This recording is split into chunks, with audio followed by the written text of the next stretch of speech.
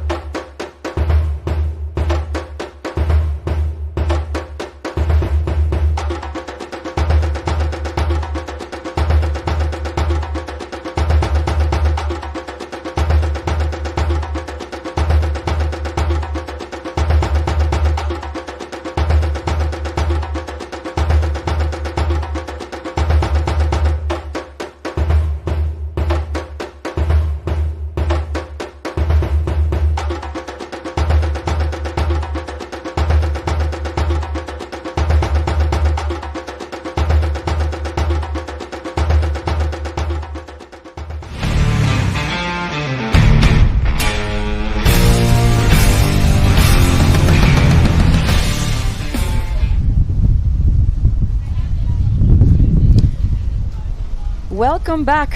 Day number 3 of the Fiji Pro Surf. Yeah. Simeon, how is it going? Well, we've made it to Fiji. We've made it to finals day, and I couldn't be happier, really. I mean, we've been live on broadcast TV with FBC2 across Fiji and the South Pacific. We've been live on our YouTube channel and on the pub. It's been fantastic. So it's really it's exciting to see it all come together. I'm amazed at how good fortune with this swell. It's just ridiculous what we're getting. Look at this. There's some really great waves. We forgot to introduce ourselves. I'm Anna-Marie Reichman-Toda from Maui, and next to me is... I'm Simeon Glassen. I'm the WWT Commissioner, and having fun out here and living the dream on the Dream Tour. Having a great time. Yeah, we're very fortunate, feeling very lucky to be here, and most of all, very exciting. We can see over the railing what's going down there, and there is some still insane waves on tap. I can't wait. A little bit less wind, so it takes the sailors a little bit more time to get upwind. They're warming up. In less than half an hour, the first heat is going to go. And the first heat that we have, talking about a world tour, Simeon, from Japan, Takuma Sugi, from the UK, Robbie Swift, with the French flag from Guadeloupe, Camille Joubin, and from Ireland, Finn Mellon. How exciting is that? I think it's amazing, and all of these sailors have been really ripping in the early rounds. It's been incredible. I mean, the people who won in the first round are still waiting for them to reach them in the semis, but everyone here is just a stellar world-class sailor. I can't wait to see them blasting through this stuff. So we're going to have 2 redemption heats, then we're going straight in the women final. Yep. Then we take it away with the semi-finals of the men. Yep. We take a little break for half an hour, so if you want to make food, sandwiches, coffee. Yep, and during that break we're going to be having a call, if all goes well, if the tech works out, with Jason Pollicker, who's going to call in. JP the Ledge. JP the Ledge. He's going to be having a chat about, he's watching it now, and he's really keen to sort of share his thoughts about what he's seen, the waves and the riders, and of course he's one of the pioneers of this place, so it'll be good to get his perspective. During that 30-minute break we'll talk about who's going to win. Exactly. I think he has a fair bit of FOMO actually looking at this. I mean, anybody that loves rail-to-rail wave riding this is what people live for, travel for, save up for, and we're here. I feel so absolutely fortunate. I want to say, thank you to the people of Fiji for having us. The land, the people, the ocean, those who came before us. And that may be a nice introduction to somebody that meant a lot for the sport. Yeah, look, we have a time here to sort of just we wanted to say thank you and pay tribute to Hoyle Schweitzer and the Schweitzer family from the World Windsurf Tour and the whole windsurfing community. We mourn the passing of Hoyle, and in doing so, we pause to honour not just a man but a family and the extraordinary spirit that gave our sport its soul. Long before windsurfing had governing bodies and prize money and global broadcasts, it had Hoyle and Diane Schweitzer. It had a garage in Southern California, a surfboard, a sail, a dream, and the kind of stubborn, joyful energy that refuses to accept that something remarkable shouldn't be shared with the world. And there were a lot of people along for this journey. Drake, of course, and many, many others who've been part of, inventing things and being clever and pushing it. And there are a lot of names. And the forefathers. But today we're sort of talking about what Hoyle and Diane built, which wasn't just a product. It was a movement, assembled board by board, rig by rig, lesson by lesson. They drove it to boat shows, they put it on film, they flew it over the waves, they said to anyone who would watch, this is something you have to feel. And people felt it. First in California, then across North America, through Europe, like a summer storm. By the early 1980s, windsurfing had become the fastest growing sport on the planet, and at the heart of that explosion was the relentless belief of one family that the ocean deserved a new dance partner. And, it was mostly just about fun, really. Their son Matt carried the flame, becoming a world champion 18 times over and spending his life teaching that same joy on Maui, then across the world. Now a third generation with Zane and Shelby still carry it. The Schweitzer legacy is not a chapter in history, it's a living, breathing family of watermen and women who understood before almost anyone that the connection between a human being and a board, a sail, the wind, is one of the most electrifying things life has to offer. At the World Windsurfing Tour, we feel that inheritance every time a sailor drops into a wave, every time an athlete hears their name announced at a 5-star event, every time a kid picks up a rig for the first time and laughs. That lineage runs through everything we do. So we honour Hoyle Schweitzer today, not with sadness, but with the same energy he brought to that garage all those decades ago, with fire, with forward motion, and with the absolute conviction that this sport is worth everything we give it. Rest well, Hoyle. We'll take it from here. We're having a great time. Look at where we all are. Thank you. I know, and I wanted to touch on the generation and passing it on, because Zane Schweitzer on Maui took his son out to windsurf with yesterday. The Keiki Windsurf Club. Amazing. That I'm joyfully part of with my son. Talking to Jason from the East Coast, Jane Jane Seaman from the WA. We have from Morocco, Bujma. Yeah. There's a lot of people who take that initiative and share the stoke. And we see a lot of kids come into the sport. So I touched on before we talked about Doyle, like we honor the one who comes before us. We are here in the moment, being able to live by example and share that stoke and hopefully and pass it on to the ones that are carrying the torch after us. So it's a full circle moment, and I think we're celebrating it. I think so. And look, we're just all happy to be here, and every little part of every little thing that everyone's done to be building this sport, to allow these sorts of moments to happen, that's what we're all grateful for it, aren't we? I know. Well, I did see in the corner of my eyes Takuma taking a nice wave. He's on to the next heat, and let's just flash back on yesterday a little bit. Yeah. Which was epic, huh? You were at the villas on the screen, watching like everybody else has the view of the live stream. We were here on the tower. I mean, I can't help but peek over the railing and see a massive wave. That is like a mast and a half. Well, that's true. But let's get to yesterday's highlights, huh? Should we have a look at what they've got to show us? I think the boys at FBC have put together a little reel. Here we go. Oh my God, that's Jane. Wow. Jane was on so many insane waves. Jane is insane. Jane is insane. That's what we started calling her. This is not her best wave, by the way, but it is just one of the 20 waves she caught in that heat. Here's Maria. No, that's Bernd. Oh, that's Bernd. Yeah. I've seen the hot sails. That's it. Geez. Here he goes. Bombing at bottom, turning to the under the lip. Oh, wow. That's taken some risks, people. That's taken some risks, and he does it again. Like first time wasn't enough. I mean, such a smooth style. Makes it look so casual doing that, which is so absolutely critical. Look at that, under the lip. The hit under the lip. I mean, you have to commit for 200%. I think he reached down to tie his shoelaces at the end. And here's Takuma. He's finding his line. Takuma was a finalist in 2023 and a very impressive finalist at that. So we're very excited to see what he can come up with. Here is Logan from Australia, and he had an excellent first few heats. Really impressive, making it into the main seeding round. He's up against. And I want to give a big shout out to Logan. He was such an awesome And there's lad. Duncan. Yeah, Duncan. We'll talk about Logan in a sec. Yeah. Look at this wave. Now, Duncan Osborne, is, like Logan, is from the east coast of Australia, and these guys have come over here for this 4-star event to have a crack. And there's Federico. Is that Federico? Yeah, it looks like Federico. Yeah, it's Federico. Nice air. Got that classic air where he holds a board and sail right out in front of him and floats for ages. He's really good at that. And there's Julian Salmon from Germany. Recently changed from Nash over to Goya, and he is finding his feet with all this gear, and he's obviously having a good time with it. He's adjusting well. He's having a good time with it. Boy. He's keeping that composed upper body. And he's super committed to being in Western Australia now. I mean, he's spent a long time living in the Canaries, and Tenerife in particular, and training there, and now he's putting more and more time into these down-the-line sort of places. He's moving it up to the power. Yeah, he's moving to live in WA. He's there full-time now. Okay. Interesting. And fun. There's Takuma, another finalist a couple of years ago. He's ripping on all the tacks, has a lot of flair to his sailing, and showing that he's one of the contestants. Yeah, for sure. To end up in the final. Never underestimate any of these people. They're all awesome. I think we're looking at Robbie Swift here.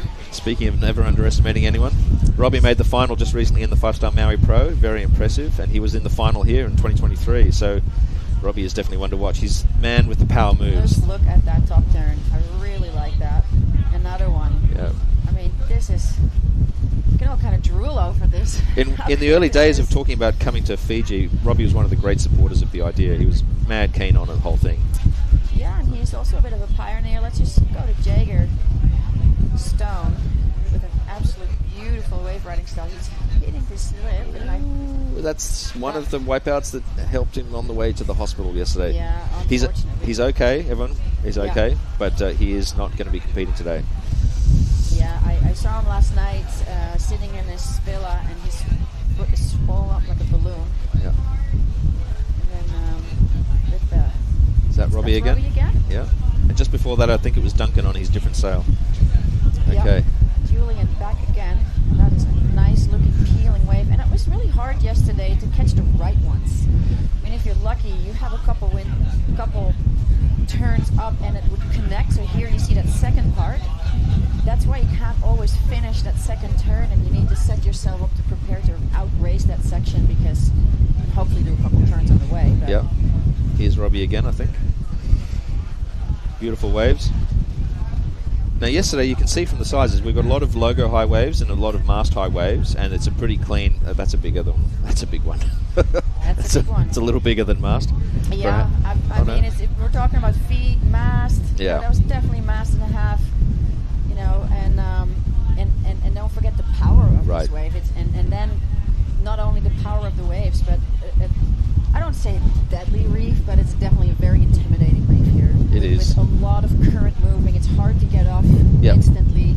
Even the whitewater has a lot of push, and this is Bernd, magician of windsurfing. Now, you can see this wave is a bigger one, and it's out the back, and this is at a higher tide in the mid-afternoon when the tide was high. Like, how do you make that happen? You just... he bounces out of everything. The cat with 9 lives. The samurai.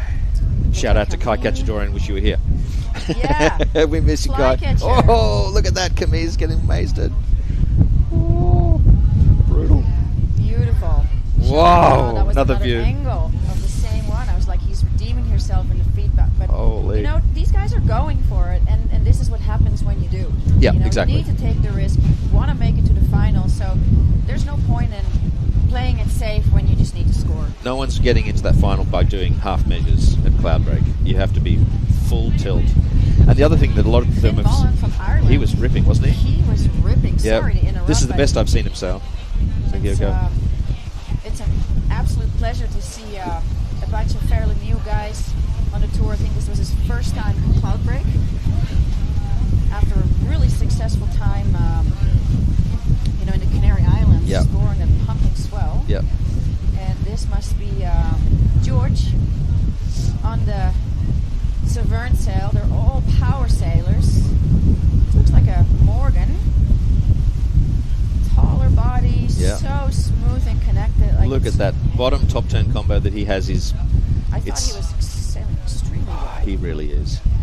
One of the things that's interesting about Morgan is that everyone says this. He makes the really hard stuff look a little too easy. Yeah.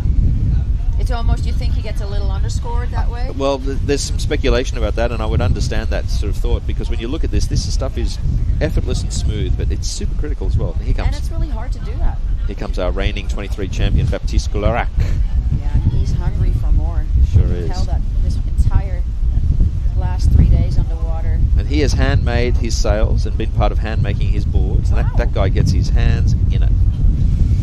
It's really special to sail and surf something that you craft yourself. There's Morgan again. Look at these beautiful again. combos. His timing is immaculate. Yeah, I was almost thinking that myself, like being a little surprised Morgan didn't end up in first place, because just being a big fan of his style, but you know. Well, there we are talking about the exact example. We are in the seeding round. It was he and Baptiste. Exactly. I mean, he still made it, flying Sure. colors, so to speak, but Baptiste took the win and took the line direct into the semi-final, which was a big advantage. Exactly, but Baptiste has a really fast and aggressive style, and it really makes you look. Yep. And you know, get the judges to see what you're doing. That's a great thing. Yeah. So it's kind of neck on neck. It really is. I think that's the only thing you can say about it. If it's that close, you have to think it's neck and neck. Yeah, that was a great air attempt. That wave closed out, but they still go for it. Yeah, You can all appreciate that. Is Camille doing one of his classic airs? Yes, convincingly. Our 2022 inaugural men's champion. He was on fire that first year. Areas just like that. Just like that. Except making it in. It was a dismount. I mean, we saw it a bunch more, and probably around that time of the day, also with Robbie Swift and some guys. I mean, you go for these massive Duncan going down. I mean, a couple of nice turns in front of that. Coming back in this replay from yesterday, day 2 of the FIJI Surf Pro.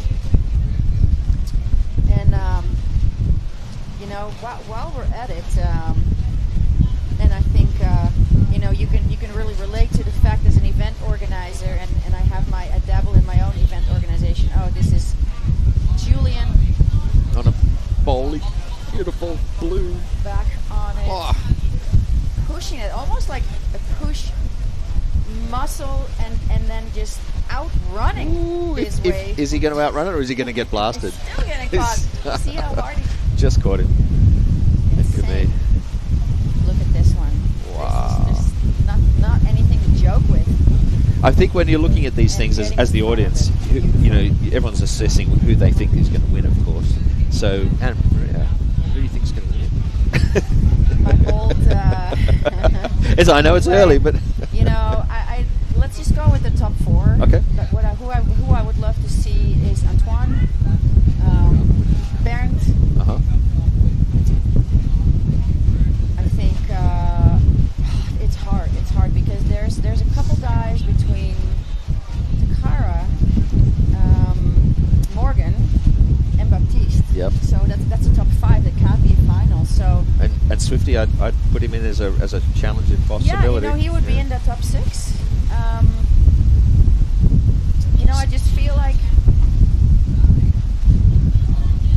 it's like having. I mean, how is this wave again? He's almost outrunning the.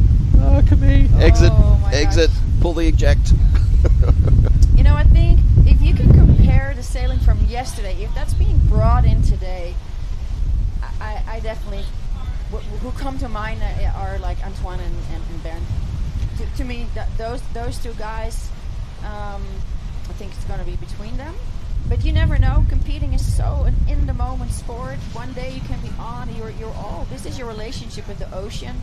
This is your relationship with your personal flow, your mindset, how your body is feeling. Some of these guys went super hard yesterday. There may be some exhaustion.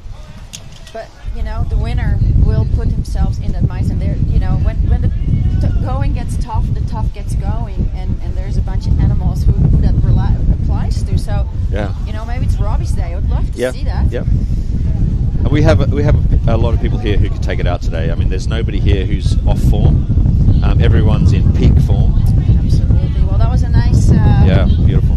Looking back, and you know, I think the sponsors, we're so grateful we can make it happen, and you know, FBC Sports, you guys, mahalo nui, Vinaka, for putting this on and bringing the show to everybody's home. We got Fiji Airways. Yeah. I flew with them from Honolulu here. They were awesome.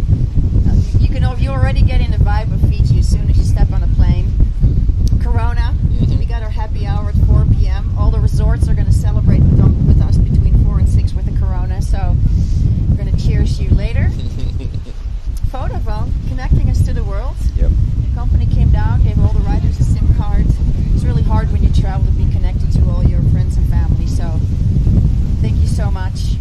Fiji Tourism, thank you, Vinaka, for having us here. It's an absolute pleasure. We're grateful for the reefs, for the ocean, and there's Paul from Bellin. Big shout out. We have the GoPro. Thank you for supporting the team with some special angles that we can utilize later on. And Fiji Surf Co, Ian, who's running the show and the business with the boats and, you know, getting us out here safe. He's also providing water safety together with Vince from Maui on the ski. Yep. And they did an excellent job yesterday. They With, did. They did. Rescuing gear, people, and Jaeger. who was Jaeger. injured. Jaeger was picked up very quickly, thankfully, and brought to the tower to have some, the doctor here looked at him quickly, assessed him, put him on a fast boat back to the mainland, and he went to the medical centre and got some treatment there. Jaeger was saying there was an ambulance waiting for me was. to put on the sirens. He's like, oh, I was all embarrassed. Well, we want to make sure that all of the safety stuff is in place because this is a heavy place. Yeah. And as good as that image was yesterday, and as amazing as those waves were, it is heavier today. Yeah, especially right now with the low tide. When we rocked up, because we heard from Ian the waves dropped a little bit. You call it, Simi, and maybe the swell had shifted a little bit. And for us to get out here up to the tower on the boats, we saw these incredible thick-lipped, like spitting waves. And we saw barrels. We hadn't dropped anything at all. Oh, we saw barrels that were 20-foot faces, maybe, on the big ones, and the spit just went. I don't know. It spat 100 feet. I know, it's ridiculous in a good sense of the word. It was extraordinary, and the surfers have obviously been loving it. So, just a shout out to all the surfers who very graciously have allowed us to have the cleared water for this competition. Thank you. Everyone who's been gracious enough to clear the water. We understand that we're sharing the space with you all, so thank you very much for being cool about it. We're having a live vision here, and I think it looks like Julian on a smaller sail. Small sail. He was on a blue sail, and that's nice for people at home. When you follow Julian, he's on the yellow Goya sail today. Yep. And Dolavina to all the people from Fiji. I was instructed well, and stoked. We're going to throw out a couple of those. Yeah, you bet. Bulavina. I'm picking up a little slang here. It's mostly the local islands here, local part of Fiji. And I'm from a local area of the Netherlands where we have our own language. And it's different than the Dutch language, so when people bust it out, it makes you feel good. You speak a lot of languages, man. You're impressive. I don't know how you do it. It's amazing. Well, I think I was lucky where I was born. Let's list the languages that you can speak, shall we? There's Dutch. There's local Dutch. Dutch, and then the Frisian is the other language that we grow up with in school. Yeah. And then in high school we get English, German, French. Yep. And starting traveling, especially to the Canary Islands for 10 years. I picked up Spanish. Yep. Little bit of Portuguese, mainly how to order a latte. And Your Italian is not terrible either. Oh, yeah. Okay. Yeah, got instructed well.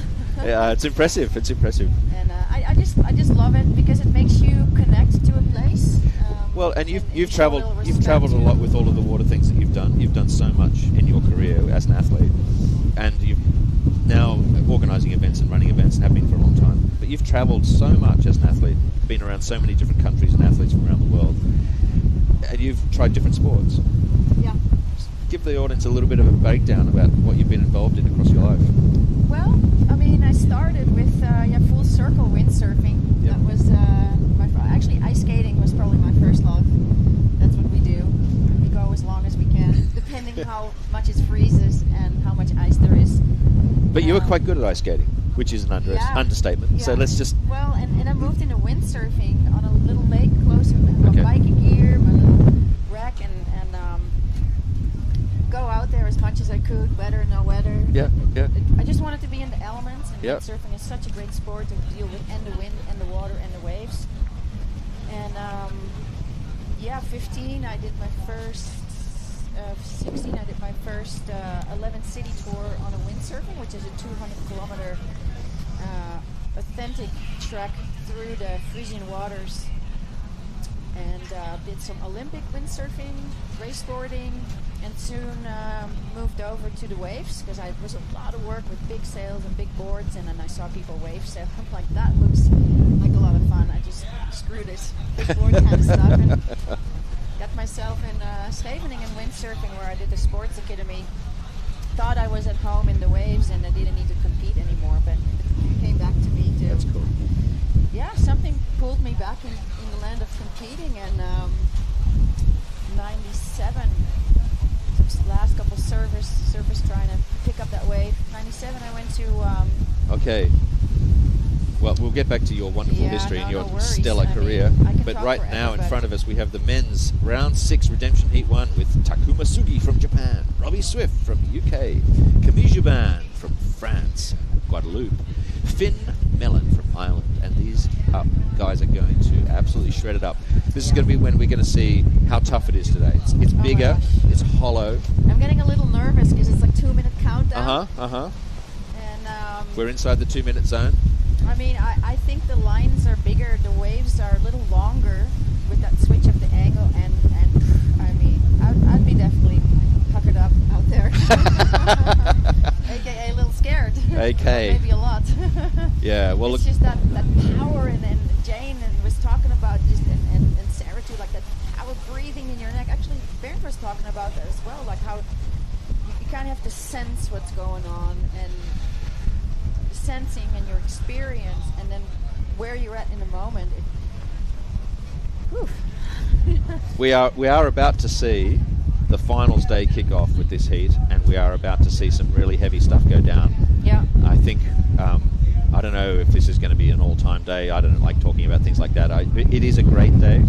I think we're going to be excited. We have a bit of cloud cover, so we don't have the crystal blues that we had yesterday. That may burn off. We're not sure how it's going to play today, but what we have is monstrous sets that are coming through. And we have a proper amount of wind. You may not see it out there. Oh, there it is. Look at that. Yeah, you can see it. Yeah, that's like clear as victory at sea. Yeah, that's right. So we got over 20 knots, which is amazingly what we've had all 3 days. It's unusual to get wind quite this much when we come. They're going to catch a lot of waves, I assume. Well, I mean, the average has been 9 waves for every rider in these 27-minute long heats. So there's been a bit of talk around heat length. Of course, it's a big topic, and we're very glad that we have 27 minutes here, and then a 3-minute transition. The 3-minute transition is essential here because the waves are quite long to ride, and rescue and all sorts of things. And of course, we've got to fit in our messages from our sponsors, so we've got to do that. Countdown is coming up. We are close. We're opening up the laptop here so we can see the live scores on the hub and the timing of everything. We're hearing the countdown, 2, 1, and that's it. We're on. We are live. As you can see on the screen there, the 27-minute countdown has started in the bottom of the middle of that lower third. We're down to 26:51. And I think that's Robbie Swift. It does look like it. All right, Robbie. Swell. Is he going to take his first wave? Or is he? No, he's coming up with. There's quite a bit of big lump in front of him. Yep. So ooh, these waves are we can't see him. Yeah, it's small. Right. Oh my goodness. He's looking around. Do I want this? Now He's committed. He's okay, like, yep, here he goes. Get something on the board. Robbie is one of the most seasoned people on this tour, which is not to say you're old, Robbie. We're not saying that. Robbie started very young and has been on tour non-stop for a very long time. He started when I was on tour. Yep. So no, he's pulled out. Okay. Doesn't like Camille it. on the wave behind him looks more promising. He's having his first bottom turn. There he goes. Nice top turn just to check into position. This wave is building on the reef as it comes through. It's still a bit fat. Is he going to get a good section that's going to hit him? Some lip is what he's looking for. Staying nice and relaxed. Here it comes. First. Very nice. Okay. Beautiful turn. It's not giving him the steep, critical face that he's looking for the high scores, but he's going to get some scoring, so that's a good start. Yeah, it's nice getting your feet in the wax. I mean, you can see how windy it is, how hard it is for him. And you know, that end section we didn't see is Here we coming to come. life. Here we come. Can he make something out of this inside section? It gets difficult around here because it can wrap around you really fast. Can he stay in there for the steep section and still get out before the reef? Yeah, he's out. Okay. Well, that'll be an okay score. Nothing. Just a starter. Okay, definitely okay. I could definitely see how hard it was to get that top turn in and come in front of the wave. I mean, you know, I was touching on it earlier. When there's action, I'll jump back into the action. But we had Jagger Stone getting hurt, coming into the ski, and then one of the Aussie crew, Logan, you know, he was all about helping his friend. And as that happened, he lost his board. The board flew off the boat, went out to sea. This brand new, I think it was carbon, whatever board, but you know, he's one of the new favorites. And by the time it was his heat, he didn't have a board, so it's like... It was sad, wasn't it? So Poor shout guy. out for helping each other. Yeah, Logan jumped into the water when he saw Jaeger's two full sets of gear floating past him in the boat, so he jumped in, pulled it in, got it all safe. By the time he got back to the boat, his board was gone. Who's this? Villain. All right. Ireland, and a bit of a step in the wave, as you can see, but smoothing out for him now. Okay. Nice. Good move, Finn. Beautiful. Okay, out the back we got Swifty on a... Oh, it's a bigger wave. Okay. All right, Finn's... Look at this nice close shot. He's got a lovely wave, doesn't he? We're going to have to wait and see what Robbie did behind that. Now that first score for Camille's come in at 6.7. That's a good benchmark score, which I think means we're going to see some high scores in this heat. Takuma in the back on his first wave. It's a big wave. Woo! Robbie flying. Huge aerial, just about out the back, unfortunately. Pulls the exit, pulls the eject cord. I think actually Takuma's raking up some points here. Oh, I like Takuma's wave. That is he going to be able to stay in the wave? No, he's going to be blown out. Oh. As the wind has moved more offshore today than it has any of the other days of competition, these are the moves that are getting hard. Yeah. Yep. Everyone's good at getting the air, but today it's going to be a real challenge to stay back in. It may mean that we don't see really massive high aerials because you get blown out. They may have to adapt their sailing and stay sort of more projected back into the wave, which means more critical and maybe not as high. Camille, back at it. Beautiful top turn. He has such a great surfing style.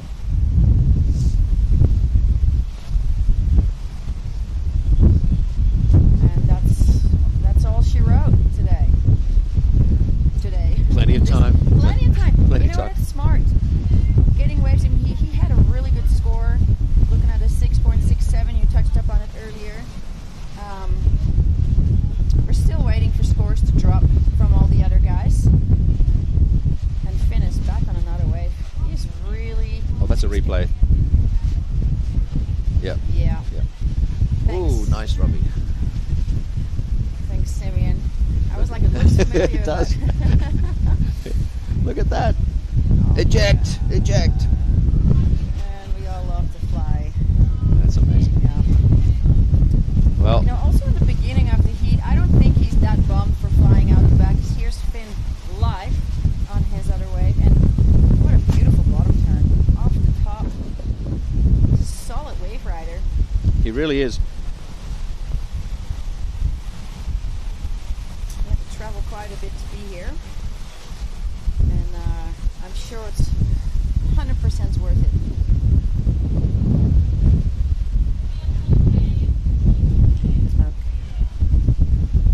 Look at this. Wow. Camille on a nice, beautiful wave. This is his third wave already. He's out the back. Look at that wind blowing him off. Okay, I think the challenge is clear from this first heat. The offshore breeze is proving to be tricky to navigate. Even the best of them are sort of trying to work this out in the early minutes of this heat. Yeah, and that is the thing with being 6 minutes in, you don't want to go too hard, lose your gear, get hurt. So what these guys are doing is really, really smart. And even with a little smart sailing, they're absolutely ripping it apart. I mean, the waves are barreling. There's some like hollow barreling waves. I mean, getting to windsurf that, what a dream. The tide is still pretty low. It's approaching mid-tide now. It's coming and in. as it fills in, the waves will get a bit less bowly and a little less hollow, but they may get bigger. And so this is one of the interesting things about the swell today. We've got a swell that looks like it could show some extra big sets, because we've got two swells coming from almost the same direction that could end up launching some bigger sets, but we'll see how that plays out. We haven't seen a sort of classic long line swell where we've had sort of 7 sets in a wave yet. We've seen good sets coming through, but the big ones look like they're a bit peaky, and that may be because these two swells are lining up to form that. So Takuma, interesting approach, kind of starting that wave when it's already, throwing down in front of him, and then actually picked a really nice one, doing some beautiful top to bottom surfing, which is what we all love to see. There's Camille right behind him having yet another wave. He's hunting for this wall that he wants to find. Here he goes. Look how hollow that is. And out he goes too. And behind him, I think that's Swifty again. Swifty again, staying busy. And at the back fin, everyone's getting a ride on these sets. I mean, maybe there's going to be a 10 count heat each. Could be. I mean, they're getting out the back fast. Another nice top turn from Swifty. Here comes the wave coming critical, bowling up. This is when he can't. Look at that. That's a nice critical top turn. That's one of the more critical top turns so far in this heat, but we'll see how we go with the rest. Finn Mellon coming into the critical part of this wave as it walls up and the west side comes around and wraps into the reef. Look at the bowl coming. He doesn't want a bar of it. Get me out of here. Okay, fair enough. Yeah. No, this is what you want, and I love seeing a bit of a repeat from yesterday with the wind, because we had so much wind and people can catch that wind. I'm like stopped in my track seeing that wave spit. I know. The lip is this fat slab coming around in this perfect roll. Boy, oh boy. Yeah, and there's so much wind. And that's also what people are actually getting a couple texts. There's a lot of wind on the mic. Yep. And we apologize for that. I don't know if there's anything I can do to block that. Maybe twist my body a little bit around. See if that's better. But the thing is, we have the wind in our back. The tower is shaking at times, and it's what we want and need. But at the same time, we hope that we can still hear. Everybody can still hear us. We're a few kilometres or a couple of miles in American speak. Look at this. Beautiful replay. What a nice bottom turn. Oh, wow. What a style. Robbie is a style master and a power master. He's got these great moves. He's on a board that he's had made specially for this event. So he's keen to... Seems to be working well for him. Yeah, I was on the plane with Robbie, and he was saying he got his new gear just about. He sailed Hukipa on a small day and trying to test it. It's really hard to kind of in the back of your mind, like I have to get to know my gear before I need it, and but that's why they're the world best. But he was really happy and he's stoked, so I can definitely see how well his board is working for him. Yesterday, just before one of his heats, he had a pretty big wipeout, which he said was one of the worst he'd had in his life. And then he had to go straight into his heat. So, your headspace is affected by these things.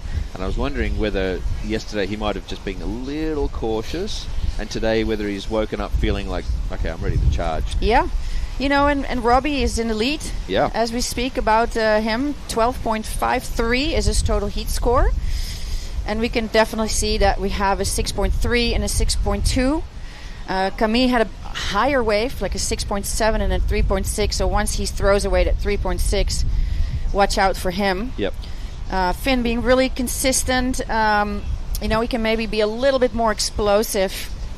Has a 4.6. That's a really good score, but he can still build on that. And Takuma with a 5.8, very respectable score, and he will for sure throw away at 2.7. So, sure.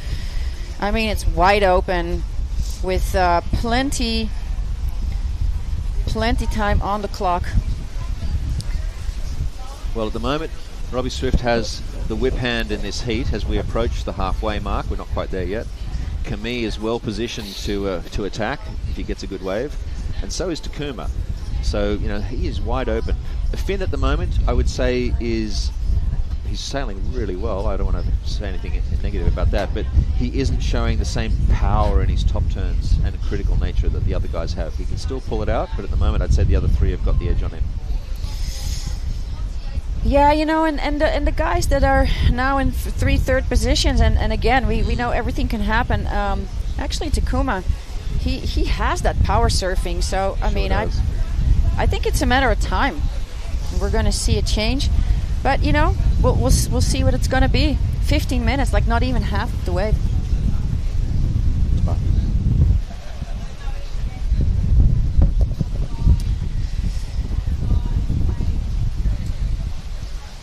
You know, and as we're waiting for the next wave to be up, we're going to have a guest back on the screen that we have seen yesterday, and there is Takuma catching that wave that he's been waiting for. Nice setup. Being really patient. That wave is going. Beautiful little air, top turn. Nice bottom turn. He's seeing what's happening in front of him. He's got a tag in it right there, flying with speed in front of that wave. I really like this. He's definitely going to get a good score on this, I reckon. The wave is a little smaller, so maybe not too much, but that was very critical sailing, and can't wait to see what he will get for that. Finn Mullen in a third place. And it's pretty close with Finn and Camille. And Robbie is right now in a proper first position, but you know, there's still a second half of the heat unfolding, and you jumped right in time for that second half of the first heat of the day. Bart de Zwart, yes, from the Netherlands, AK Maui, AK from everywhere, world traveler, citizen of the world. Yes, that's me. Yeah, it's exciting day, exciting to watch today because first of all, it's final day. Second, it's windy again, big waves.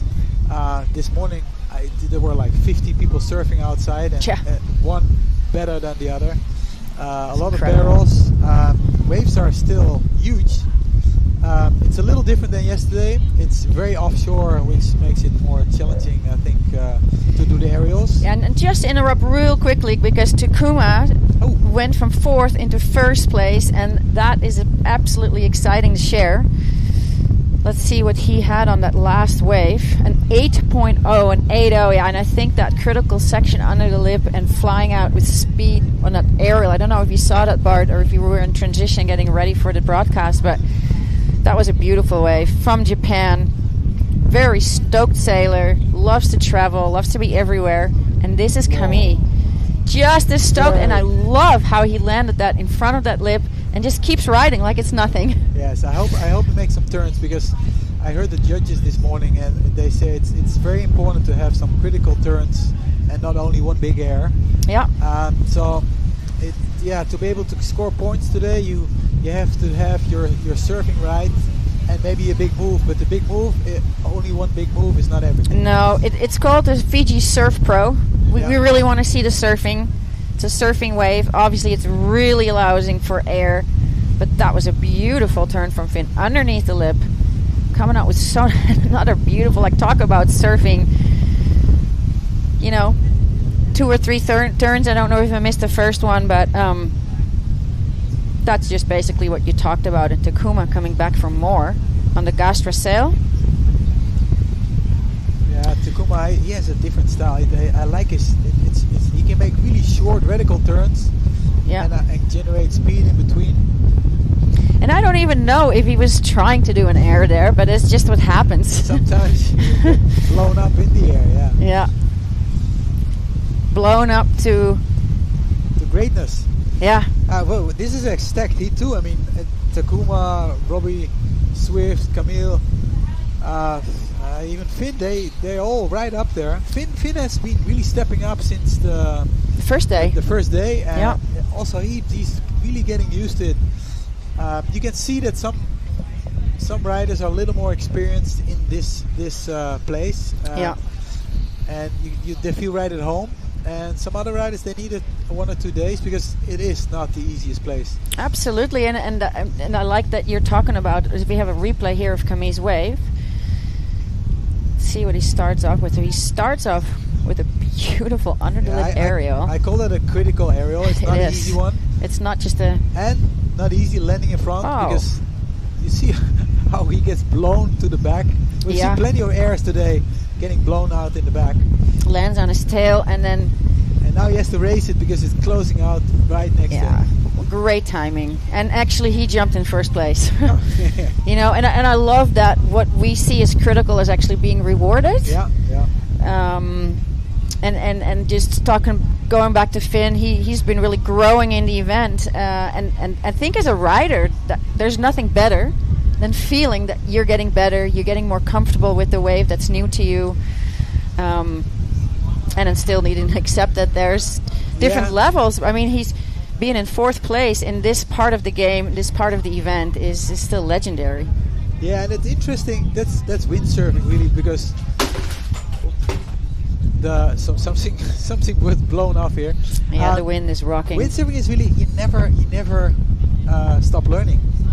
If you talk to Robbie Nash, if you talk to Jason Polago, if you talk to any big windsurfer, they're always learning. It never stops. It never stops. And other than other sports, I have the feeling, because at some sports you plateau out and you have the feeling that it's just slight tweaking. Yeah. But windsurfing, there's always something to learn, and it never stops. I know. I call it the horizon. The horizon is never reached. It's and that's really cool. One of the riders, probably the oldest rider, Jason, from the East Coast. He was touching up on that as well, and there was it was another rider, I think Peter Poole, in his 50s, and still progressing in my 50s. I mean, Jane seems like she's still impressive. She's in her 50s. Yes.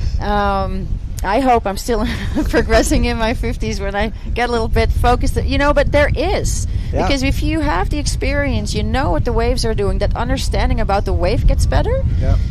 And, the part what you're generating your power from. It's different than in other disciplines of the sport, the windsurfing. Freestyle is different. Freestyle, it's only the kids who do the big moves, and the freestyle moves now, they are so high level that it's insane, hard isn't to it? pick that up when you're later in your life. But windsurfing, the wave surfing is different. Yeah. It's all about experience. And well, we see Takuma a nice high picked on up a that reef. big wave again. Yeah. He's going big. He doesn't want to go home. No. He's go big and not go home. That's the Exactly. thing today. Stay and play. Nice. Ooh, nice. That was really critical. Yeah. He's I love toying it. with it a little bit, huh? Yeah. This is going to be a high score again. Good Yeah. wave selection. Big Absolutely. wave. And Good turns. And many turns and many moves, Yeah. which is the combo we all love to see. And for him, because he dropped to 2nd place, there's a very good chance he jumps in 1st place. We'll leave that up to the judges with the supervision of legend in the I have sport. to say the judging has been very on it Yeah. today. Just- It's all one big family here. Yeah, and they are in the sport, so they know what. It's all one big family here. Yeah, and they are in the sport, so they know what's going on. And Robbie, talking about knowing what's going on, that was an insane bottom turn, top turn. Next one. Nice. And then air. landing in front of go. Nice, Just making Robbie. it back into the wave. Awesome. Right, Backing nice. it up with another turn. I mean, they all know they have to step it up. Yeah. Like it's on. And if you don't do well in this heat, you are out. They had many opportunities and they made it this far. Yeah. But this is a critical heat. There's only one way to get to the next round. Redemption. Yeah, redemption. Yeah. All or nothing. They're giving it their all, which is why we're here. I think everybody in the boats, like all the competitors, they're watching each other. They're stoked for each other. Everyone is frothing.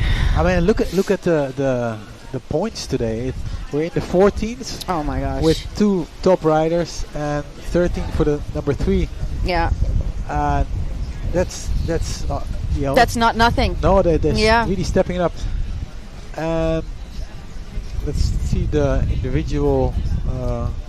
Let's go have another look. Yeah, so both Takuma and Camille both had an 8-point ride. Yeah. Well, so doing all this and having an 8, it's also the first heat of the day. I always feel also in surfing, you never see judges scoring the biggest score the first heat of the day. You still need to leave a little room for more. For perfection, yes. Yeah. And it's hard if you already given your perfection number 10. What if the next person does better? They were actually just talking about it. Yeah, and even though sometimes the first heat of the day scores maybe the best wave ridden, but you have to leave that little bit of room for more and for later. And we have seen close to perfection yesterday in some of the heats, so we know roughly where the bar is. Well, just talking about the scoring, I mean, I thought maybe that wave of Bernd would have been a 10. Yes, and I felt that hindsight, yes, but back then also it was early in the day. Yeah. And so they weren't sure what perfection was, but yes, he had the highest score of the day with 2 waves. No, actually Antoine did. Oh, sorry, but they definitely shared the combos, that. Yeah. Sorry, the combo. Combo. We don't have to look for that word today. Yeah, still first and second place. Takuma actually bettered on his last score, 8.0 and a 7.3, 15.3 total heat with less than 4 minutes to go. It was so close with that. I mean, I don't know if Robbie's last wave score came in because we're looking at many screens here. But it looks like it didn't come in, or it just came in just below the 6.3. Yeah. That's why we don't see it. But it's all incredibly exciting, incredibly really close. But I'm stoked for Takuma. He said he was in the final in 2023, so he sailed here before, and he really wanted to make the final this year. And the way he's sailing right now, he's heading in the right direction. You know. He is. He stepped it up compared to yesterday. So. And it's really nice too if you are on in your redemption round, you really had your feet in the wax. You felt what it was like. I mean, obviously Bernd had a little free sail earlier. Gosh, another 3-4 turns plus aerial. He's just having fun. Yeah, I woke up this morning looking out from our boat, and there was no wind almost, and I felt like, oh. And the waves even looked smaller, but that's not the case really. It's a little more different direction. That's why they show up a little more on the left side. We don't see that on the screen here, but you see it on the reef. Yeah. And luckily it's another perfect, beautiful day in Fiji. It's not as sunny as it was before, but that actually gives our skin a little bit of a rest. Yeah. There's Finn, the Irish lad. Isn't that special if you come all the way from Ireland to do an event like this? And he's been sailing this 5th heat or something. Yeah, so I have to say there's Finn Mellon and Finn Mullen, and in the beginning I know Finn. Yeah, you tried to correct me. He's like, Anne-Marie, it's Mullen. I'm like, no, Bart. It's a different person. So there's 2 great Finns windsurfing and Chargers surfing. from Ireland. Yes. Yeah, and Finn Mullen's brother Timo as well. While we see Camille with a massive air, and perfect landing also right in front of the wave. Just backing it up with turn after turn, and he knows he needs it. He he does not need it, but you kind of do need it. You need all you can get. Yeah, because you never know what Robbie Swift is going to do in his next wave. So yeah, you know, he needed a 7.31 to be in first, and it does make it different how you end in this heat, first or second. Yeah. So you do want to come out first to rank yourself best for the rest of the event. Well, Takuma and Robbie both setting up for another wave. Yeah, I mean, it's not over until it's over, and this wave is going to count for both of them. Nice, Takuma. Ripping. I'm pretty sure that Camille is going to have a big score here on his last wave. Takuma is going to back this up with a similar score as what he has as a backup score. But oh my gosh, is he landing it just out the back? But that didn't matter for how well he rode that wave. Robbie needs to go land in front of it. He does. Yeah, and on this wave, I actually saw two aerials. 3, 2, 1, and this heat is over. Bart. Yeah, but the results are not in, so this is not a sure thing yet. No, it's not sure, but it's done for them. Nobody's riding. We'll probably go back to a little replay in a couple seconds, I would say. A lot happened. Yes. Busy heat. And I love the day where it's final. If you don't make it out of this heat, they're gone. So they have to give it them all. You can see that in their riding styles. They did give it them all. Somebody broke their master there. I didn't actually see who it was. I was just sitting on the sidelines back then. And this replay, nice wave from Mullen. Like, he's sailing so good, and Robbie too. They're absolutely ripping. And so far they were in third and fourth position. Yeah, I mean, so there's 30 seconds of the replay.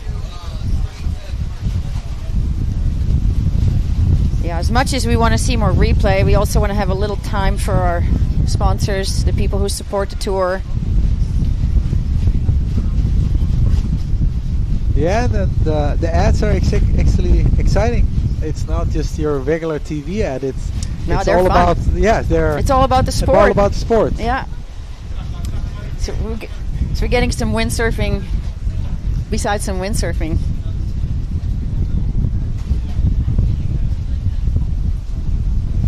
And you know what's cool also about Severn, Hot Sails, Goya. Oh.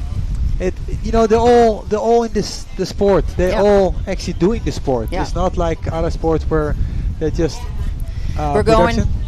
Sorry, we'll cut this short. We're going to commercials, and we'll be right back.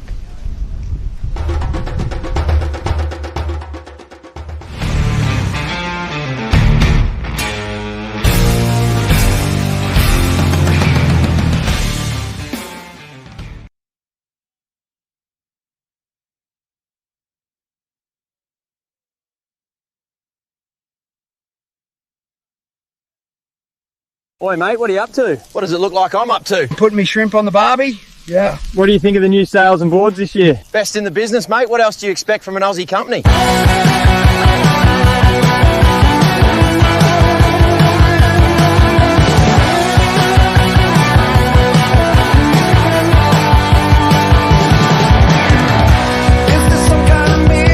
Mate, go check it all out. Visit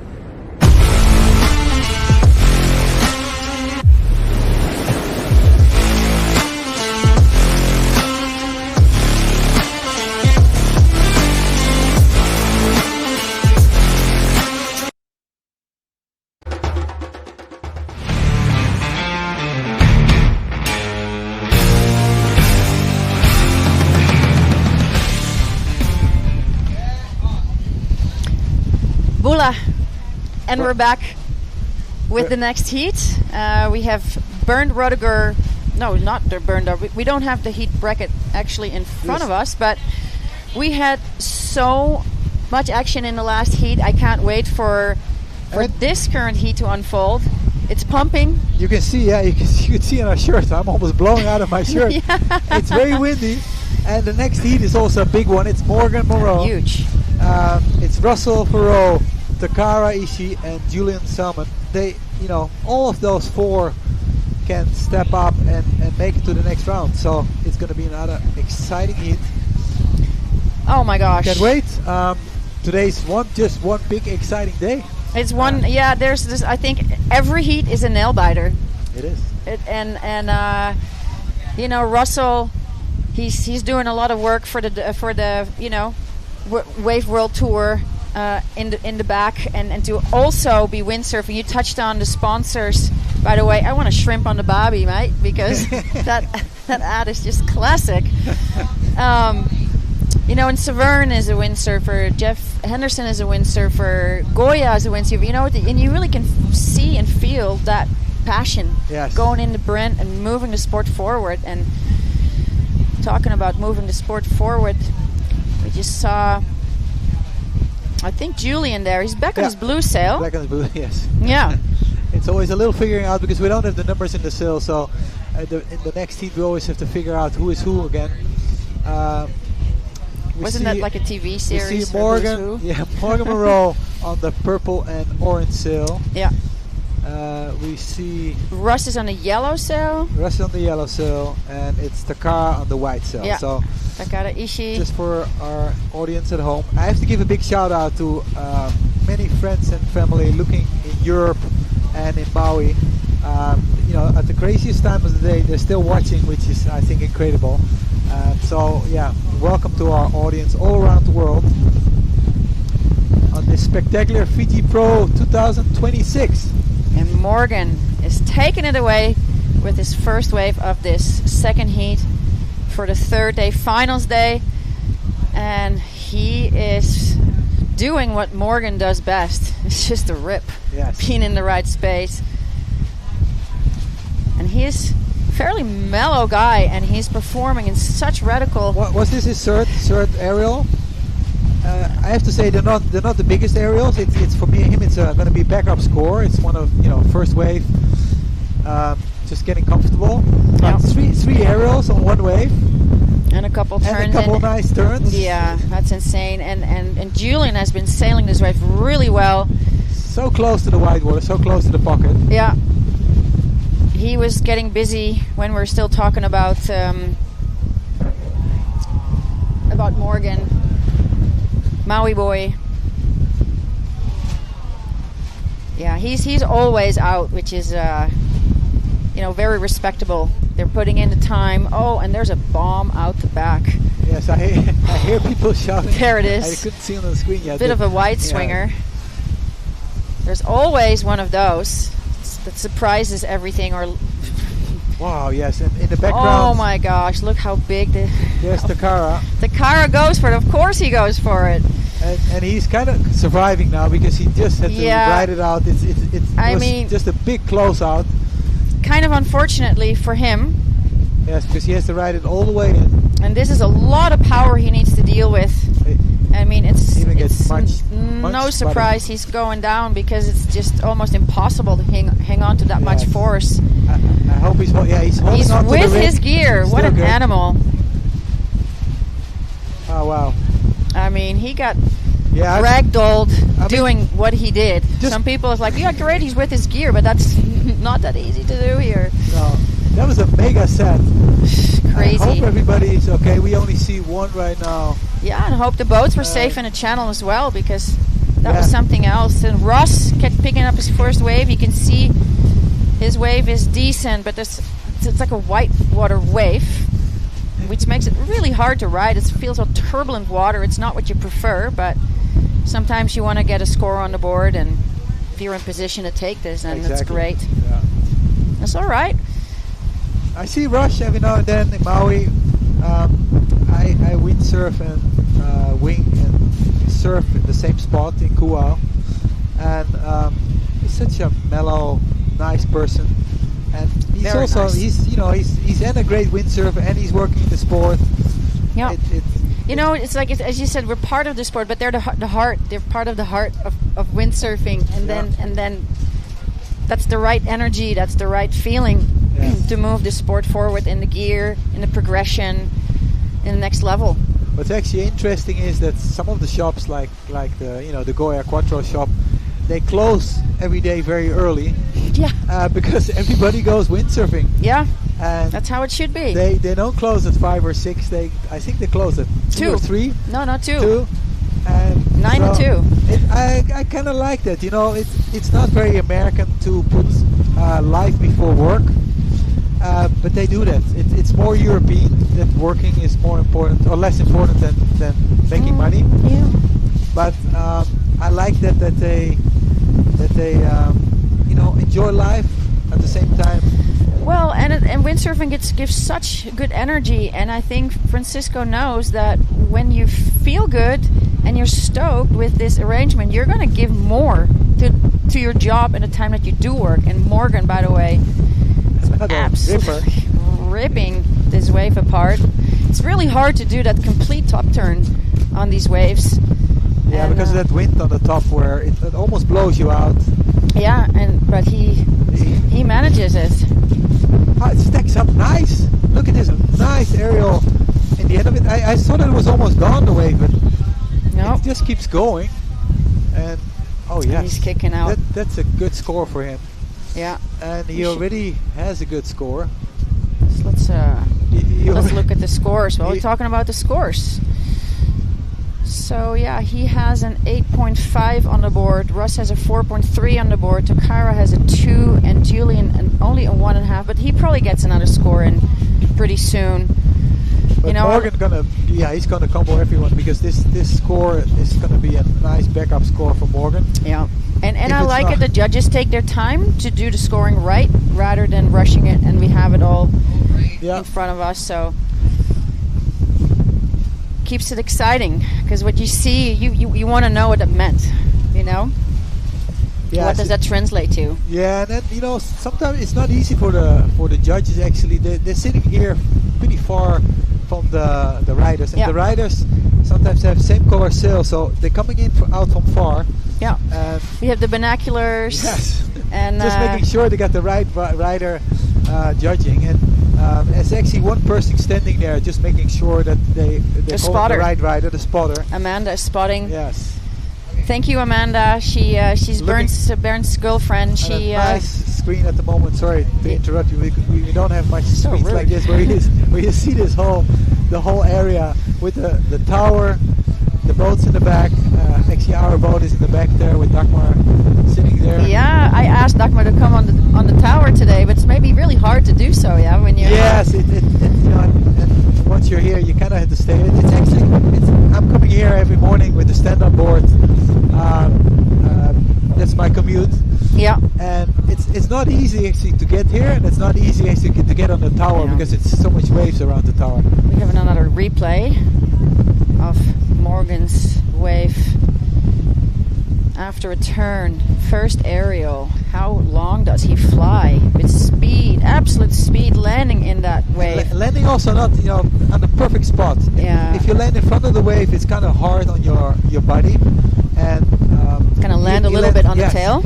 He lands on the tail, and he lands like midway the wave, so he can still go down. Yeah, soft landing. Soft landing. Yeah, it's very like a cat jumping, landing on its feet. That's how.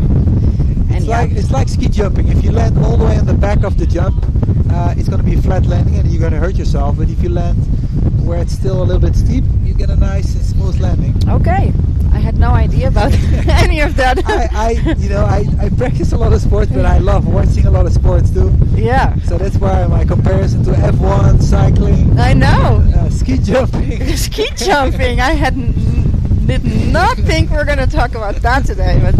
Well, we had the Olympics in Italy this year. And, Morgan, by the way, 17 points total heat score. That is the highest we have seen. 2.85s, amazing job by Morgan. 17 points total. Yeah, and Julian's wave came in. He is in second place with an 8.13, and he can definitely. Yeah, Julian's on the wave right now. He's on a bomb. Big one too. An absolute bomb, turning right under that lip. setting it up, getting over that little chop hop section, so to speak. And what we cannot see on the screen, he's quite high and far up on the reef, so there's a lot more waves to come. He's still waiting to set up, and now you can see actually how big it is. Setting up for him.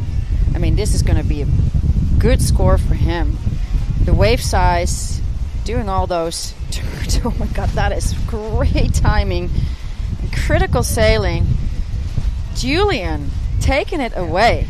I love it when when they bottom turn around the white water, and he went a little close to the white water, but he made it. Nice. But you know, when they set up the bottom turn around the white water and then they do the turn exactly in the pocket, that's what the judges want to see. That's right. It's kind of when they lay it down. Yeah. Yes. Critical top turn is what they want to see. Yeah. You know, I'd say Ross is a little unfortunate with the waves that he's picking, how they unfold for him. Sometimes you pick something and it lines up for you, and sometimes you think something is going to be great, and it kind of turns into not as much. Yeah. It's even Ho'okipa, we talk about it all the time. It's like, today, the waves.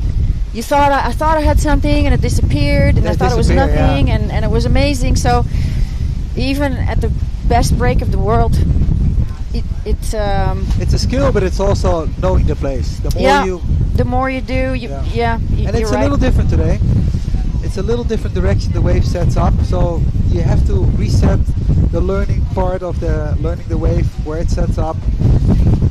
And then we have seen today, like just before when you were doing the intro today, I was watching the surfers, and there were like 50 surfers out this morning. But just during the intro, within minutes, 2 people lost their boards. Yeah. One board got stuck in the reef.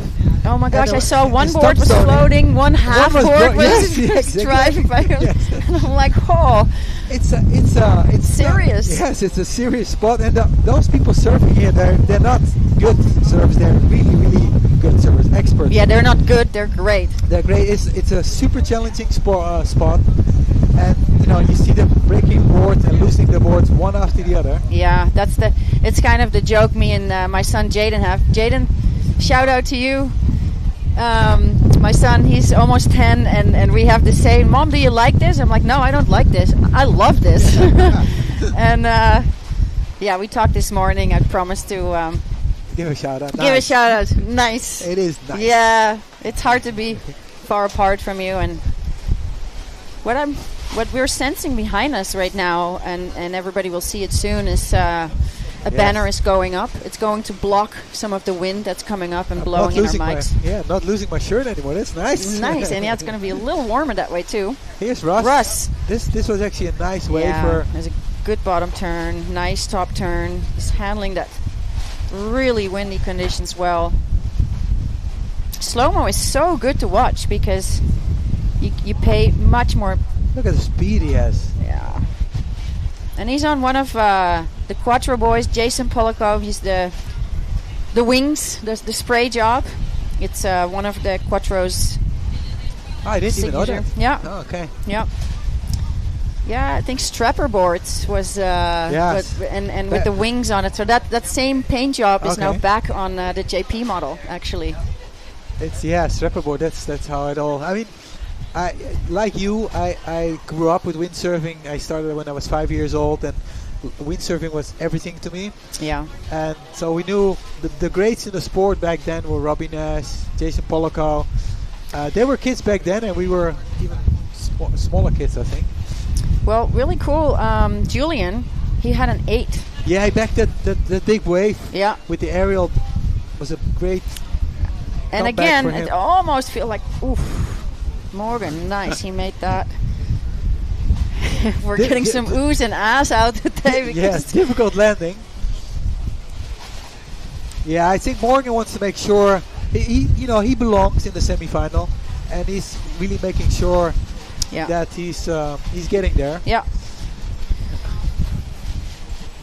Yeah, he wants to finish first. Yes. And he can, and there's a good chance he will. But there's still a lot of meat on this bone in this heat. A solid 13 minutes. And, Julian needs similar wave to what he had before, and then build a little bit more on that to take the lead, and which is hard. Getting an 8 out here. I mean, looking at the waves, like the wave by in itself already looks like a 10.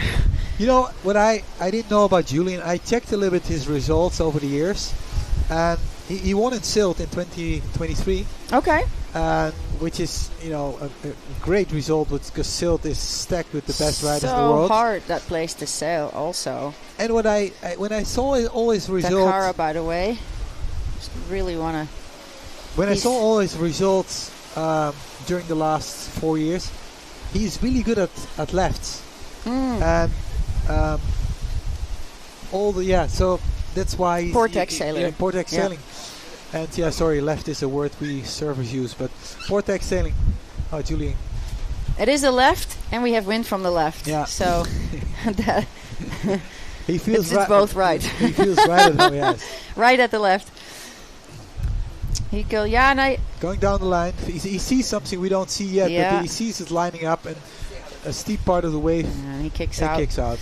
Sometimes it's also not worth it to lose all that height, all that space, because you have to bring. There's very little wind to come back. Absolutely, and I saw that at Takara we were talking, and he really needs a couple waves. I hope for him. I mean that wave that is actually his second wave of the heat was somewhat of a score, but I don't think it's enough to really push himself to a top 2 position, because he still needs to have 2 more waves, good waves after this wave, and he's getting in the right spot. I know he can do it, but it's hard because he lost his gear for so long. Yes. And I mean, staying. It's not. It's nice that we have 27 minutes, and you have time to rig up another sail or to put another mast in the sail and get back in the lineup, and you still have 11 minutes to get up backup scores. Yeah. So right now Morgan solidly in the lead with 17 points, 2 8.5s. Yeah, and Julian racing on this wave right now.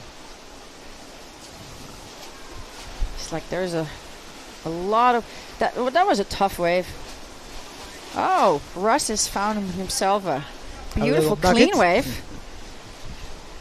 Nice nugget. Beautiful top to bottom surfing. I think this could be his better wave of the heat. Going for more. Oh no, he's kicking out. I was like, is he going to hit that end section for an aerial? And talking to the other riders, sometimes that end section lines up perfectly, but it doesn't always. Sometimes it closes out, sometimes it just goes away, and you don't always see it on the screen here. But so you have to, every time it's brand new, reading the waves, seeing what is happening, and you have to judge it every time.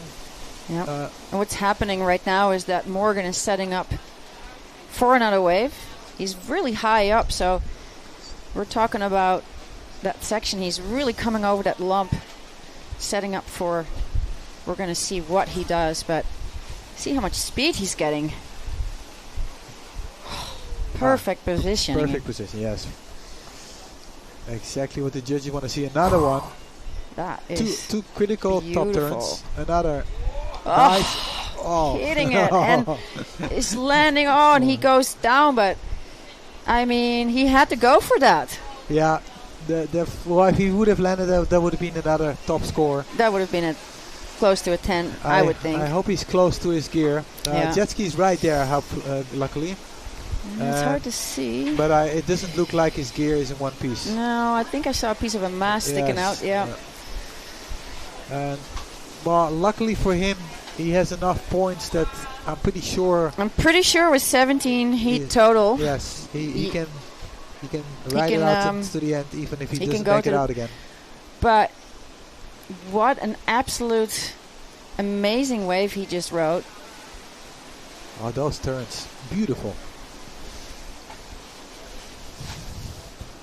And I thought he had it. And you kind of had to jump that far, otherwise he lands in the white water. Yeah. Which so talking about this, Takara picked up a nice wave. This is the wave he probably needs, but unfortunately, it's not what he wants. That is the most difficult, to trying to get in sync with the conditions when it hasn't started off that way. Yeah, and you know, he feels the pressure also, that he knows he has little points. He sees the clock ticking down. Yeah, this is not his usual sailing, and he knows. And then you pick waves sometimes, which are could be the wrong ones, just because you feel pressured that you have to take some waves. You have to take something, yes. And then you compensate with. Yeah. Yeah, there's Morgan's board. So tough. Yeah. Morgan is on the jet ski, so he's good. out. He's out of there. Well, maybe he has a spare rig hanging off the boats. Some people do that, and you know, he can also take the gamble that his rig will float over the reef and then pick it up on the other end. Oh, Takara jumps in. He had a 7.3. Nice, good that for is him. Awesome. What? Yeah, he made two good scores. Yeah. And there's Julian with a nice. Good second. He's cracking it now. He's getting excited. Yeah, he feels a little bit of the heat of Takara. Yeah, and he should. Takara on a bomb. How fast did he get that one? Nice little aerial. And jumping in the next section of that wave. I saw it was kind of a double up. The second part, but it lined up. Staying with it. Nice. Good wave. Yeah. Good wave. Jinx. Maybe not the biggest one, but it was good wave selection. Yeah. It was good wave selection. Rode it well. Ooh, another exciting. I know. Well, and there's still 6 minutes left, so I'm curious to find out what Morgan is going to do, if he's trying to get back to his gear, or if he has a spare rig, or if he's going to be bothered going out for more. Yeah, first thing he probably is going to ask about the score, and then when he finds out the score, it's he maybe thinks like, okay, I can chance it. It's not easy to get the score he has. 2.85s. Nobody did until now. No. So yeah, that's incredibly impressive. Yeah. Yeah. I thought we saw high heat score totals yesterday. You know, it's finals day. It's finals day. And so, with that being said, it's even more exciting when the best conditions, the best scores, the best waves unfolding. I mean, I feel the waves are looking better than yesterday. They do. They somehow line up a little bit better, I have the feeling. They line up a little more to the left, so they can actually make longer rides. Look like they don't always work out, like we've seen with a few riders. But we also have seen a few broken masts already. You know, it's not unlimited here. Fiji has practically no windsurf shops, so they, you know, what you brought with you is what they have. Yeah. And Russ setting up on a beautiful wave. Good top turn. This looks like a nice peeler. Nice turn under the lip. So yeah, Russ has played a little different tactic. I call it find the medium wave and do well on those medium waves. And not try to get the biggest one, and sometimes, you know, they close out and it doesn't work out. So yeah, I felt he rode it kind of upwind, and it seems like the next couple waves they have more of a section at the end. Yeah, so correct. That will make it maybe a little challenging for Russ to make it out. And Julian picks up another bomb, hacks it, moves to the next session. He's going to hit it. Yes. That's what they call a critical top turn. Yeah, right under the lip. Exactly. Nice. Yeah, he has good waves today. Really good. Almost doesn't make around it. Yeah. Picked him a little bit there at his rail. Good. Nice wave. Very nice. Nice. Beautiful wave. Well ridden. Had that little snag almost at one point. And then you have to negotiate that. Yeah. Yeah, Julian is also right now sitting in a good spot with 15.77, Yes, and so Takara 14.27. He's right behind it, and he's on another wave. But it's actually Takara needs 2 better waves, but also he is comboed. Yeah, So not easy, but this could be it. he's landing in front of it, still going. Probably going for another section on. He knows. With 2.5 minutes to go, I need to have something better. Ah, there's Morgan. Yes, Morgan he's came. back. He's like, hey, Amazing. Within what is it, 9 minutes? yeah. And He didn't even like it. He's like, I didn't come back for that. yeah, I have to ask them how many masts they actually have. Jane brought 3 booms. He did, okay. Jane. Yeah, So yeah, I she mean, did, just as okay. a comparison, like how many booms, how many, Yeah. you have to put in account that it's very realistic to say something can break here. Yeah, And it's an expensive sport, huh? If you see it, yeah, when they break. between And even they all have sponsors. All those riders here, they're pros, so they have sponsors. But it's not that they get unlimited gear. It's not no, that they come back every month and Like say they want back in another the- 5 or 10 masts. Yeah. It doesn't work that way nowadays. It's yeah. We see Ross kicking out. He picked up a wave. It had size, but it did not have much for him to do with. So they didn't I can't fulfill see that being the promise. promising for but- him. But he wants to throw away a 4.5, and he may not quite have done that. While we talk here, we actually had a big wave hitting the tower. We're sitting here right on the tower, and sometimes we feel it moving when it hits a big wave. It's either the wind or the wind waves. or the waves. And The highlights. read a replay of Takara. And Takara's getting cut away for Morgan.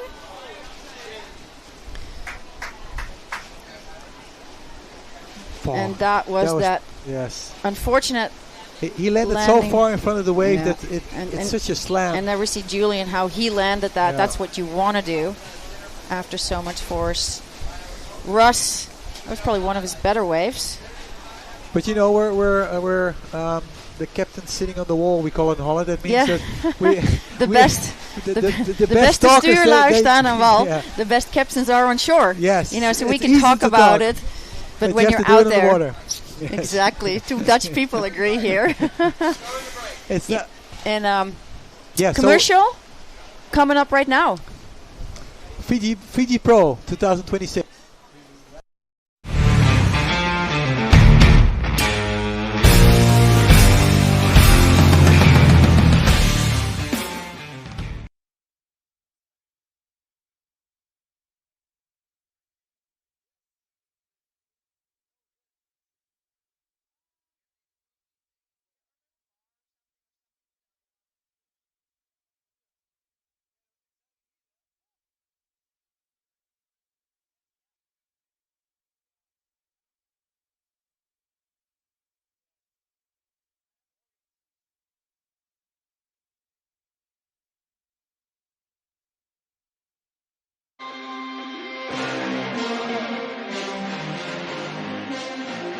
I really love the Dragon because it has a great maneuverability, power and wind range.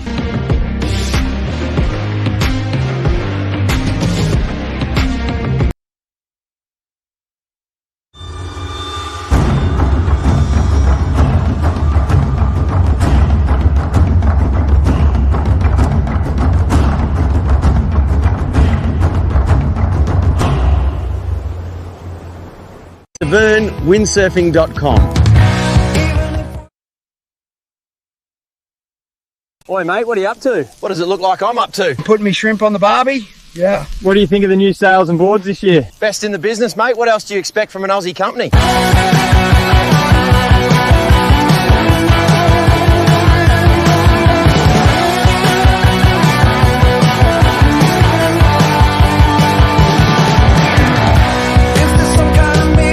Mate, go check it all.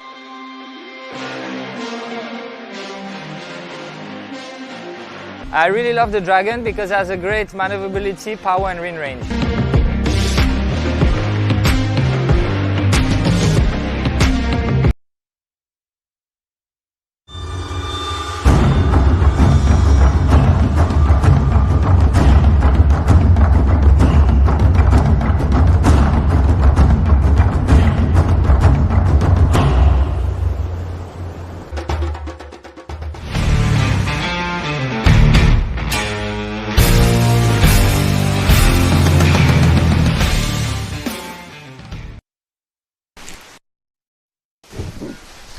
Hey, welcome back. It's exciting. Tolavina to everybody. Bula. We're so excited to be here for the 2026 Fiji Surf Pro. and the third women final. We Yeah. can already see, this is Sarah. Sarah. Wow, okay, they've just started and the sun has come out. This is the women's amazing, final. beautiful wave for Sarah. She's straight out of the gate scoring, and right behind her, I think, Right behind her is Jane. Jane on a Yep. nice wave as well. And it was really cool. I'm staying with Jane, Sarah, and Maria. And Sarah was studying her heats from yesterday. Jane, there you go. Can't talk when. Oh, she's down. Oh. Now, interesting situation here today. Jane has, because it's the best of three, and Jane won the first two, Jane is already She's the unbeatable. champion. Yeah. So this is a race, a competition, a final for second and third between Sarah and Maria, each of whom have had a second place and a third place, so they're on equal points coming into this. Yeah. Now, the reason for that's worth bringing up is A, because if Jane damages her gear and can't sail a score even, it doesn't matter to her title. Doesn't matter for her result, but she would be absolutely gutted missing the windsurfing. And Because that's what she lives for. She's averaging 9 waves a heat. That's like she's losing 8 waves. I know. And she's the queen of big waves, and there's a really big wave on the horizon that we can see, and Maria could be on one of those. Wow. And it looks like she way is. out the back there. Yeah, I see the Look white at sail. that. Look at that. I mean, if Has she she picked up can a get bomb? on it. Yeah, she is on it. She's That's very. very exciting. Look, that's a proper wave. This is going to be interesting, isn't Okay, it? take a nice little top turn. And she's stepping in the second part of the wave. She's chasing down the double up. Yeah, it's a bit Is of a she double up. gonna- It's no, she's not. pulling out. She's decided no. Yeah. The swell is proving challenging as these two swells that we were talking about earlier are starting to throw up these two different lines. Sometimes they come together and form a really monster set that's perfect, and other times they do that. They split the wave in half and come in different directions. Yeah, and here is Jane's replay. Nice quick turn to be.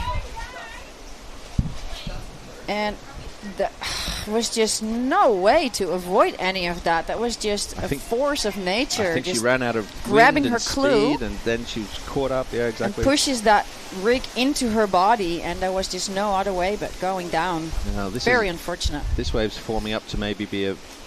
No, she's pulling out of that one too. Yeah, look at Sarah. She's kind of jumping off that wave, but she's looking behind her going like, oh, I cannot go out. I need to go take this. Well, this is going to be exciting. This could be a nice one. So it's going to pick her She's up. stalling. I Can hope. she get up enough speed to get on?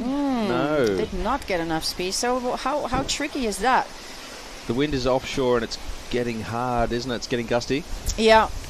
Now and talking, I saw Sarah's first wave. Mm-hmm. I think that was a really good wave. And yeah, she had a 5.83. She was really studying her performance. So the live stream is not only a cool thing to share the broadcast and the action and all the amazingness that's what's going down to all of our homes around the world, but the riders can see themselves how they did and start analyzing. So Sarah was like, "Oh, I should be closer to this section. I'm going to do that tomorrow." You know, she's so psyched and so stoked and just learning and hungry. I love it. And so she did exactly that on her first wave. So I'm stoked for her. Like, you know, if I were her mom, I'd be proud of her. But you know, I just feel like She's doing so well, She is. being only 17, right? She's proving to be a very an excellent competitor. Yeah. Someone who charges as hard as anybody. You know, we're all afraid when it comes into these big waves, no matter how good everyone is, that everyone sort of is aware of the risks, and so she's aware of the risks, but she still goes for it. Yeah. She pushes really hard. And I think hanging with Jane is very helpful. I've had that experience in my first years on tour, and Jane is just so knowledgeable. And there's Jane. Her gear looks intact. She's getting taken out to the marker buoy that we're allowed to take the rescue boys, the rescue craft are allowed to take everyone out to. Yeah. Yeah, don't go past the buoy. Jessica, our head judge, Jessica Crisp, probably a very familiar name in the windsurfing world. Total legend herself. As a female windsurfer, I look up to her and all she has accomplished in the Olympics, in the wave sailing. You know, Jane being like that's just the whole. You know, and it's still ripping if you put her on wave gear. Absolutely. So it's really great to have her as a head judge because she knows what's going on and. You know, and so the buoy, she's like, you go past the buoy, we're going to take points off your wave. So everybody, if you get brought out to the buoy, that's a fair point to sail from, instead of dropping you off in the middle of the lineup. We've set a red marker buoy out there, which is just a little bit upwind of the lower part of the wave. And when people are being rescued, they can be towed out there on the jet ski, dropped off at that buoy. Either be picked up new gear or pick up old gear, whatever it is. You're not allowed to be towed past that buoy. And the penalty, I believe Jessica laid down was 2 points off the best wave if you go even 1 metre past that buoy. So it's pretty clear. I love the meter, being a Euro. Pretty clear. That's great coming to Fiji. Everything is meters, the time of the way you write the date. Yeah. It's not like, it's the same America as in Europe. Stands alone. So that is. That is a nice looking wave, that's for sure. So yes, even for Jane's son, Jake, he's a great sailor. He worked with Ben on some lighter gear because weight means a lot if you have to, bottom turn, muscle it around. So Sarah's super stoked on her sail. Yep. Jake is the eldest of 2 sons. Young Max is a great surfer and knows how to windsurf.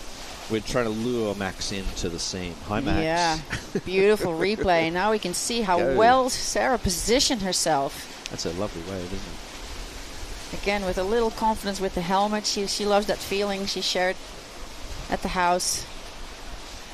Nice. The helmet's a good turn. idea. Yeah, and keeps turning and staying in a good part of the wave. And here she's like, "Well, that was good." Yeah, this is well done. Yeah. And let's see what the scores are. We can have a look here. What have we got? What's the latest? We've got her score has gone up with the second wave. 5.8 for her first run and 5.7 for her second. The man would actually receive this heat total. So. Yep. He's really relaxed. He's sitting at home. He's very happy that he's working long days. No, but he's probably really happy his daughter is out here and in good hands with Jane and everybody on the tour. It's one big family. Big shout out to Peter and the family. Yeah, everybody's looking out for each other. But, Sarah's soon to be probably traveling on her own. Oh, don't say that to poor Peter. Father will be stressed out. He's fine. He'll be all right. He'll be all right, mate.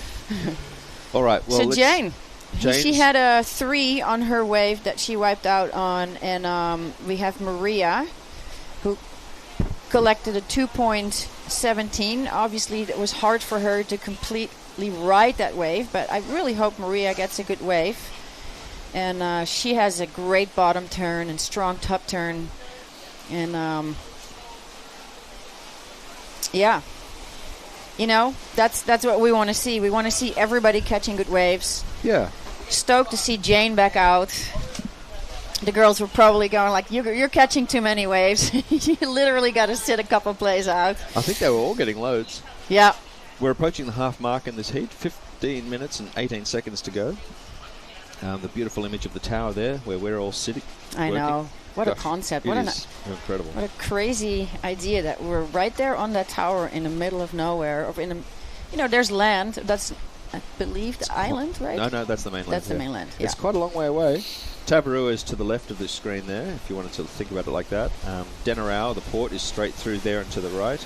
And there's this coast of I think 45 minutes, right? That we boat ride. Every morning each way. Yeah. Now, you might, if we keep going left, I don't know if Paul's going to keep scanning left, you'll start to see Tavarua. There it is. There's Tavarua. Yeah, the closest island to Cloudbreak. And just to the left of that, maybe if he keeps going, you'll start to see Namotu. And Cloudbreak used to kind of own, Namotu used to kind of own this wave. Well, it's a complicated discussion about ownership, of course. But no, but back in the day, it was kind of usual if you wanted to surf Cloudbreak, you'd go to Tavarua. And there's like, yeah. And the Motu had his own wave, so I'm sure there were some exceptions here and there, but what a view. 360 view around the tower.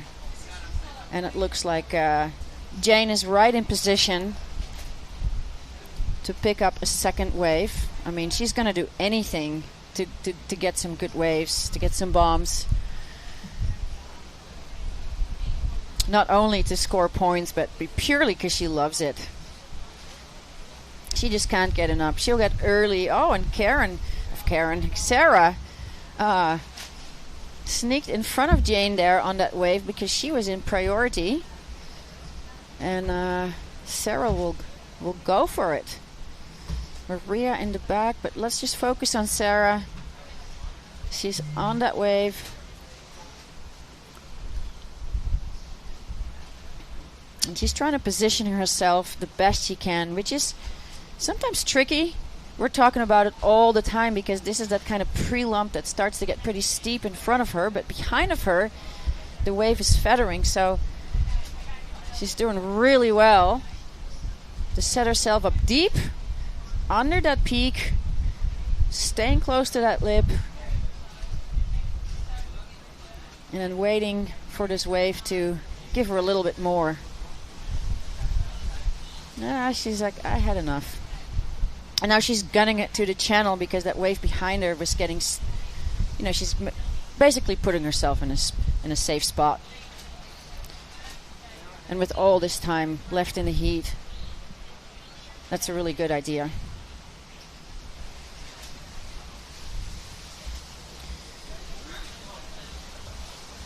So Maria hunting down a good set, a good wave. Yeah, and again, from the tower, I can see some really beautiful waves starting to unfold. But the sailors are a little deeper. I don't have that view from the tower myself, so then it's the screen and the wave.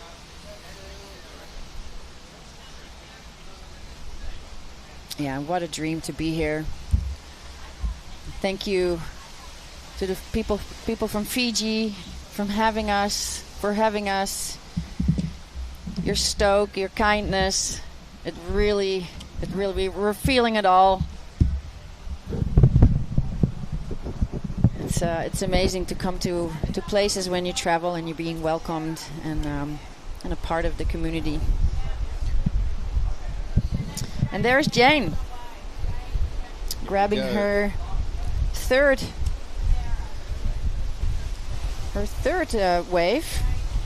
Took a little bit for that 4.8 to come in, and there she goes, setting up. She's feeling also confident where to be after riding it for 3 days, 1 day before the comp.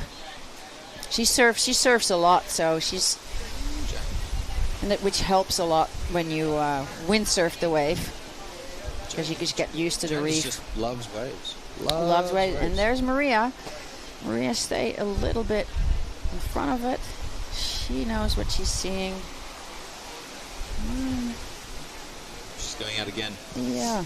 Maria's had a number of turns at waves and just keeps looking at them and keeps thinking not so keen. Yeah. With 10.5 minutes to go, or a little less, she's going to have to start getting some runs on that board if she wants to pick up Sarah Kenyon, who is currently leading this heat.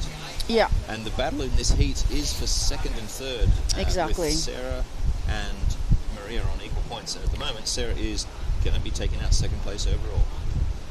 There was a wave for Jane, but that wave is gone, so they probably have to... They're correcting some score. Yeah. Change their thing. We'll see it soon. Interesting to watch all this And thing. probably a 5.8 came in for Sarah, her last wave, which is... Or that last one. 5.8 was the first one, 5.7 was the second one. Yeah, and she had another one that hasn't been scored then. She had a really nice wave where she was positioned well. Okay. And we're going to see what that is going to be on the board. Yeah, she's from Geraldton, Sarah. A lot of different, a little bit of a arena and different waves. Federico and Paul. Yeah. Paul from Bellon on the crow's nest, being all psyched, amping it up. They're we love it. Very excitable people. I love it. Well, we're having a little bit of a lull in proceedings with the waves here, and we're just waiting to see whether they start to flow in again. I'm sure they will. We can start to see a few coming in now. Well, and that seems to be happening every day. We have moments when it's pumping and there's lots of riding going down, and then we have a little bit of a lull, but it looks like Jane is getting upwind there, almost in position to get a couple more under her belt. One of our spectator boats called Thundercloud, nicknamed TC. That's a Fiji surf Brian's putting together as our producer. And one-way ticket is one of the awards. Someone who goes into the reef and someone who goes into the reef and isn't coming out. Okay. So we've got some good ones there. Or for Fiji Airways, one-way ticket, all those sorts of analogies. One-way ticket to happiness. That's the one. I like it. So yeah, Jane keeps her second place with her second wave that ended up being a 5-point ride. Oh, that's good. So she has a total of 8 points. Yeah, that's good. Sarah's currently still on her 11.5, but I see another set on the horizon bowling up, and Sarah is on another one. She's on fire. She is. She's in the flow and on fire. It's got a kind of stormy vibe compared to yesterday, doesn't it? Yeah. Oh my God, this is going to be a big one. Ooh, it's feathering up big. And she's not afraid to stall. That's what she was doing. We can see it showing feathering. What she's got. Look at this. This is a freaking beautiful wave. Wow. Excuse my language, but I was getting excited for her. That was great. And excited to see what I... Well, she'll get some sort of score for that one. I'm not sure. It may not be one of her best ones, but it was a nice wave. Jane's coming in on what looks like a good long clean line here. Yeah. She looks like she's got a good read on this. She's in a good position. You know, and the tide is moving in higher, so that's also going to affect what's now happening to the waves. Here it comes steepening up, and she's going to be going for the critical sections here. Jane's got the vibe on. Nice wave with the top turn, and you can see that wave steep starting to push already. So on her for nice. There's the barrel rider spitting for Jane as the queen of wave sailing and winner already that we already know of this event. This is her round of honor, showing us what she got, and the cherry on top. Very nice. That was a gorgeous wave. And out the back we've got Maria. Yeah. Andreas looks like she's coming in on one. Is she happy with this? Again, she's pulling out. No, you can see I saw that the wave is just not getting her a wall. So she's like, then I may as well get out for something else. But she's got 5.5 minutes left in this heat, and she's trying to find a clean one. Yeah. Well, her second wave was a 4.3. That's good. So she definitely... Well, we just know she can do, well. And she's right, but Jane probably can throw away her 3.0. One would assume. After that last wave, so then it will become really challenging for Maria to... Maria's got a big gap then, doesn't she? Get them out with 5 minutes to go, so... Yeah. So at the moment, with Sarah Kenyon leading, Jane Seaman in second, and Maria Andreas in third, it would look like it's the overall results are decided with Jane on top, and it looks very much like Sarah is going to be in silver position and Maria in bronze. Yeah, that's what it looked like to me as well, Simeon. And I doubt Sarah. Well, see, Jane actually had a 7.4 and jumps into first place. Go Jane. Yeah, she's so good at positioning herself well, and then there we see yeah, that was solid. That was a super critical ride. She was so deep. See some guys out the back getting ready for their heat. Looks like Semi-finals coming up next. It's going to be exciting. looks like Camille. Yeah, we've got Camille and Julian who've advanced from the final repechage round. Yeah. Meeting Van. Bernd floating upwind. He's getting ready for his semi-final. And I forget the other person who's in that heat. I will have to have a check. But that's going to be So amazing. exciting. That'll be amazing. And you know, and this is again what we've been seeing again yesterday too, and looking at the water. It's gotten a little bit more lighter on the inside. Yep. Still plenty of wind and whitecaps out the back, and that offshore wind is doing that game and that dance of moving in, blowing out, moving in. We had a couple squalls with some rain in it that was, you know, coming in closer earlier today, and that always gives a bit more wind. Last night as well, it got super windy, but there was a looming dark cloud with a bunch of weather in it. Well, And, we have quite a lot of cloud cover today, and it's gone a bit heavier again now.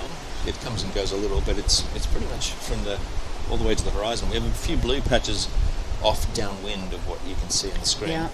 You know, and you know, in the surfing sport, you deal with the tide and what the waves are doing, but with windsurfing, you have the other element of the wind. Obviously, it's why it's called windsurfing, but it's just so critical. And there's heats where the wind turns on, and there's heats when it backs off. And you're going back to replay. Look at that. So that was Jane Seaman on a beautiful wave. Look at this Look barreling, at that. almost Oh, barreling behind it, and just so critical in that pocket. absolute beautiful wave. I can't get over. She got that spit blowing her out. Yeah, that was the queen wave. Little celebration there. I mean, she probably doesn't have that many waves compared to the other 2 days that she was out sailing. Of course, due to having her gear crash out on her, but Now, this next heat that's coming up, while we're waiting for the women to go, so I might just talk about the next semi-final, first semi-final coming up. We have Jägerstone should have been in this heat. yeah, he won his heat and then went to the hospital, unfortunately. So we're only going to have 3 people in this semi-final heat. It was decided not to try and advance someone who hadn't earned the spot. Of course, just leave the spot as it is. So we've got 3 people competing for 2 spots to make the final.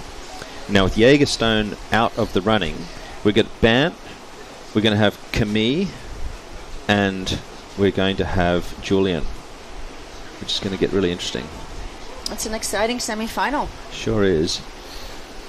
Excellent And do sailors. we know our second semi-final already? Yes, we do. I'll read it out to you. I'm just getting it to reload the page so we can get it here. Let's see. Scoot over there. So I'll expand it. Here we go. Baptiste, I see. Yeah, the second semi-final, exactly. Baptiste, Antoine Martin, Morgan Noiro, and Takuma Sugi. That is not a heat I'd like to be in trying to make a final. That's the heat I like to watch, not to be in. Boy, oh boy. That could easily be a full-on final right there, obviously. Yeah, I think we've seen so many heats that have been kind of like finals already. And It's true. Less than a minute to go to close out this last final of the women. And Maria found herself a wave. And they're counting, sounds like they're counting down, but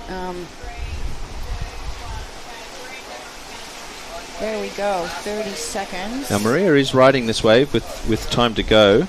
The clock looks like it may have started late, so we maybe actually finished this heat now, but if Maria holds that wave, she'll count it, and we may have actually finished, even though the clock's running a little bit late. So Third women final. that was it, and That's now we know it. the results. With Jane being the winner. Yeah. Congratulations. Sarah Kenyon being in second place, and Maria Andre taking third place. Yeah.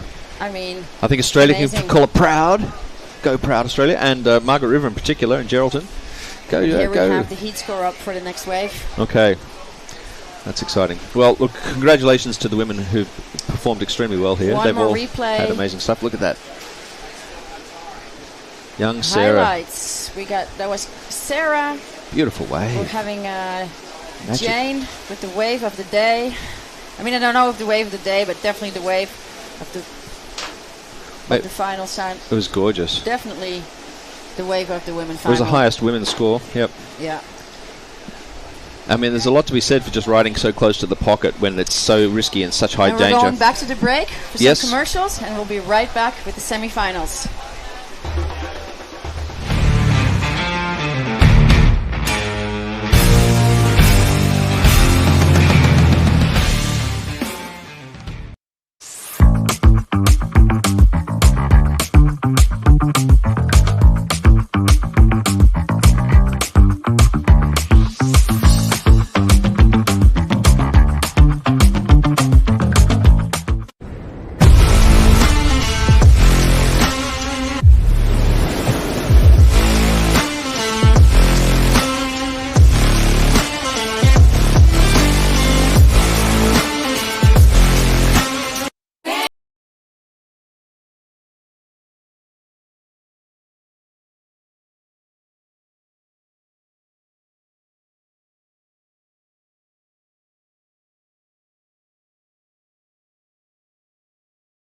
Should you be to start windsurfing? Old enough to walk, light enough to float.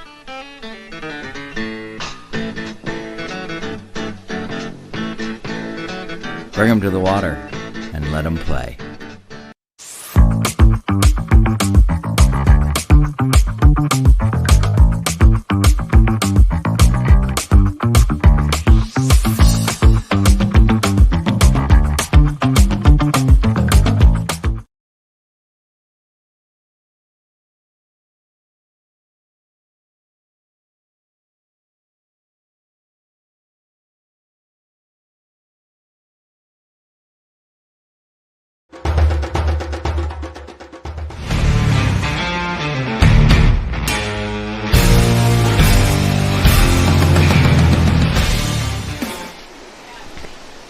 Bulavina, welcome back to finals day of the FIJI Surf Pro. Yes, semi-finals right now. I can't believe we're here. No, it's exciting part of the day. I've been looking forward to this moment, all week. Yeah. And we're gonna have 3 people in the final only, in the semi-final only. And That's right. it's already starting off. Julian right here. We have Julian. We should have had Jager Stone, but Jager Stone is injured. Big shout out to him. He had the wipeout, but also the aerial of the day yesterday. Yeah. Amazing sailing. And now we see Camille. And Camille there, and Bernd. Bernd is started with a huge aerial out the back. Just to say hello, I'm here. Yeah, there's action on 2 waves at the same time, which is pretty amazing. Amazing and hard to talk about, but thankfully we have 1 wave in between.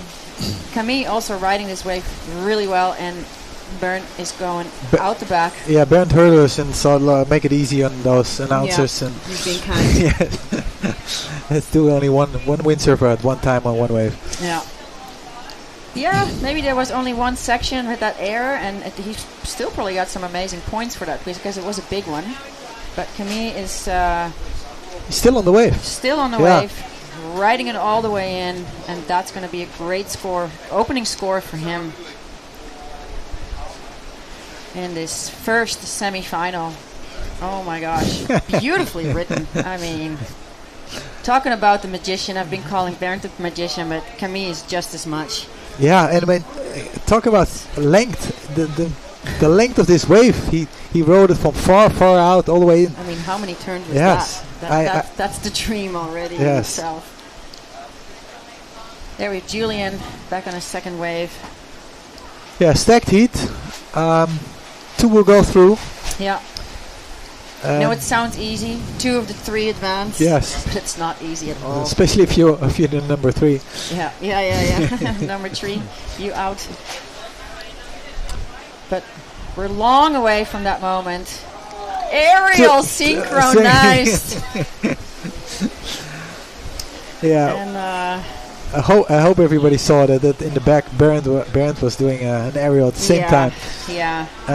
Unfortunately, Julian lost his rig. Yeah, that's too bad.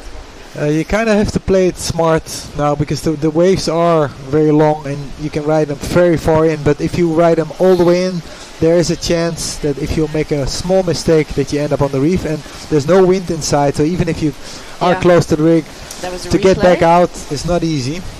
I'm look at Julian. He's setting up with a lot of speed. It looked like the split part of the wave where he's now going to hit this aerial. We know that at the same time Bernd was doing this aerial. He's trying to come down. He's kind of on top of the wave. Yeah, lands in the white water, never easy. Never easy, and he's holding up his clue, yes. but there's no wind to pull him up. So he's staying down.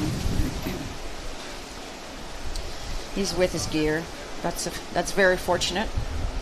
Out of the unfortunate situation.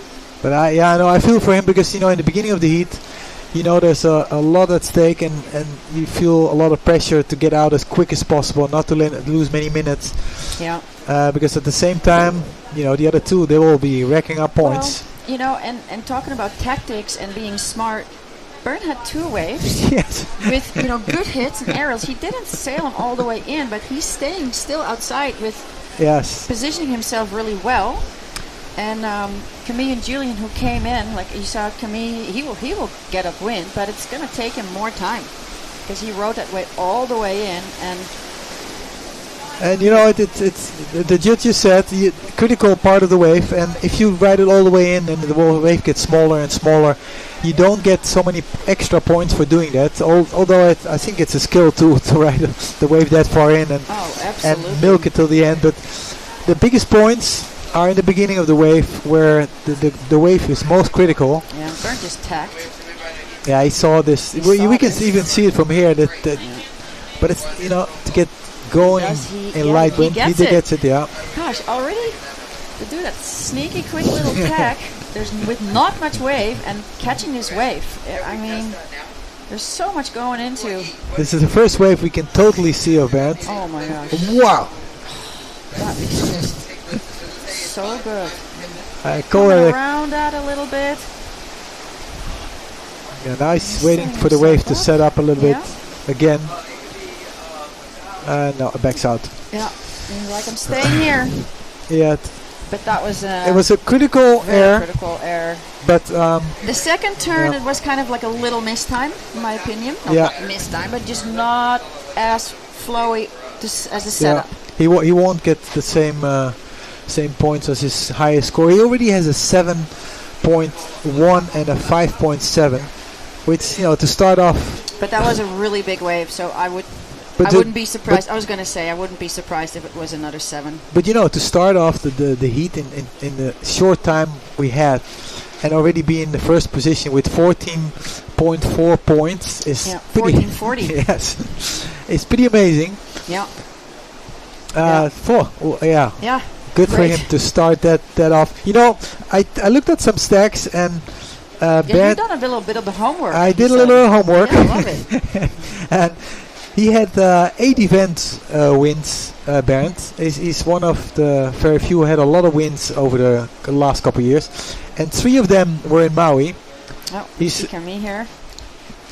And so he has been racking up points, and he's this... Nice second turn of Camille. Silent champion. Good for him. He needed some points. Yeah. And he's such a good top to bottom rider, and he basically needed that second score on the board to. So here you could see that the second part of the wave didn't line up for him. There was nothing left. Yeah. Which sometimes happens here. Yeah. We saw with the women final just before how many big waves and long waves there were, and how hard it was actually to get on the wave. Absolutely. Maria had a hard time. She looked a little underpowered. Yeah. And had a hard time get on the wave and get speed enough. Getting on the wave and getting herself on the steeper part. Yeah. And if you feel that the wave is lumping up, you think it's going to produce something for you in front of you, but it just went away for her. Yeah. So. Just to show, it's definitely not easy sailing today. Absolutely not. And they make it all look easy, but even here you can see they're bumping, bobbing around. Not planing while they're going out, and just on the wave getting in, they get planing and fast enough that they can actually ride the wave, but not easy wave sailing. Bernd picking up another wave. He's a little bit behind the curve there, a lot of white water to come around, and he needs to basically gun it in front of that white And there's another steep section of the wave that's bowling up in front of him, so he just needs to go straight. Yeah, and hope not to... Hope that you can hang on for dear life, to not lose your gear. This is not what you want to do. Look, that foam is already half mast, just to stay with the mast measurement. Clever though that he comes all the way in, so he has a decent chance to get out easy again. He will probably try to get off that white water pretty soon. But yeah, the wind is so light on the inside. You see here, he's just hanging on. This was unfortunate, but you know, fortunate. His gear is in one piece. He's with his gear. Nothing broke. He's just basically riding out of a bit of white water. And this is really smart. This is very smart. Yes. He's going down the line, bearing as much off so he gets himself close to the channel where he can get back out. Look at where he is. Yes, very clever. Yeah, look. I wish I could wave right now. He's coming right in front of the tower right now. Very, very good. Yeah. Yeah, clever. Yeah. So he gets an easy ride out and not get stuck in the white water. And there's that time where he can start to jibe pretty soon. Yeah. Good for him. Looks like Camille is on another wave. Yeah, and on the right, just on the right hand of our screen, we saw Julian trying to make it out, and it looked like he's far away, but I'm looking out straight, and Julian is in front of a bomb, so I wouldn't be surprised if he tacks right now and gets it, but he's not doing that. No, he jibed. Not enough wind for him to do anything, but Camille picking up a beauty. Look at that. What a wall. Almost in the tube. Yeah. With the windsurfing. That's what he loves. Yeah. See if we can get a second turn. No, that was not more than that. And then playing it safe. Well, I mean, not that safe, because we saw that second wave was just, I don't think it, I'm just pointing out what happened to the rest of that wave. Right in front of us. Huge explosive white water. Yeah, sometimes we wish we had a wide screen for you guys at home. Yeah. To see what we sometimes see here in front of us. It's what a spectacle. Yeah, and you know, we talked about it day first. What a fun coincidence. You're here with your boat, and you and Dagmar. Yeah, this was not planned at all. See, the best things in life are not planned. So you had some time in Tahiti. You wanted to, with the Fijian Islands was not on your radar? We basically do charter in French Polynesia, and on our way to New Zealand, we do a few trips with friends and of the part owner of us, and we're on our way to New Zealand, where we do some things on the boat, and then back to French Polynesia. And yeah, of course we heard about the event, so we were anchored here, and then so you are here because of the event this year. Yes, and very nice. This part of Fiji has the waves, and we only got here 2 weeks ago, and we, as a water person and a waterman, well-respected waterman, Bart, and surfer, you of course you want to be there where the waves are and check it out. So we did check out Namotu, Musket Cove, Cloud Break, and Cloud Break is I think by far the most challenging wave here, and you can see it on screen, but being here, it's even more so. I think. No, I agree. I've been here many years ago on a boat trip with the starboard crew. It was a stand-up paddle trip when stand-up paddling just became, like the 8.0 board with a round nose. Was the shortest board, and we were out here, which was also tricky, being on big boards that were still bulky and thick. And then not as fast as they are today. And this is a very fast, challenging wave, so you need something fast. Yeah. So that wouldn't have been easy. No, I did need a reef. But this is Camille. Beautiful wave, and what a hack off the top. I love it. Right in the pocket. A beautiful bottom turn, and I hope this wave is giving him more, but this was substantial. Yeah, the last two waves didn't line up for him for the second part of the wave. But I also think he doesn't want to do what he did before, because that first wave he went so far in. Yes, and you lose so much time getting back. Because the upwind, as you can see here, the upwind is very hard. There's no wind on the inside. You need to make it worthwhile your time to ride that wave all the way in. And here's Julian. Picked up a nug. Beautiful wave. I mean, what a beautiful conditions. I mean, how lucky. And you see how much chop and like these little steps are in the wave.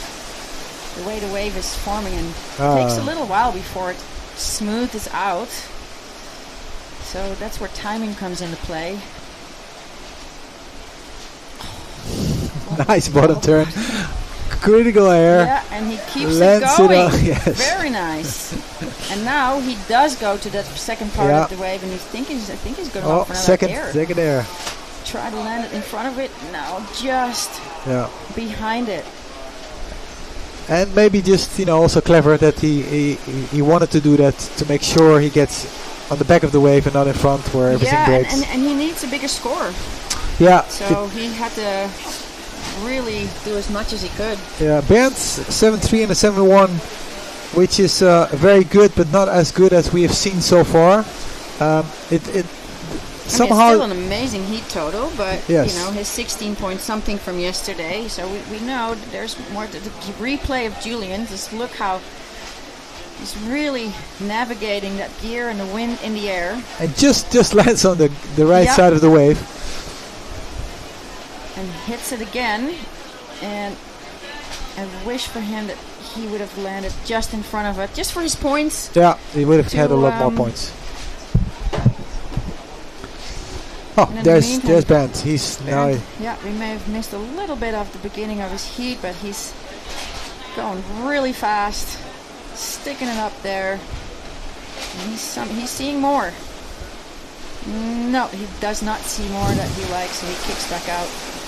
There was probably something in front of. Yeah, waves so far this heat has been a little more challenging, it looked like, than the heat before. They do line up very far to the left, and if you go out all that way and start your wave there, sometimes you have to race it down race it down the line all the way. He's doing really good with his wave selection, I have to say. He's nice top turn. Yeah, this is what I want to see. Nice top turn, big wide water, critical sailing. In the pocket. This is beautiful surfing. So if you can back this up with some kind of an air that is like he's going fast. He's seeing something. It's like a little topping on the icing on the cake. Turn. Yes. Yeah.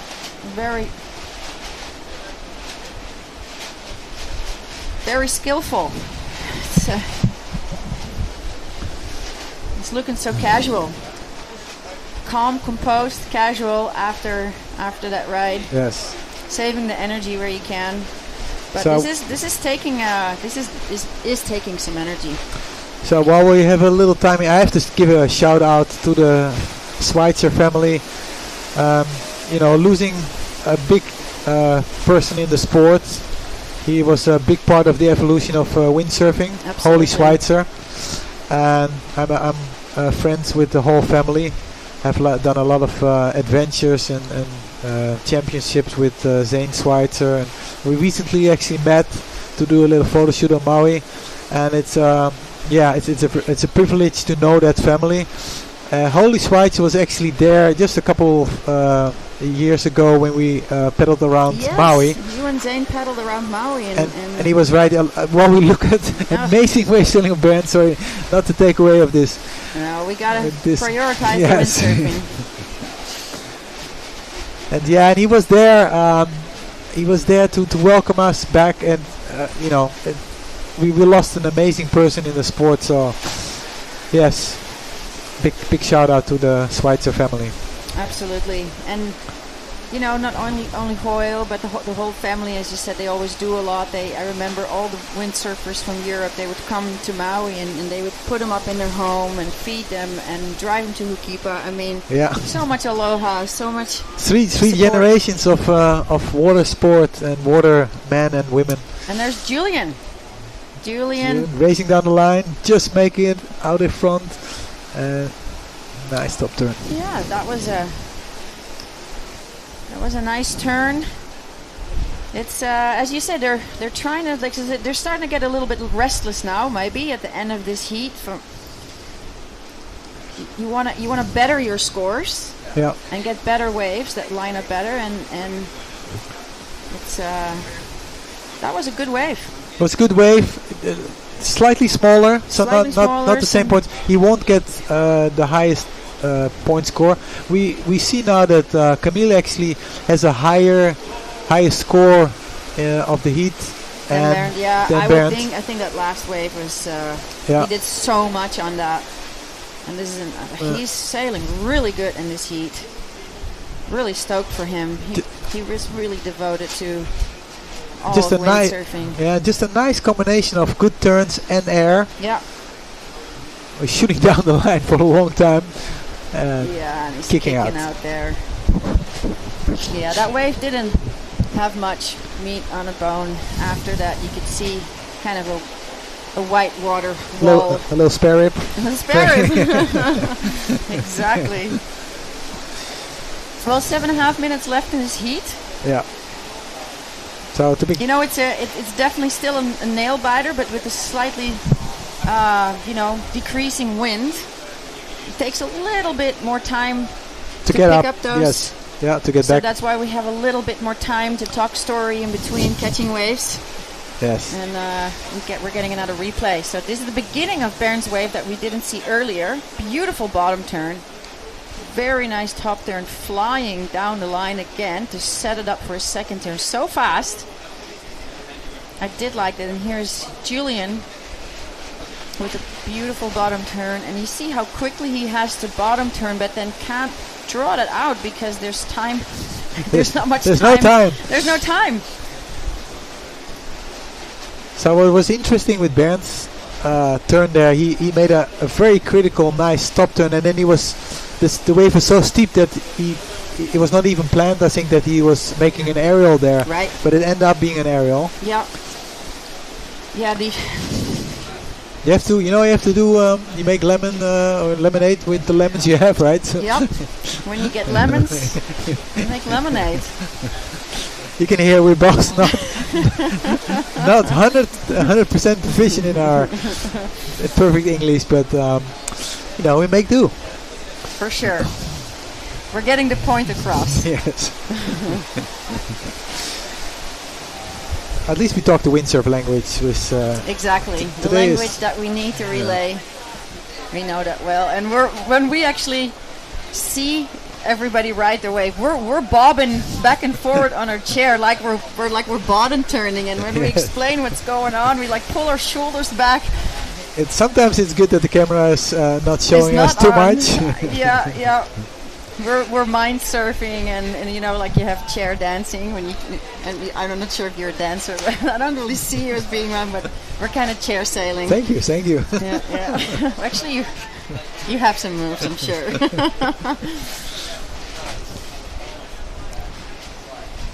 Yeah. Well, they're in position. We can see that much. It looked like Bernd and Camille were talking to each other. Yeah.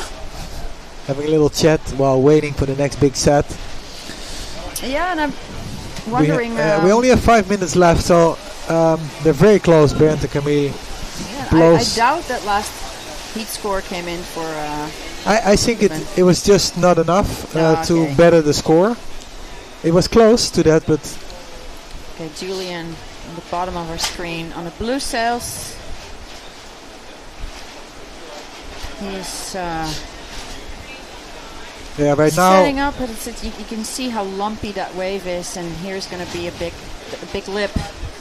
He's going to hit it, yes. And now there's a good chance of some good turns to back that up. And Camille is having fun in the back. Multiple action at once. Boom, second high scoring aerial from Camille in the second wave, and then not synchronized, but they're just going blow for blow. I love it. Amazing sailing from both of these guys. Maybe potentially Camille having a slightly bigger wave there. Yeah, and he also had the aerial when the wave was still very big, so definitely a high score for him. Yeah. Good score for Julian. I don't think it will be enough. Pump towards the channel to not get that white water that just came towards him. And you know, everybody that is watching, big shout out to you. Thanks for watching. Yeah, all over the world we've seen some of the stats, and it looks like everybody's tuning in from faraway places. Yeah, it's exciting. It brings the energy together. Yeah. And even the guys who are in the challenging round, who were sailing yesterday, ripping, they went back to their home to instead of watching it from the channel. Duncan and his crew was nice. So shout out to you guys. You guys did amazing, the Aussie crew, and yeah, thank you for coming from Australia. Yeah, and showing to some be part power of this. surfing in these waves. It's impressive. Well, look, Julian did back up with a great score, but just not enough. He got a 7.1. So it is really close. It's very close at the moment. Very close to. It's funny that Bernd did his best scores all the way in the beginning. They still hold. And they still hold, yeah. They hold that charge with the lead, and that was a slightly smaller wave for him, but a nice turn into that lip. He also realizes that the time is ticking away. He doesn't know the score. He just have to guess. What a cruisy, surfy style he's got. I like his his short, quick turns, and staying so close to the pocket. Amazing windsurfer. 8 wins. 8 wins. Camille jumped in first place. He did. So that last wave was the last good wave, score. A big one with a couple areas and backing up in turns. That did the trick for him. Yeah, 8.5. I mean, there's number 1 and 2, so Bernd still will continue this heat or the race. We have a replay. Let's go to replay. Bernd on a slightly smaller wave, doing a nice cruisy carve up the top and setting himself up with a sharp bottom turn. And now doing a quick bottom turn so he can kick out. We see Malte swimming with his camera gear. Yeah, he probably has the most dangerous job of everyone. Yeah, and he's not even wearing a helmet. He's like, I'm a pretty good swimmer. I'm pretty quick with diving to the bottom. And yeah, but yesterday I saw a few times he was so close. Really close. I mean, even he feels safe, but the guy sailing doesn't feel safe because you see this person, I think it is a little bit confusing for the person sailing, and Julian just picking up another nug. Julian he's finding his momentum and had the most waves of everyone, I think, this heat. And it paid out for him. He's on top, winning his heat. And I'm not sure... 15.9 heat total. I mean, that's very respectable. A high score, yes. With 19 seconds to go. I'm not sure if Bernd takes right now, he might get the last wave of this heat, but it doesn't look like. So I think that heat is over very soon. Yeah. And we are waiting. Oh, you see, Julian got really close now with his last score. Very close to Bernd Roediger. Yeah, and I don't know if all the heats are still in, because the heat is over, I think. But the heat is over. Oof. So soon we get a little recap of this heat. And Julian's found another fun wave. I don't think it's going to count. But hey, if you're in position and you're in Fiji, you're at Cloudbreak, freaking rip it. And he's not watching his watch the whole time. He's like, okay, better be sure. That's why you have 3-minute transitions. When you get that wave, you wanna get it. And this is Bernd with a beautiful wave. Oh, that must have been one of his first. Beautiful replay. And so close to the pocket. Staying so close to the pocket is so hard. Absolutely. With that speed and that size of wave. You see how it lays down that sail, goes in a powerful top turn, and then in another bottom aerial. That's probably the nicest part of wave surfing, is that you have to decide all those small movements in split seconds. Like, do you know, how far do I turn? How quick do I ride? Do I go further down the line? Here, he's speeding into the replay, which brings us to the. So very close call. Yeah, for this last heat. We should go to. Look at this. The results are up. Yeah. Bernd second place, so that's kind of our prediction. Julian does not make it through to the next round, but he got did so an amazing close. Sailing. Yes. That must sting to lose like that. A German sailor from a country where waves are not that size. Yeah, and I think we're coming back to you soon after some commercials.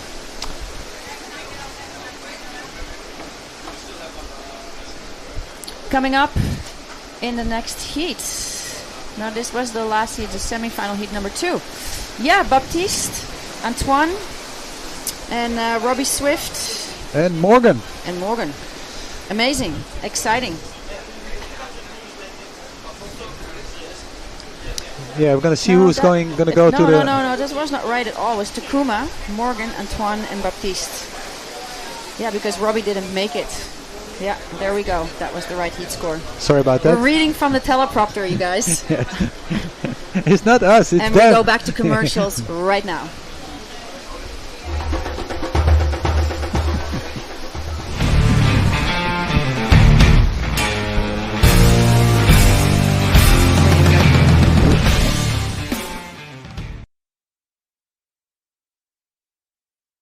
Are you a windsurfing school, instructor, or club? Well, it's never been easier to promote your business and start a WWT 1-star event, joining thousands already participating in the global 5-star pyramid. 1-star events are open to all ages and all skill levels. Flat water? No problem. Waves? No problem. The only requirement is fun. Head to worldwindsurftour.com today for easy steps to sign up. Bring them to the water and let them play.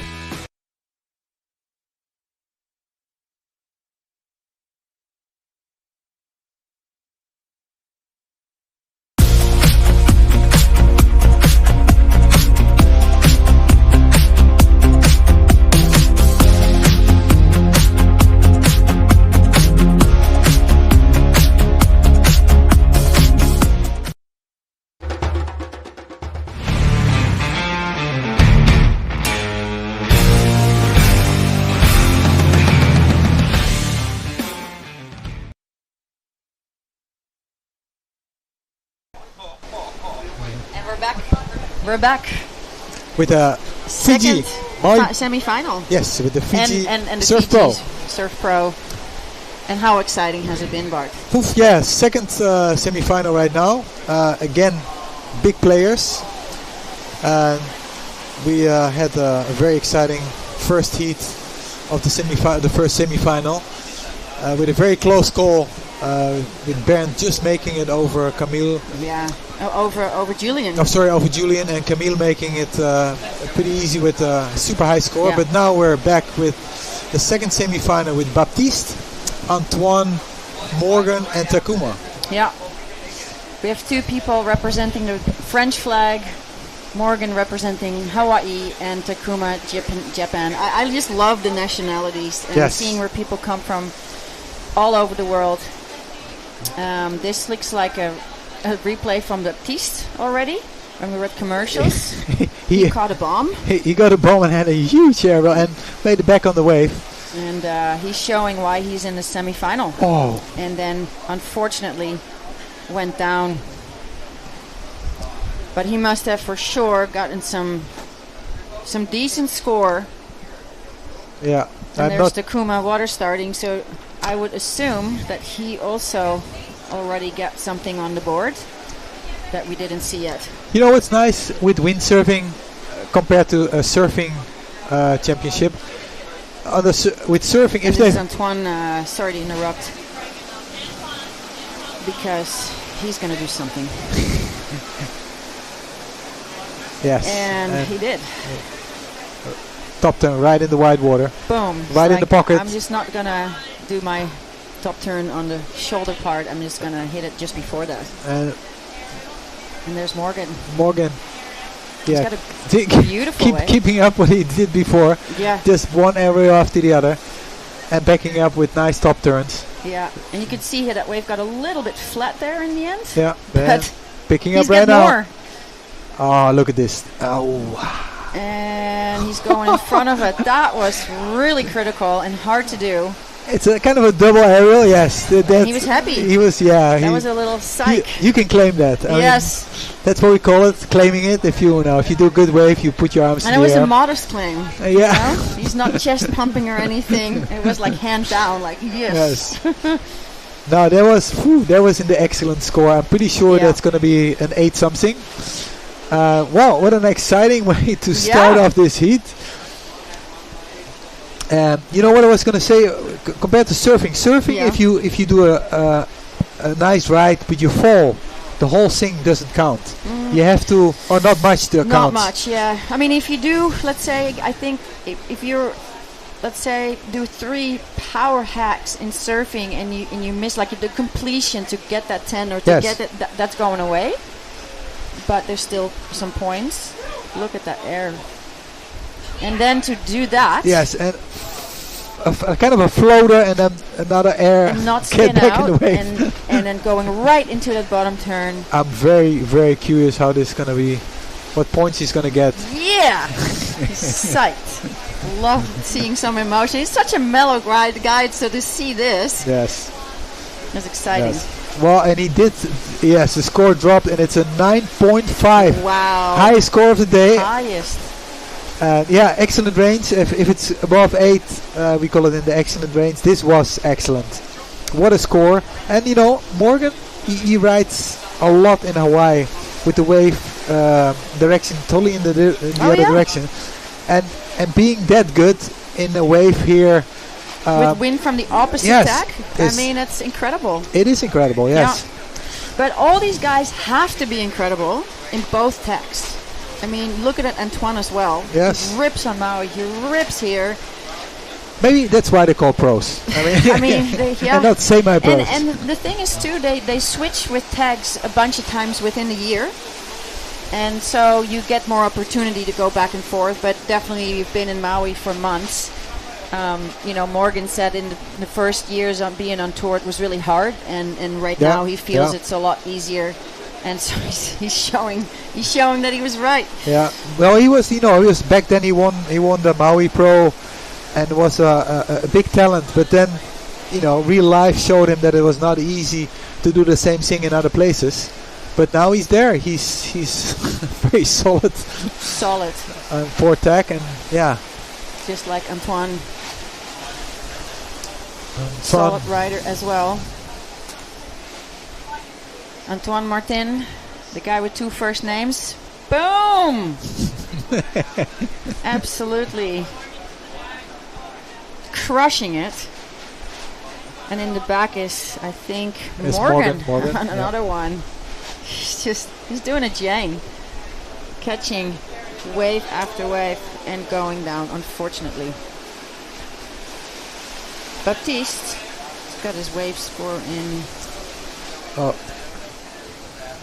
Yeah, that is unfortunate. I didn't mean doing a Jane as in losing your gear, because that happened to her in the final. Yes. Oh, but look how but far more catching all these waves. He's so far. Luckily, he gets up pretty quick. And we got Baptiste out the back. He wants to get a second score. Yeah. And he's planing. What a scores already on the board from everyone. From everyone, yeah. Lowest score being a 6. And Antoine moved in the first place with a 6 and his second wave being a 7. Yeah. And there goes Baptiste. Clark. Oh, what a critical air. Yeah. Just staying on his board. And what a beautiful waves are coming through in this heat. I have the feeling it's a little bit easier to sail these than the heat before. Yeah, or they make it look easy. This is, for me, this is again one This is not easy at all. But again, this is going to be close to the excellent scores. Very critical wave riding, very critical air.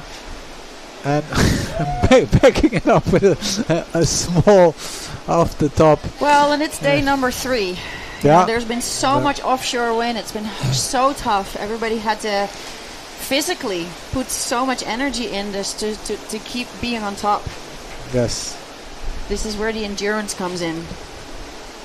Somebody who jumps on a bike here and there. Keep the stamina up.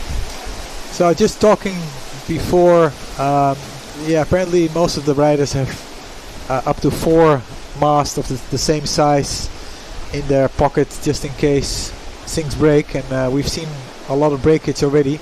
Yeah. Did Morgan's gear break? With That was a beautiful turn under the lip. It was very critical. And then look at that bottom turn. I love it. Antoine, back on it. Oh my gosh. Making it look so easy. He's staying so critical. And this wave is just allowing that. And then tapers off a little bit to be setting up. For the next part of the wave, and he's staying with it. He's staying with it. He wants more. And yeah, this is where you get... Go, Antoine. Get Oh, what a beautiful turn. And again, almost a 12 o'clock approach into that lip. Yes, the 180 turn in the pocket is what you want to see. Else. Well done. Wow. We're on. Yeah, and Morgan's second score came in, so with a 9.5 and a 5.7, he is already in a heat score of 15.17. And it's even the backup score is quite low, but he's still ahead. I mean, this heat is already insane with 17 minutes to go. Yes. But you know, sometimes it all happens in that first part of the heat. We see with Bernd. We saw that with Bernd. Then Takuma, we've missed you. Yeah. There you are. He needs a second score. Beautiful bottom turn. Nice wave selection and beautiful top turn. Tiny little air he caught there. He's setting it up for another really nice air turn, I would say, but that was almost too hard to land in front of the wave, and he's water starting. Hopefully he will not get this wave crashing on him, but unfortunately he is where he's at, and that was... Didn't even have time to put his mast perpendicular to the wave. Sometimes you can duck dive your gear, you can step on your sail and push it all down under that wave, but this wave that was kind of barreling, if I recall it correctly, and it's even hard for the ski to get to him right now, and it looks like his mast broke. His mast broke, yeah. But what a gem he picked up. That was a really nice wave, but he needed to ride that. But he had a 6.67. He definitely got a bunch of points, and there's time left in the heat, so I want to stay positive. Is this what did he break a mast in his former heat? No, that was not Takuma. Oh, it was Takara? Okay. Oof. Allah, look, it's so painful. It's so painful to watch. I mean, we've all been there, and then your gear is getting taken. Oh, he's... Jumps it, gets his next board already rigged up. His caddy or his friend or semi-competitor, or he's going to jump on ski to grab the gear. Yeah. And how well prepared Takuma with spare gear in the channel. Yes. I mean, you know, to bring that spare gear. We're going to see a replay here from this wave. Yeah, to see if he made any mistake there, but you know, it's not a mistake. It's just trying to be. Well, he kicked out, and then the next wave broke on him because he got backwinded with some weird gusty wind, and that's a proper wave that came for him, and he was not. Oh yes, look at this. There was no way to. This is a proper wave to get on the head, so he had to put himself in safety. Like, I mean, forget about your gear. Yeah. Or safety. I mean, he had to duck dive himself underneath it, swim to the bottom, or just do a. And yeah, there is a lot of wind, but Antoine is. At the moment, we see 16 points total. Three windsurfers right now, all bobbing out, not having a lot of wind to get out. So everybody's waiting to get back out again. Antoine got a 9 on that really good wave he had. Remember Yes. He went Oh yeah. 12 o'clock. Another excellence. So, well, Yeah, we, I mean, we got it right. Very close to Morgan. I don't know why it was much less than Morgan's wave.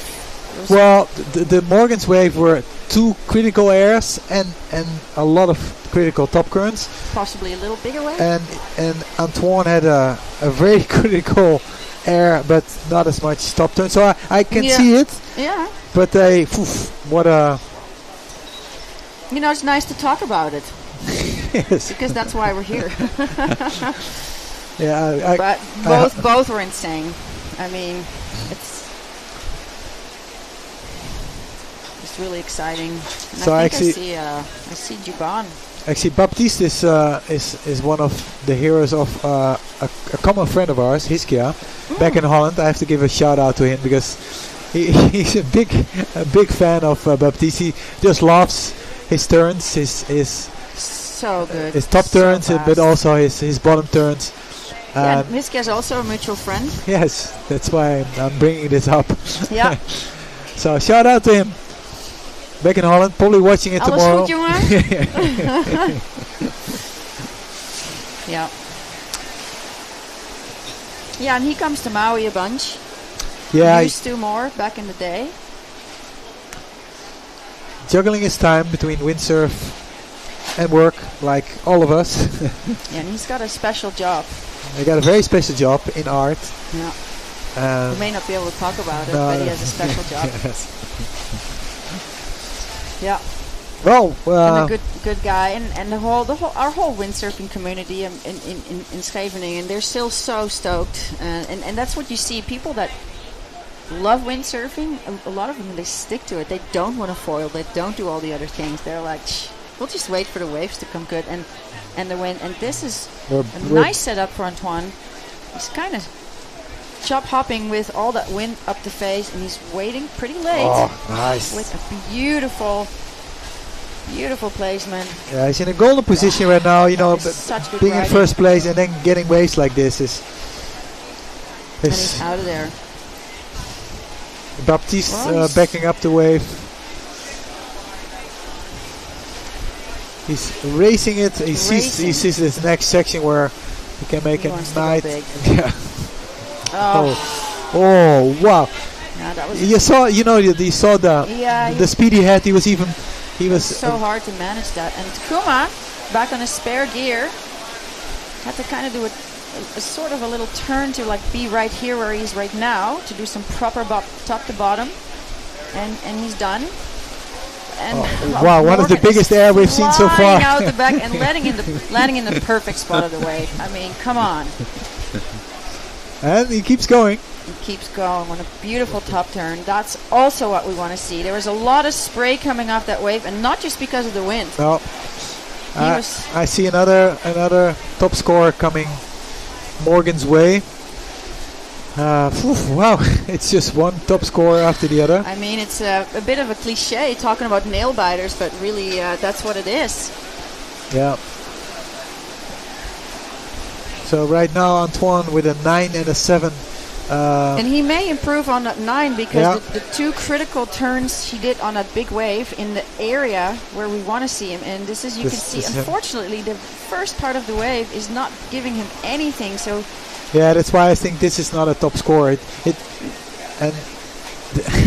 This part is going to be very exciting to watch actually, because it is a very nice aerial, but he's going landing sideways. it is look at him sliding on the wave on his back, riding down the wave.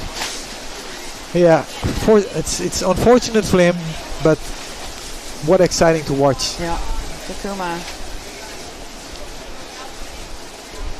having a nice turn, but it was not really lining up. And there's Morgan out the back with more already.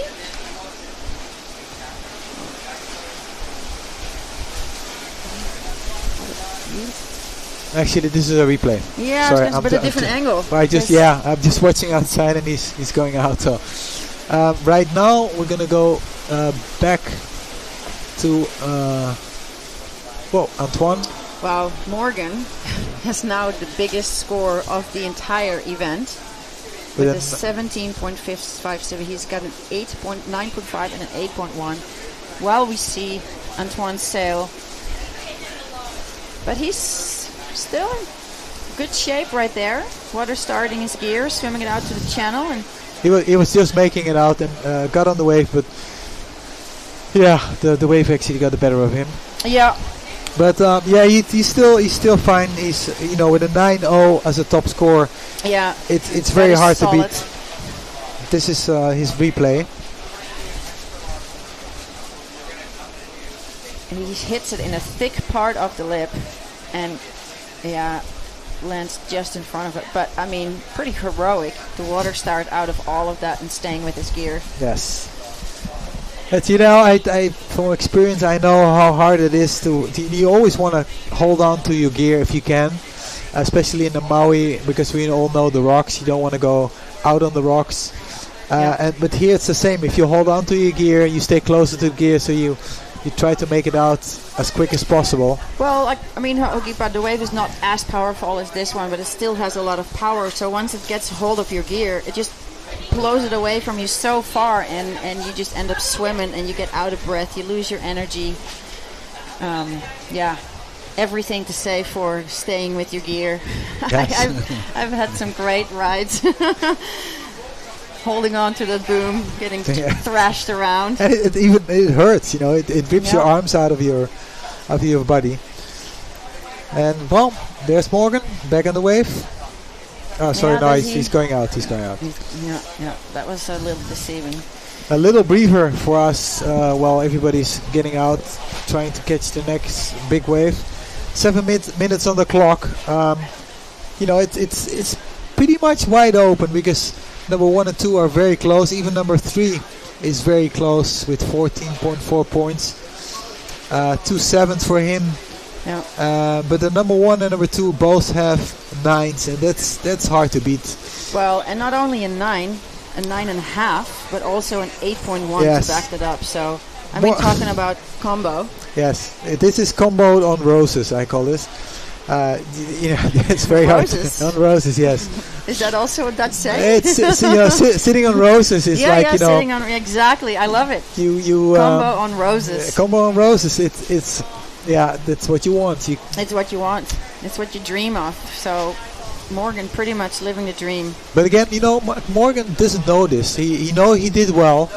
He knows he had good scores, and he's pretty confident that he's going to be in the top 2. But they don't know. They don't see. He knows what the other riders are capable of. Yeah. So for the audience at home, we don't have a scoreboard at the tower.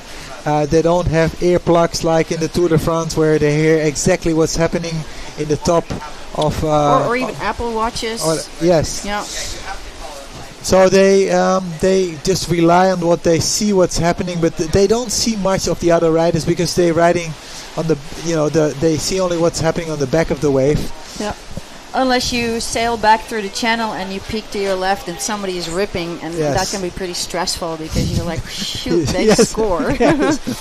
But I do think that you know it when you're ripping. You know when you get a good score, when you connect with the waves, when you get multiple turns in the critical part of the wave, and you do some great top-to-bottom surfing.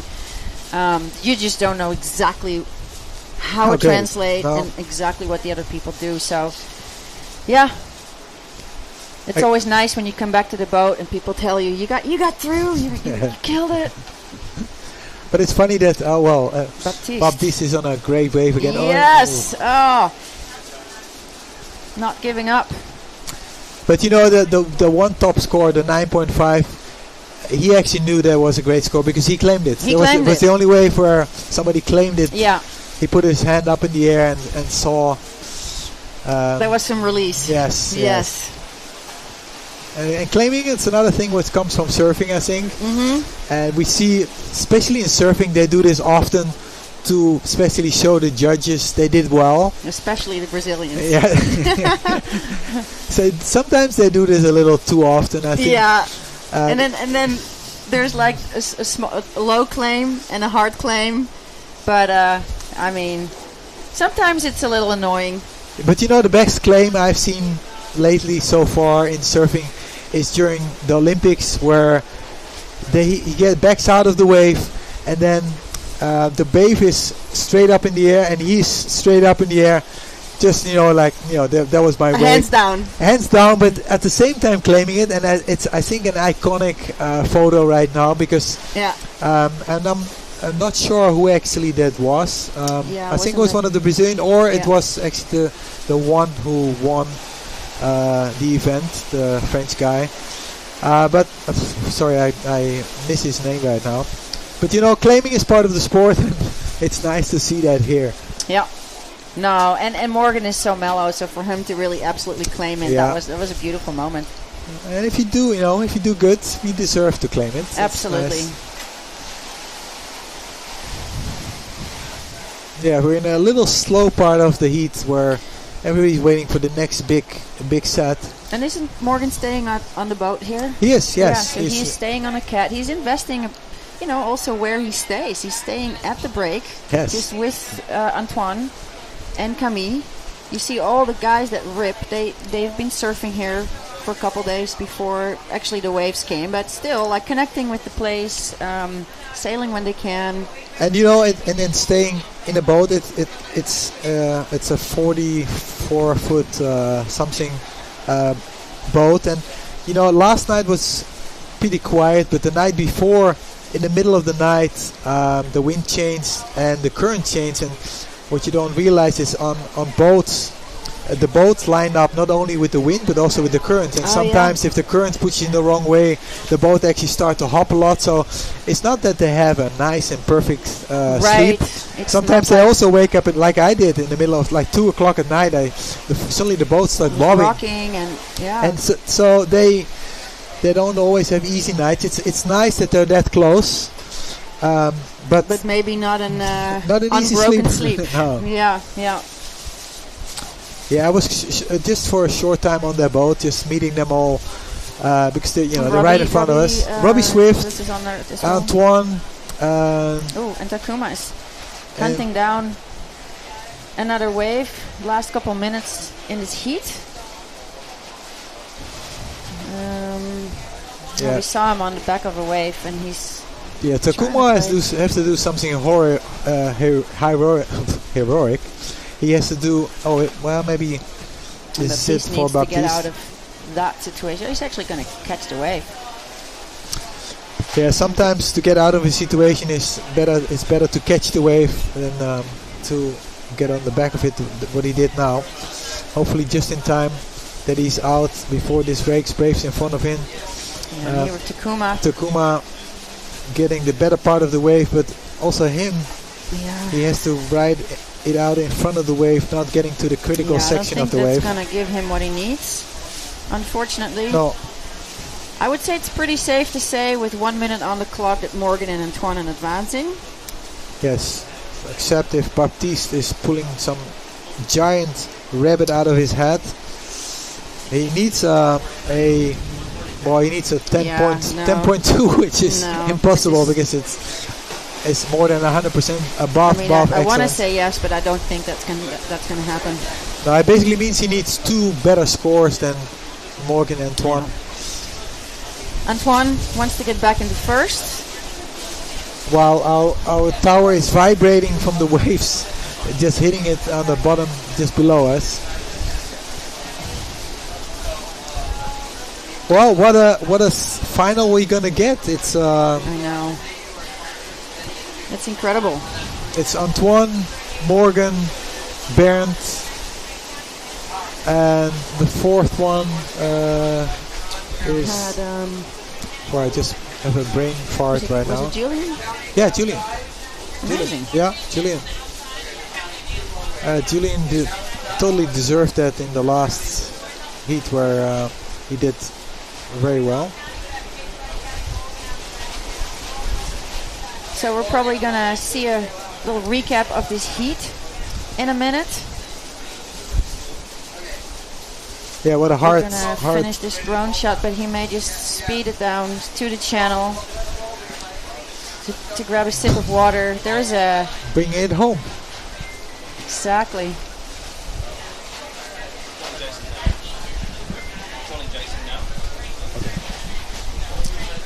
Replay. That was a massive error from Baptiste.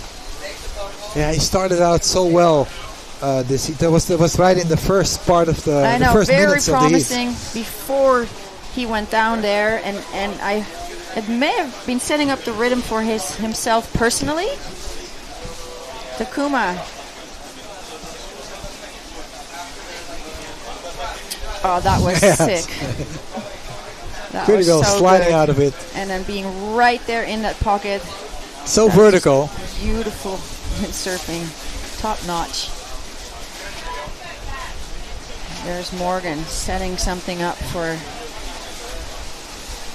one of his. Yeah, that was a powerful carve.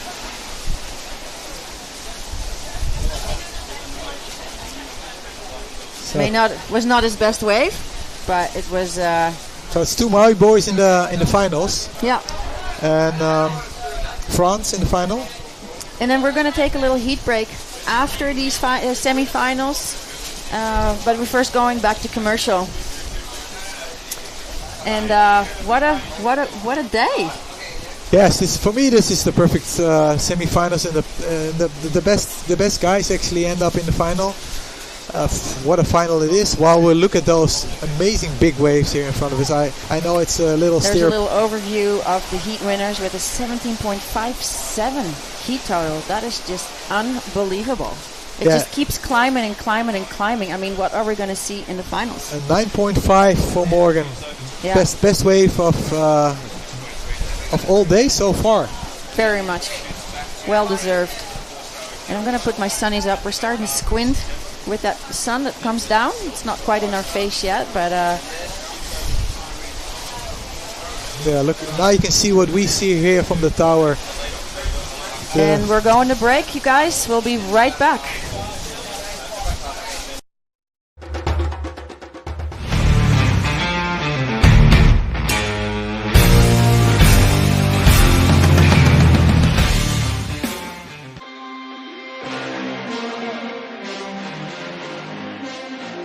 I really love the Dragon because it has a great maneuverability, power and wind range.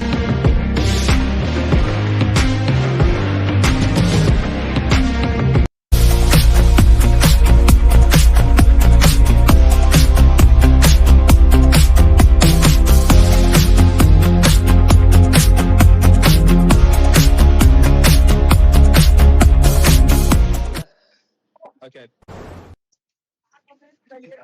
Okay, that's good. Is that all right? Yep. All right. I think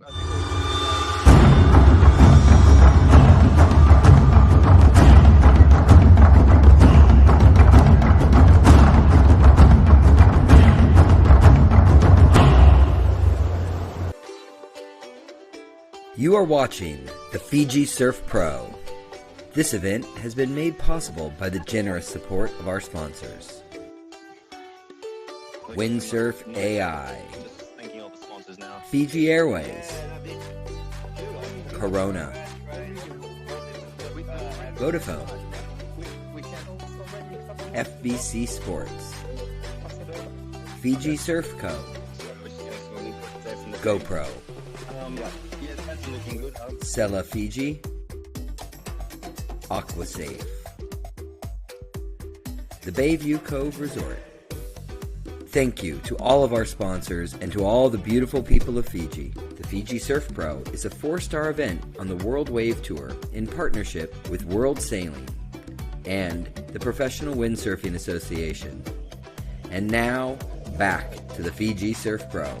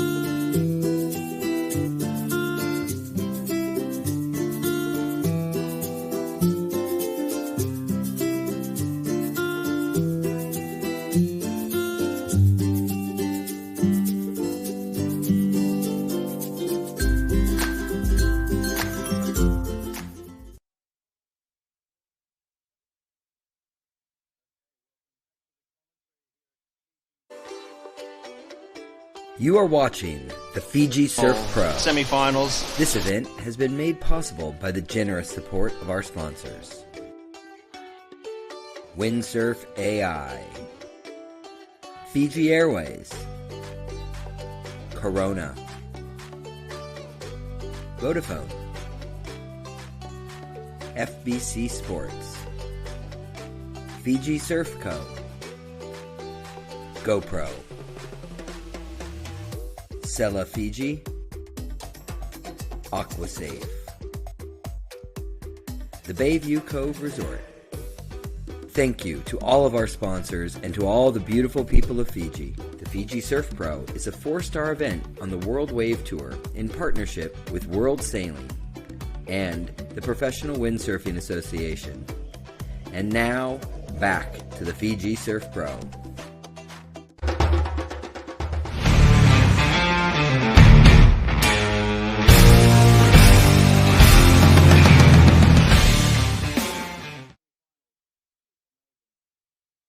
Special guest who's calling in to have a chat to us all about his experience here, and that is Jason Polikow calling in from Maui. Hi, Jason.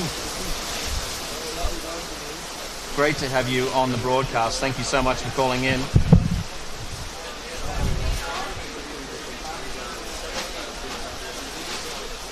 I'll bet it does. We're really excited about having you on the call because of your experience with this place. Would you start by telling us when you first came to Fiji and why?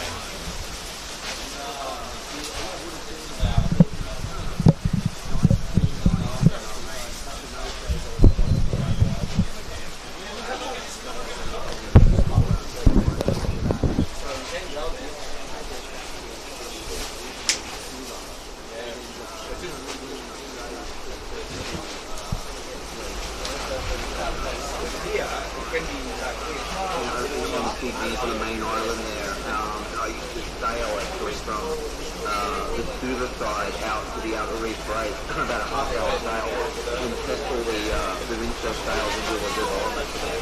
This people would obviously go to sail break and those areas as well. So I've literally, grown up in Fiji since I was 17, but what is that, like 35 years now, going back and forth from Fiji, so I know it pretty well. That's incredible, isn't it? That story about you sailing out to the wild outer reef there. Just to be clear, you were on your own, you were 17, you were testing gear, no backup.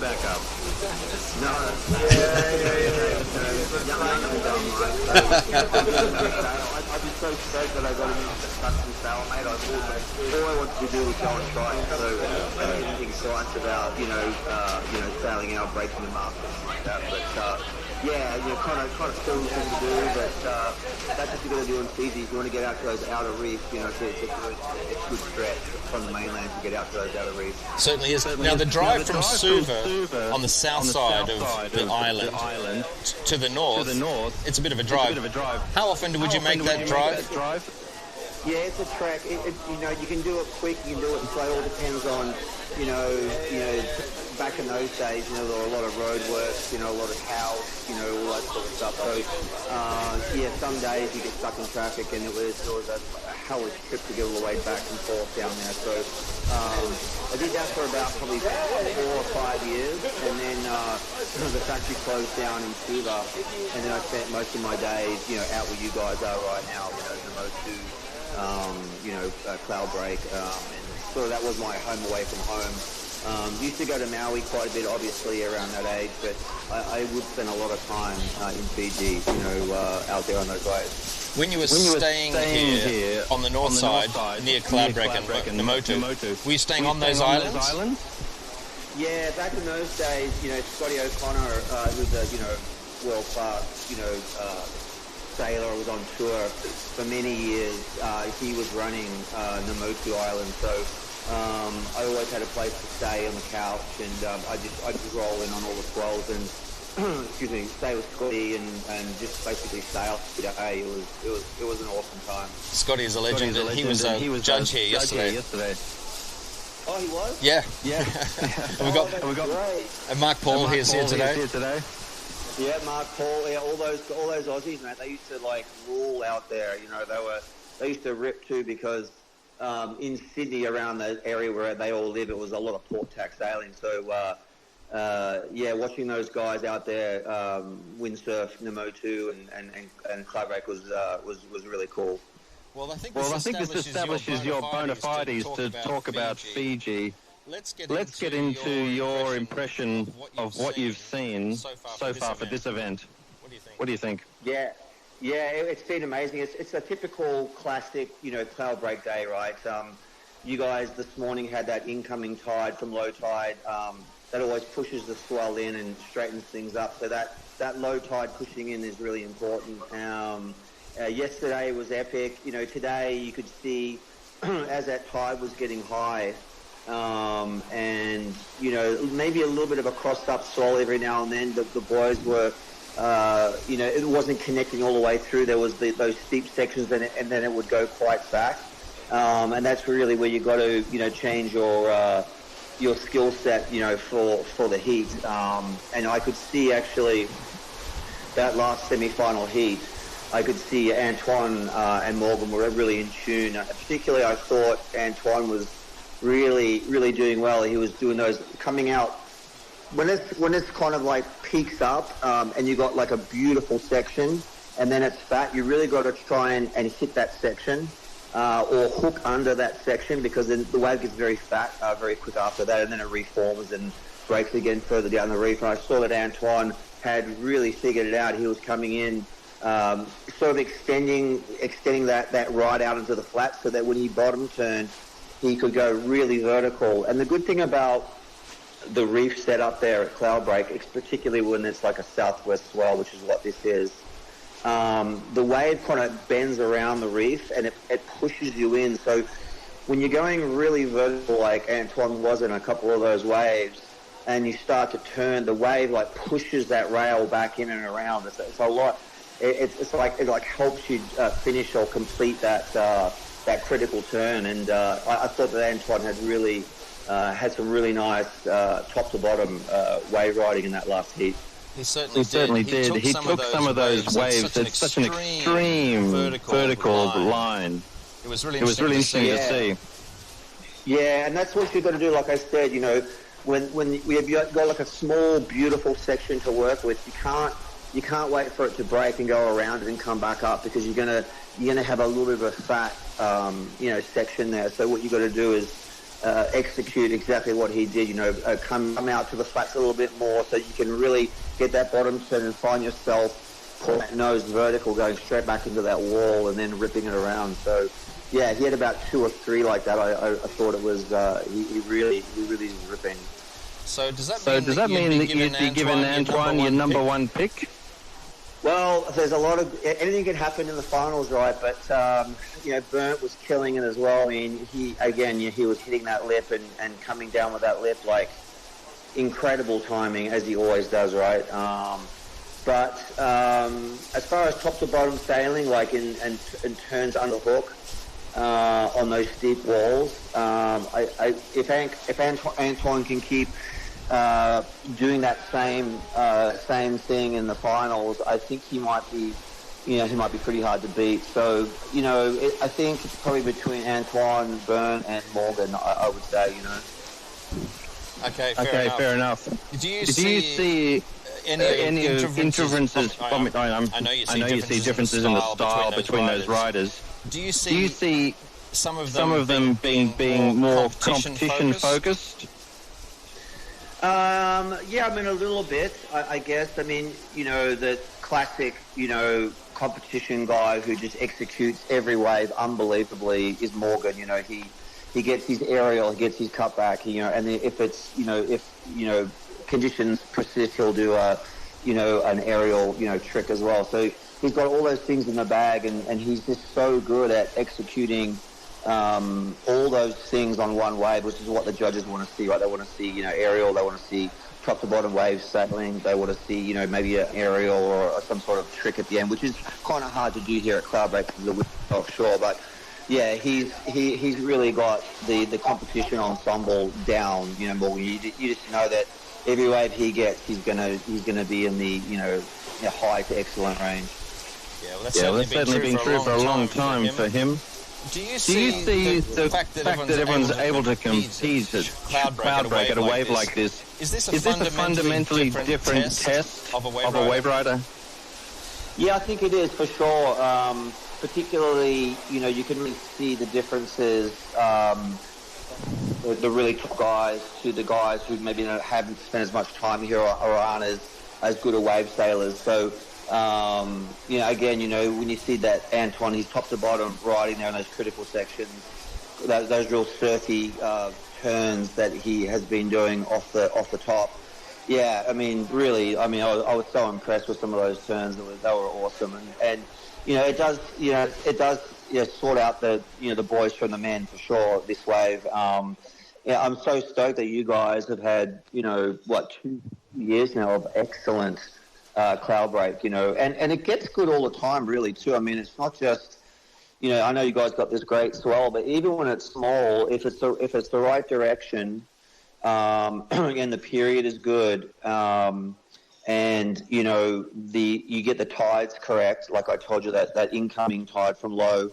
It can be really fun on that inside reef, like 3 to 4 feet. That inside, it gets super hollow, and it's still super fun. And then today looks like it's about 6 to 8 feet. When it gets to like 15 feet, or 20 feet, it's kind of maxes out about that. There's another reef that's even way further out.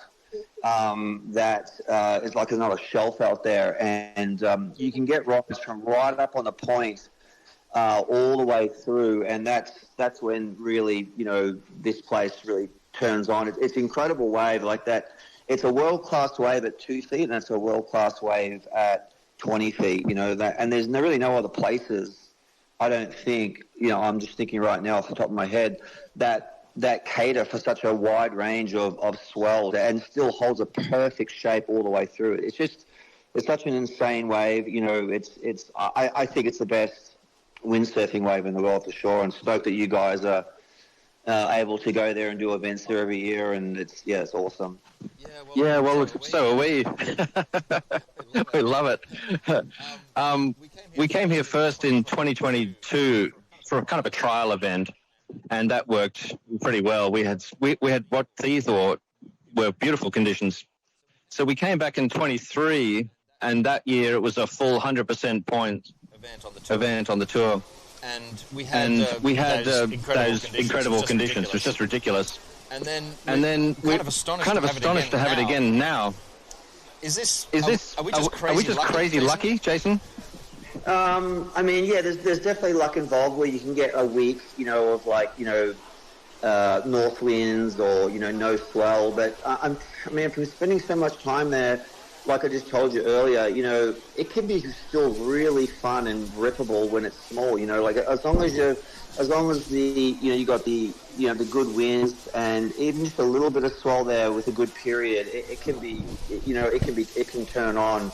Like I said, especially when the tide's coming in, you get like this push with the swell, which is a little bit more important when the swell is really small, because you end up getting these little surges of 3 to 4 feet, and then once that tide gets high, it's kind of done. The day's done. But for sure, you guys have been lucky, but you guys deserve it. You put in a lot of hard work, and it's great to see the caliber of the sailing of all the guys out here and people from all over to see these conditions, because as the world tour, a lot of the time we the boys are competing in subpar conditions, and the reason why people do this sport and love this sport and do it professionally is to get days like this. So with now that you guys have got like 2 or 3 epic, competitions in the bag now, this is going to be a staple event, I think, every year, right? Yeah, that's what it looks like. We're building the partnership with FBC Sports, the Fijian national TV broadcaster, which is going across Fiji and across the South Pacific. This is the first time we've had that all day live with them on TV, as well as the YouTube. So it's expanding the market a lot, and we think that's a big change in things. Yeah, no, definitely, and it's such a dynamic sport, windsurfing, and there's the jumping side, there's the wave riding side, and people just tuning in that aren't that windsurfing savvy, if they happen just to be on the internet and they happen to just to scroll through this, I mean, they're going to stop and watch these sorts of conditions and be impressed, so it's really cool to see, and it's great to see that Ian Muller down there with Fiji Surface doing a great job with you guys, and you're connected with him. He's an awesome dude, and yeah, it's just a great fit for everyone. To have this event every year. It's really cool for windsurfing. What's your history with Ian? Hardcore windsurfing. Have you known Ian Muller a long time? Yeah, I've known Ian for oh my goodness, maybe 20 years. Yeah, I used to go to his house, know his family. Great guy. He's right into conservation with the reefs. I'm sure that you've spoken to him at length about that. Absolutely. He's just got a heart of gold. And Ian, if you're listening, big hello to you, mate. And I haven't seen you for a while, but I'm hoping to get down to this summer, maybe towards the end. As you guys probably are aware, I've had this eye injury about a year ago. I had a detached retina, and so I've been down for about 8 months, and I've got some vision back in that eye, not as good as the right eye, but I'm just trying out some different contacts and lenses to see if I can get that depth, which is kind of critical for wave sailing. When you're looking into that bowl of the wave, you've got to have that depth perception, which I kind of lost right now. So I'm just working hard to try and get that back and to retrain the brain, and then hopefully by the end of summer I can call Ian up and say, hey, I want to come down for one of these swells and have a session out there at Cloudbreak. That'd be amazing. We'd love to see you on tour. Oh, geez, yeah, I'd make a comeback. Like Jane Seaman, I mean, she's unbelievable. Right. She was on tour when I was on tour, and she's winning events. I kind of feel bad. I'm like, what am I doing, Polakal? I've lost the plot here. You got Jane that's still winning events, and I probably wouldn't make it out of the first round right now. Yeah, I don't know about that. We've been watching you sail. You're doing pretty all right, I reckon. Yeah, but congratulations to Jane. That's awesome. She's still on top and doing so well. And her second Fiji title. It's a big deal. Yeah, no, it's great to see. I mean, she rips at Margaret River over there in Western Australia. And, she's obviously spent a lot of time over here in Fiji. She's got this wave worked out, right? Yeah, she does. And she won Chile last year in 5-star, so she was stoked about that. I mean, she's no slouch. Yeah, it's amazing. Yeah, she's just gonna keep going and going. I gotta do something. I've got to get back on tour maybe. Well, you've got the boards now. You've got your wings on them, so you're ready to roll. Yeah. I actually with Quattro, we decided, blast from the past. We and Lalo were like, hey, let's bring back the wings because they were very popular, and it's been so long since they were since I had that. I think it was back in, I'm not too sure when I stopped using those wings. It was a long time ago. So it was kind of cool. We got a good response. We did a couple of prototypes, and we got really good feedback from everyone. And we just decided, hey, let's just do a wave line and put the wings back on there, and a little bit of a blast from the past. Back in the early 90s, I had one of your production boards with the strapper wings. I loved it. Right. Yeah, so back in the days, actually, the shaper, Mike DeSasio, he just contacted me about a month ago, and he's doing a 50-year thing with his shop, and he's doing a big, presentation there, and obviously a big part of his shop, I mean, surf shop now, not windsurfing shop, but, for all those years, a lot of his history has been windsurfing, so he actually contacted me and said, hey, Jason, do you have any old, magazine stuff or, anything that you could provide to me just to sort of document, the strapper's role with the whole windsurfing world back in those days. And my parents, they've got books and books and books. They used to cut out every single magazine clip and file them since 1989. So I got home and I went into, my parents' old cellar and I pulled out these books from, like I said, from 1989, 1990, 91, 92, and I hadn't flipped through them in 30 years, and it was really cool to see, all the old, front covers and, Wild Winds into Gastra and into Nil Pride, and a lot of strapper, stuff. So I gave that to Mike, and he's going to put it in his historical stuff and presentation for this 50-year strapper thing. So it's pretty cool. Mate, that'd be fantastic. We'd love to all go to the party. Let's make it happen. Yeah. No, Mike was a big part of the whole windsurfing thing. Bringing those shapes, to Hawaii, and big time. Yeah, big time. He's a good dude. Well, you had the sort of single fin legendary run, didn't you? Yeah, exactly. When I was a kid, coming, first trip, second trip to Maui, I was like 30.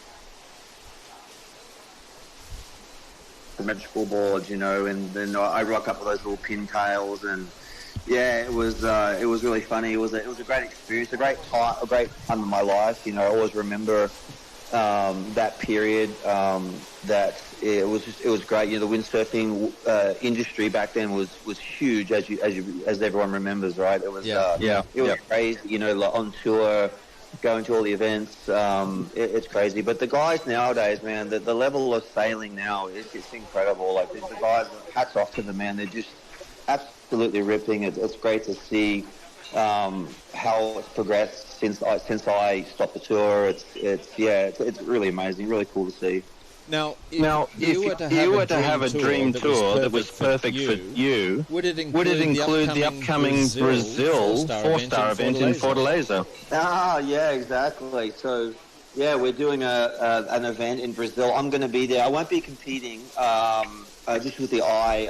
I'm still not ready, but I will be there. So, we're putting on an event there, and I hope everyone can. If there's any. It's pretty late right now in Brazil. It must be, it must be like 11 or 12, 1 in the morning. But if any of the Brazil nationals that are tuning into this and listening, come down and register and come down and see me. Brozinho is going to be down there. Robbie Swift is going to be there. And we're going to do a clinic, windsurfing clinic, the week before the event. So the event is August 23rd. So a week before that, we're going to be doing a windsurf clinic. So if anyone's interested, just check the social media. That'll be coming out soon. And hopefully, we can get a lot of crew down there and stoked on this event down there. And hopefully it'll be an annual event. Hopefully it'll be a good event, and we can do it every year. I'll be flying there from Tenerife straight over to Brazil to meet you all. Can't wait. Great. Yeah, you guys have got a pretty busy schedule. You got Gran Canaria, Tenerife. Yeah, I mean, you guys are flat out. It's a lot. It's a lot. The year starts off with Marga River. Then we shoot over to the Maui Pro.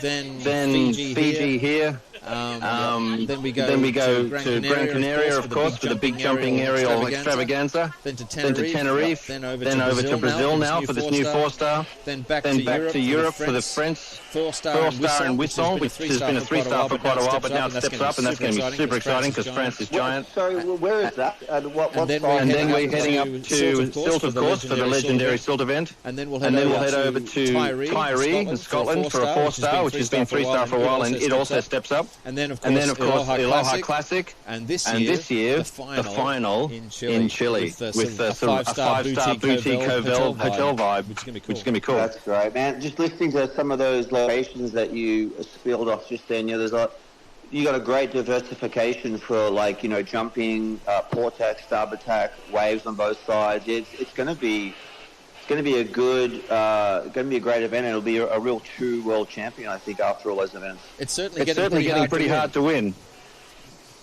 Well, yeah, I mean, just listening to what you just said then, you've got to be competent with everything, right? You've got to be port tack, good jumper. You've got to be down the line, port tacker like this event here in Cloudbreak. You've got to be, port tack jump, starboard tack jumping. It's great to see that. Athletes can still choose their best 4 rides, and then that allows them to not be forced into too much broad experience. So we're still allowing a specialist with 4 rides to be cool, and it also limits the cost impact on people travelling around, of course. If you were to improve the tour, make it great, what would it be for you, for a dream tour for you? Gee, I tell you what, a lot of those locations that you just talked about are amazing. I mean, the only one I think that just comes to mind that was I always had a great time there was Cape Verde.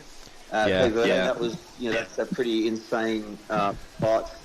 But I mean, man, you've got a really great tour. There's a couple of good waves in South Africa.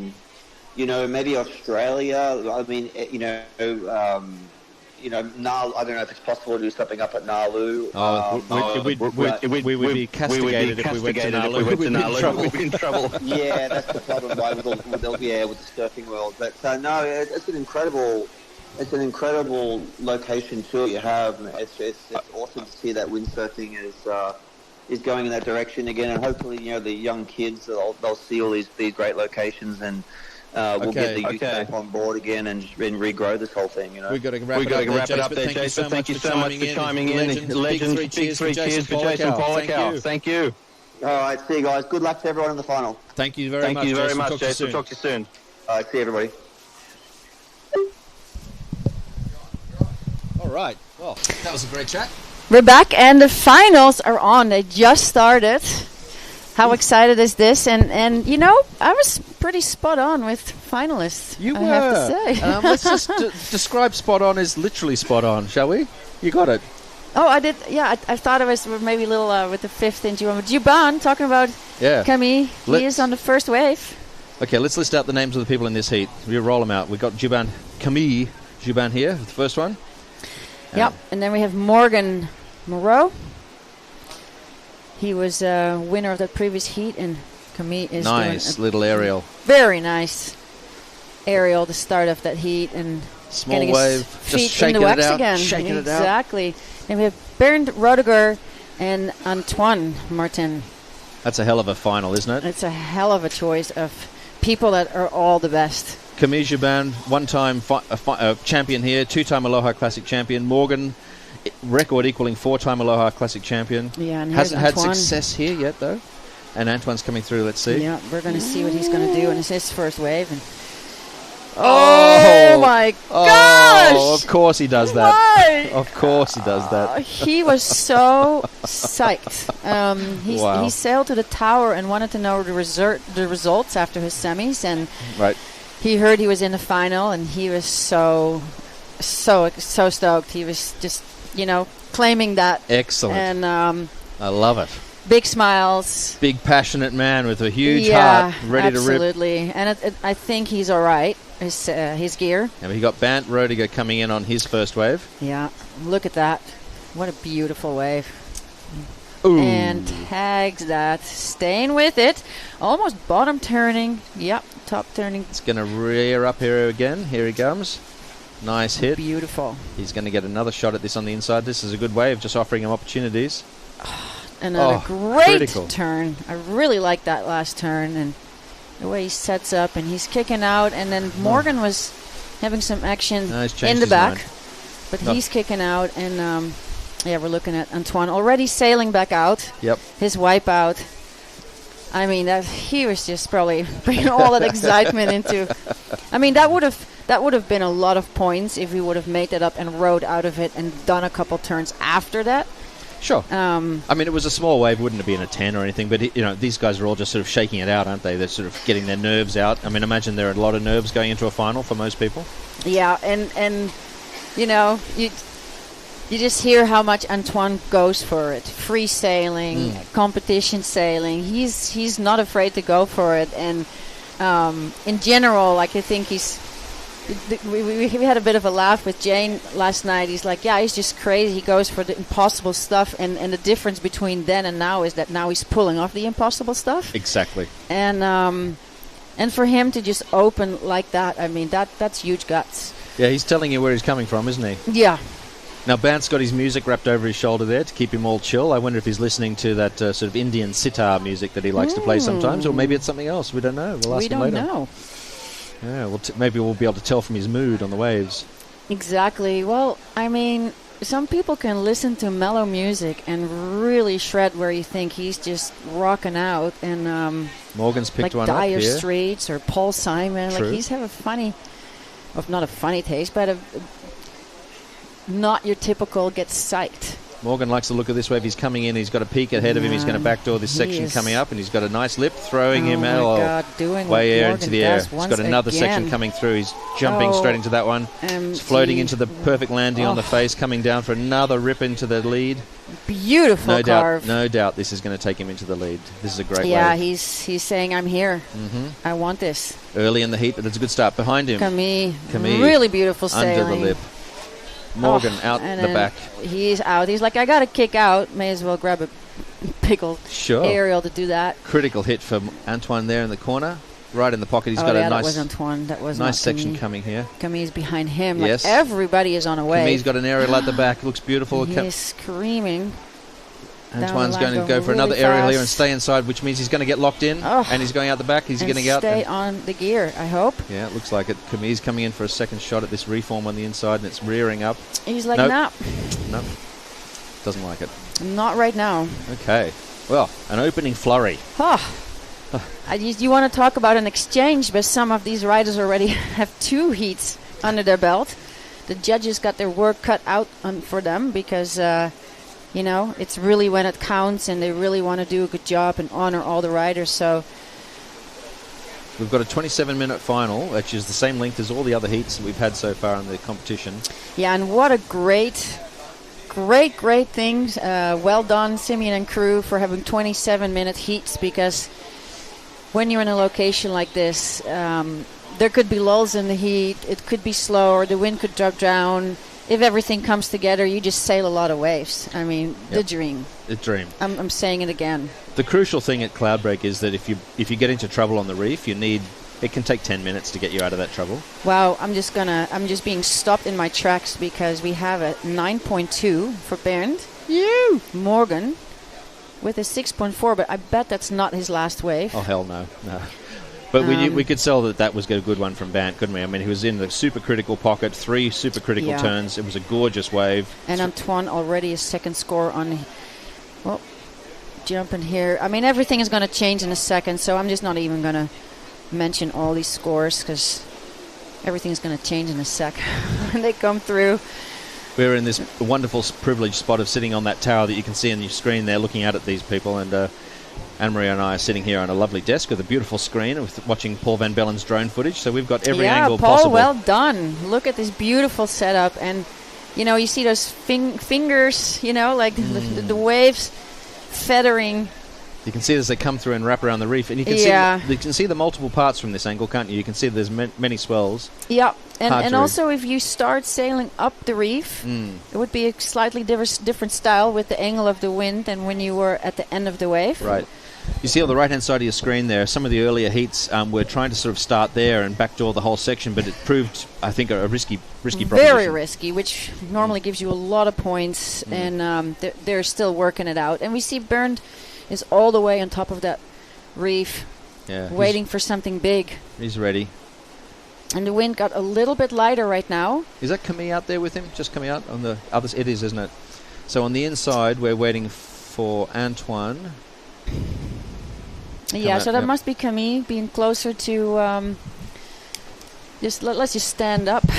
We can see it here. Yeah, that's Camille. It is Camille, yep. Yeah.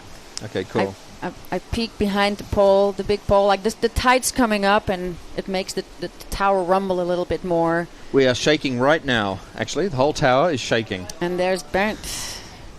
Bernd is on that swell line. And it's a beautiful angle. It's like completely different than what we've seen before. This and makes it's kind of like you're sailing yourself. Precisely. And look exactly. how long he's waiting to go on a steep, critical part of the wave. Like this is what sets them apart. I'm admiring it and I'm jealous. I'd love to be on that wave. Wouldn't you? Something else. It's just a dream. Oh, gosh. And another area. Hey, what was that? It was almost going to pulled a forward into the critical part of the wave. I think we're going to see some madness in this heat. When we first came here in 2022, everyone had very little experience with it, and of course they were relatively safe. They were doing big long airs, and they were doing some. Okay, I wasn't here, but that's nice to hear. But they're getting into 360s this year. Yeah, Camille. Wow, another classic. Beautiful air in first place currently. with his 2 first wave scores that dropped for him. We have a 5.0 and a 6.7. We're still... Oh yeah, Morgan's wave, that was a 9.3. Well worth it. Burnt with his 9.2. So we're just on our way and have some proper wave scores. I think we're still waiting for another wave from Antoine as well. Yeah. The skis there on in the inside. Oh, there's Bant. Is he in one piece? Everything seems okay? Yeah. Okay. Up above the little white water coming through on the shallow part of the reef. Yes, he's on the light hot sails. Loves them. They're very light. They're very the lithium good. even lighter. I just received this 4.6. Oh yeah? That would be my biggest sail, and I can't believe how light it is. Did you get the new material? Yeah. Ah. Yeah, lucky enough. The darker grey stuff. Not quite so white as the other one, is it? Is that the one? It's a light color. Yeah. Yep. Nice. But I haven't tried it yet because since I got that sail, it got really windy on Maui. You'll always see I needed it. And then I got it. So I'm excited to roll it out when the time is here. Maybe even here after the comp. Who knows? Now let's lay out the stakes for everyone here so that it's not just a competition with people sort of doing well or not doing well. Let's sort of explain and talk about what this means. If riders do well here, does it mean anything for their sponsorship status, Anne-Marie? Absolutely.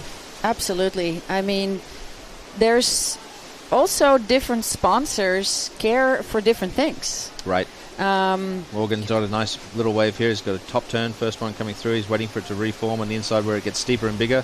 He's going to have a bigger critical opportunity. Oh, and he goes down. I mean, I would think for sponsorship, you want to know you're sponsoring somebody that absolutely rips. Yep. And there's no other place in the world than here to show guts, experience, absolute skill. And right now they're racking up some really extraordinary coverage. Yep.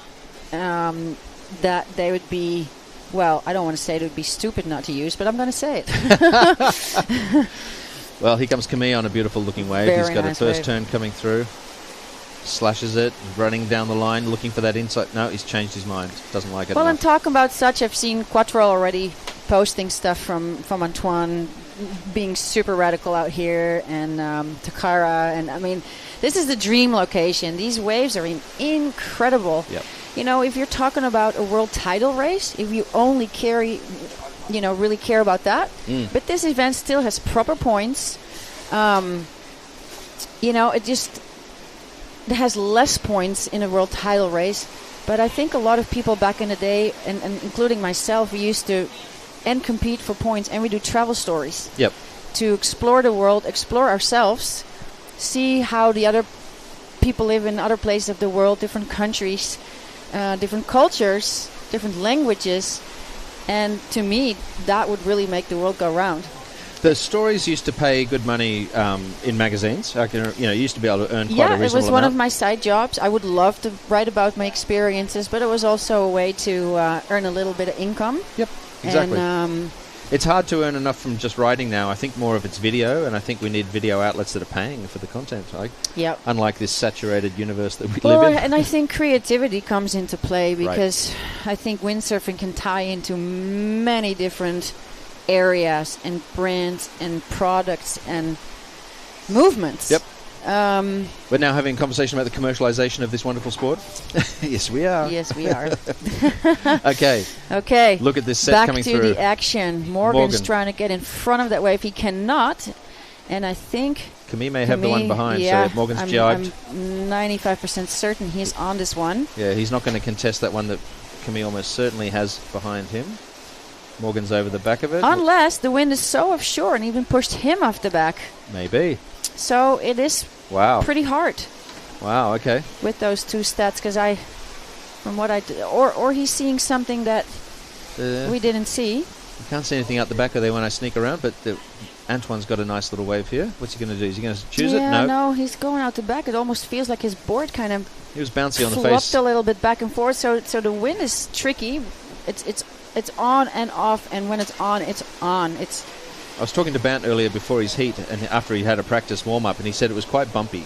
On the bumpy, on the wrong waves. No, it's so funny. Sometimes we're talking about the steps in the wave in Nalu also, when there's like big lumps on the wave. So you're kind of like, and even Okipa and others. So you're kind of like bouncing with the big board, and you have to try and keep your fins in the right placement and not spin out. Or you see it with big wave riders in Jaws as well, and.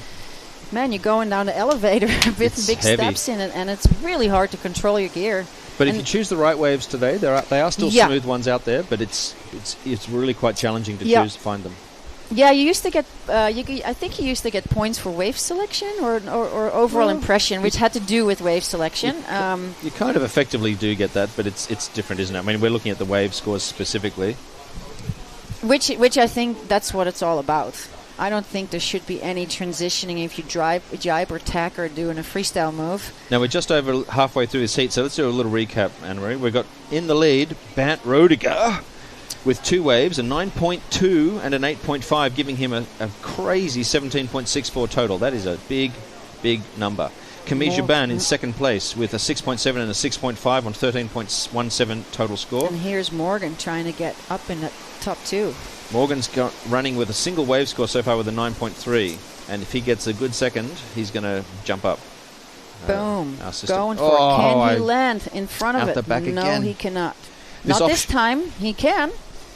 Well, this offshore wind is making those aerials harder, isn't it? Yeah, absolutely. Every time they do a really big high air, unless they get an enormous amount of forward projection from the lip, they end up floating high and being pushed back. Yeah. You know, we're still dealing with the main force, or the 2 main forces, the swell and the wind. But how exciting, because I was going to say Morgan had a 9.2 on the board, and he just jumped into second place with that next score dropping. And Antoine has a 9 on the board, so he's right there. Absolutely. Well, he's got an 8.3 actually and a 0.7. So that of course, I see the total. Yeah. There we go. But still, they're all getting very high scores. Yeah. But it would seem clear in this final of this Fiji Surf Pro, unless you're getting a 9, he already has the biggest score of the whole entire day, if I'm not mistaken. Of the comp, I think, maybe. Of the comp, yeah, because we've been building whatever is above 17 points. 17.64 total. We'll get the statisticians to check for us, but that could be the highest score total so far. There's a very, very good chance it happened. Yep. It's like we see so much in a day to remember every single little detail. That would be pretty incredible. It would be pretty incredible. Jason Pollock was a fan of Antoine, who's a nice teammate of his. They're both on Goya and Quattro. I don't think Jason would have been doing that because of the team thing. I think he just admires Antoine's sailing. Absolutely. But it does look like and he's very radical approach, which Jason would very much gravitate to. Yeah, I mean, look, Jason is the source of a lot of the style of all the modern wave sailors. Yeah, he set the tone for that bottom top turn combo. Absolutely. Yeah. Prior to that, people were bottom turning and top turning they were doing it, but it wasn't as fluid, and Jason turned it into a single motion, which was, a pretty big breakthrough. Yeah. I think Antoine is about to pick up a really good wave. If he can pump in front of this that looks juicy. That looks very juicy. Yeah, and he's on it. And already getting on it is quite an art. So bottom turning, very nice bottom turn. Top turn, that was nice. No, he's he bailed doesn't out. like it. No, he's gone. It was just a peak and a gone. Yeah. So the swell is throwing itself up as these series of peaks, and the long, clean lines are harder to pick. So the athletes are choosing some of the peaks just to play around with and try and get some big scores because they might see an opportunity, but they're not spending a lot of time chasing them. Whereas earlier in the day, they were hoping they might chase them and find the rest of the wave, but now they're just realizing, no, it's no good, and I'm out. Well, and the tide is a lot higher, so it changed a little bit. We've seen Bernd catching some really, already in his previous heats too, having 2 big moves out the back, and which is the most critical part of the wave, and he collected the majority of his points there, and sometimes just kicked out because he knew it's almost like we talked about it yesterday. There was almost like 2 parts of the wave. Yep. When they connect together, you're absolutely stoked. Speaking of, here's Bant pumping onto something. Does he like it enough to pump hard onto it, or is he gonna? Yeah, he's gonna go. I think he does. It looks. Nope, he's changed his mind. Yeah. He seemed a little half-hearted. Or got pushed off. It was hard to say. Yep. Well, they're being patient. They've got 27 minutes. They've got 8 minutes left. They've used up a fair bit of time. They've all had 2 wave scores. They've all had 2 pretty good wave scores, other than Antoine, who's waiting for a second good wave score. I feel somehow this heat is flying by. It's going fast. It's going so fast. Is the clock moving too fast? Are we wishing Or are we time having away? too much fun watching? Now, Antoine will be well aware that he's only got 1 good wave, and he'll be pushing. He's going to be excited about this one. And is this one going to be him? He's going to be picky. Yep. What's he going to do? No, he's not turning around for that one. Oh, he is. He is. Yeah, it looks like All right. This is likely to be his second score. Can he go on? And the answer is yes. All right, he's going deep. He's going to come around the back of this double-up wave. You can see it. Here it comes, joining up now. Here it is doubling up. Okay. And here's the face. He's late. And you would say just get some couple of turns, but he doesn't do just. He just goes all the way, all the time. Win or die. That was amazing. Okay. Well done. And this was a good little pre-move to set it up for the second carve. And this doesn't look like a 9, doesn't even look like an 8 so far, but he's going to milk it and try and get the best score he can. No, he's off it. Right. He knows where he stands. He knows he's got to go big or go home. There will be still something good. Band's coming in on this one that looks like a clean line, and Camille's got the one out the back which has a big breaker earlier, and he's going to maybe pick it up. It looks like a bit of a cleanup set behind Bant, actually. This looks beautiful. Bant may be on a good one. Very nice how it's hooking him into the next section. Look at that. I do believe Blant is getting greedy. He's taken the good waves. Yeah, but you know, that's also... Wow. That's like one of the biggest things in competing. Very nice. Well done. That'll only increase the solidity of his position, but I don't know that will beat any of his scores that he's carrying. Well, the question is it more than an 8.5? The first 2 turns, maybe. I don't know. They were pretty nice. You know? It was. I mean, if I would ever say like that. Are we getting blasé? Are we starting to think, yeah. No, I thought it was still extraordinary. Yeah, absolutely. Okay. Well, with just under 6 minutes to go. Just got his second score is 7.3. It just dropped, so he actually moved into second place. Oh, here we go. It's on. It's on. And at least all the riders have 2 scores. So Antoine has dropped a 0.67 and a 3.67, and he's now holding an 8.33 and a 7.43 for a heat total of 15.76. Which, oh my goodness, Bant just pushed his score up. Holy. Wow. He's at 18.34. Well, we can be very sure that he crushed the amount of points in the entire event, which is ridiculous. Wow. I mean, that is a giant score. You know what? I'm speechless. Holy moly. That doesn't happen that often, I have to say. That is a huge score. Okay. And Tola Vina, to all the people from Fiji, thank you so much for sharing your reef, the islands, for letting us be here windsurfing. I mean, it's been so much fun. Such an amazing event so far with pretty much a couple more minutes on the clock.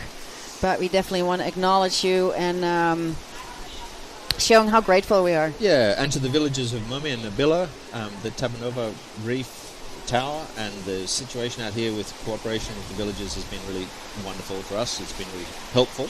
Absolutely, and also props to the people who want to, who keep the coral alive, taking care of our Mother Nature, and it's just the way to go. Absolutely. No, it's a really special place, and we all need to look after it, and that's the mission for sure. Okay, we've got 4 minutes left, and everyone is positioning. Amazingly, Camille now is in 4th position, Morgan is in 3rd position, Antoine is in 2nd position, and Bant Rodiger is in 1st position. Now, it would be extremely impressive if anyone can catch Bant Rodiger at that score from here, but it is not impossible at all. No. 3 minutes, 42 seconds. I mean, for instance, if Antoine got a 10, that would do it. Yep. Absolutely. Nothing is, what do they say? It's not over until the fat lady sings. Exactly right. Yep. Now, Camille, I never understood that saying, but a lot of people don't get the Dutch sayings either. But I think it's a great It's not over till it's over. That's exactly right. So here we go. Now, the only person at the moment who's in serious trouble of the lead is Camille, who's comboed. He's got, he needs an 11.58, which is not a possible score, and he otherwise needs 2 very high score waves. So 2 high score waves at is this likely stage of out the game. of the It's running for winning. very challenging. Yeah, But Morgan and Antoine could still do it. they can, and they're capable of doing so. Here comes Morgan on a small inside wave. He's deciding it's not good enough. Like, He's heading "Nope, out. that's not going to do it for me." 2 minutes and 48. The blood's starting to pump. They're starting to think, am I in the lead? Where am I? Have I done enough? The answer will always be no. You can always do more. But that ocean's gone quiet, Anne-Marie? It's gone a little quiet, absolutely. And we see a bunch of stuff happening here on the tower. We're also getting ready for the prize giving. We are. And it's going to happen live on the tower. Yes. So even if this heat is over, everybody watching, just stay on. Yep. We're going to get the finalists. We're going to get the people, the girls, the guys that won, and we're going to do our prize giving live. So stay tuned. Absolutely. After this. And here's Antoine pumping onto a wave. It's not the biggest wave we've seen. And he's, I was going to say, the sections don't really seem to line up for him, and he already made that call. And Bant is out back holding pole position for any sets that come through, which means he's defending his lead. Yeah, he's like, I got it, but I want to keep it. I want to keep it, and none of you are going to get the best wave. I'm going to get it if it comes. And all the others are on the inside just scrabbling for anything they can get, realizing that the clock is ticking down. Well, but, you know, just to say, like, Antoine being so close behind Ben as well. You never know. Antoine needs a 9.92. 9.92 to drop his 7.4 and then get ahead of Vant. So he needs a 9.75, which is like he needs. I don't know. That's a big call. It's a big call, and it's going to be a big wave and a wave that really lines up. It's basically saying he needs a 10. Now Camille needs an 11.4. He can improve his positioning. Absolutely. He can get onto the podium. But what amazing sailing from Camille today. Amazing. I feel he had some really good waves, really great sailing, and he's here in the final, absolutely deserving that. And he came back from a tough start, which is a classic Camille thing to do. Oh, yeah. He worked his like way the through underdog. All the redemption rounds. Yeah, he did. He's got his sailing worth, yeah? Phew. That was incredible. Go Camille. Hey, he's going to do well on this one. Yeah. This is, will it beat the 6.5? His lowest score at the moment. So it seems possible. Yeah, maybe he gets out a combo. Oh, Bant has given up pole position at the back to choose this wave to try and extend his lead because I think he just wants to go for a sail. Yep. And behind him, Antoine. Yeah, Antoine looking dangerous. Yeah, because he's got a... But let's see what... Here we go. Bant's boating out. Yes, going out the back, so not loving that. With 2 seconds to go, it's going to come down to this wave. He's the only person on it. This is Antoine. Can he take first position? He's done a big aerial. This could make a difference. Can he get a 9.75? He's got to push it. Well, we'll see what happens at the end of that wave. But so far, I don't think that was the case. That's it. And, that was it. That looks like the result. Wow. Whew. Wow. What a day. What a 3 days. What a last final day. I mean, we came here to Fiji and we're heard the forecast was going to be really good, and for it to unfold like it did. Yeah. Wow. Yeah, I don't think magic stuff. We could have dreamt about. I mean, you can always dream about it, but we all dreamt about it because we got materialized. I didn't dare dream it could be this good. Not this year again. No, not after 23. The amount of wind was definitely a surprise to me, hearing how light Fiji normally is. And there's Morgan on a beautiful wave. Well, we're gonna wait. This is a quick replay. Yep. But as the results stand, unless something dramatic changes in the next couple of minutes, we've got in 4th position Camille Jubin, who has improved his score at that final wave up to 14, a very respectable overall heat score, but he was still 10.75 short. Yeah, he still needed. Wow, so he got so close to Morgan. Camille in 4th position. In 3rd position, Morgan Noirot, and in 2nd position, Antoine Martin, and in 1st position, the winner, winning the Fiji Surf Pro for 2026, Bant Rodiger. Amazing. Wow. Now, Bant and Morgan will be very happy this year because they've not got the final in the last two times. So this will feel like vindication for them both. Absolutely. Well, it's just been the amount of sailing I've seen them put in at home, and Antoine sticking on Maui and make an opportunity of every swell that was there, and looking so connected to his new gear. There it is, the official results. Official. Wow. Well, it will be fun to mention, Simeon, that the skis are going to pick up the riders. The riders will go back to their boats. We've seen the boats being in the channel. Yep. Then we have the skis that are going to bring in the riders to the tower. Yep.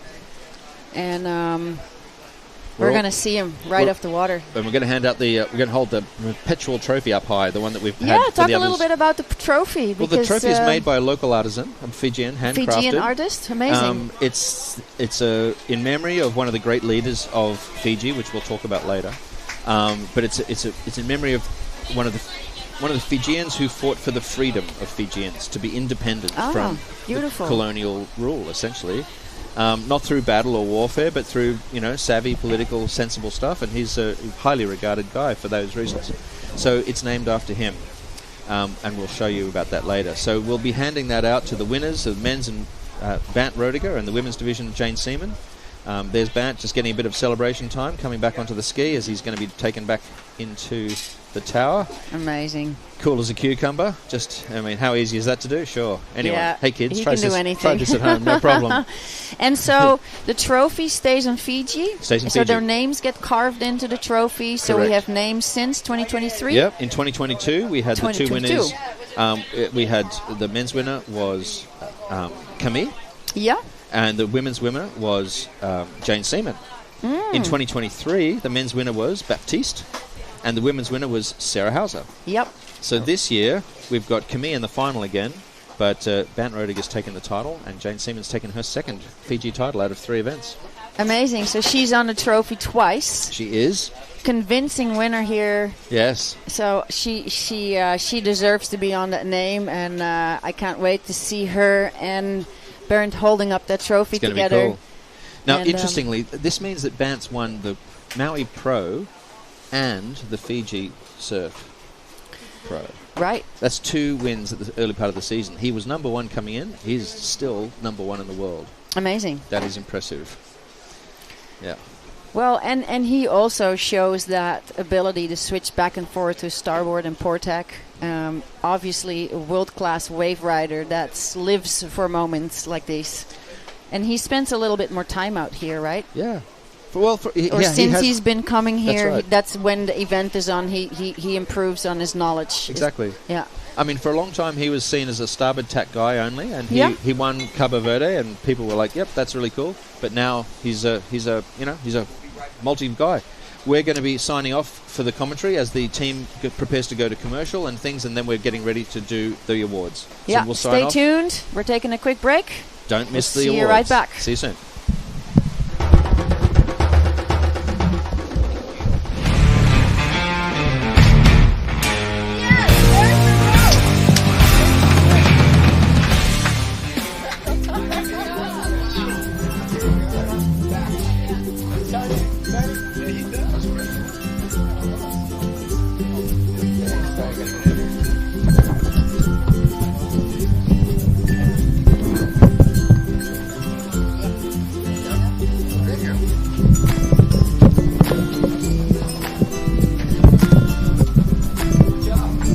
Let's move the table. The table goes.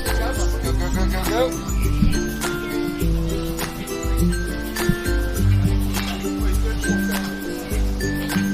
I'm going slow.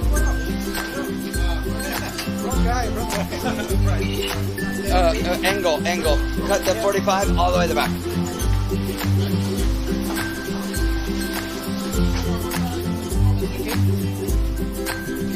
Yeah. Do we?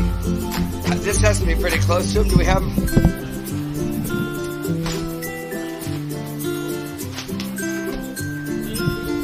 Here, let's get a...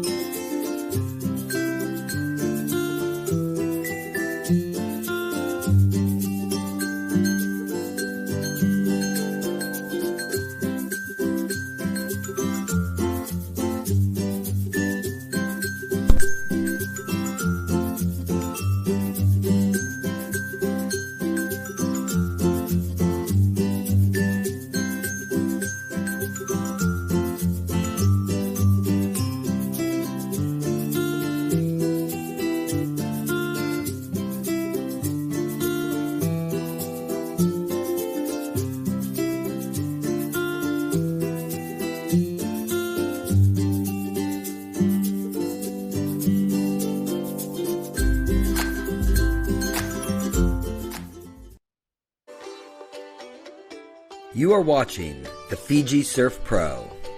This event has been made possible by the generous support of our sponsors.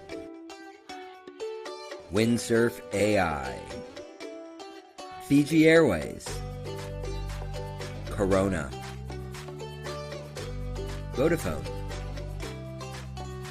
FBC Sports, Fiji Surf Co, GoPro, Sella Fiji, Aquasafe, the Bayview Cove Resort. Thank you to all of our sponsors and to all the beautiful people of Fiji. The FIJI Surf Pro is a 4-star event on the World Wave Tour in partnership with World Sailing and the Professional Windsurfing Association. And now, back to the Fiji. Oi mate, what are you up to? What does it look like I'm up to? Putting me shrimp on the barbie? Yeah. What do you think of the new sails and boards this year? Best in the business, mate. What else do you expect from an Aussie company?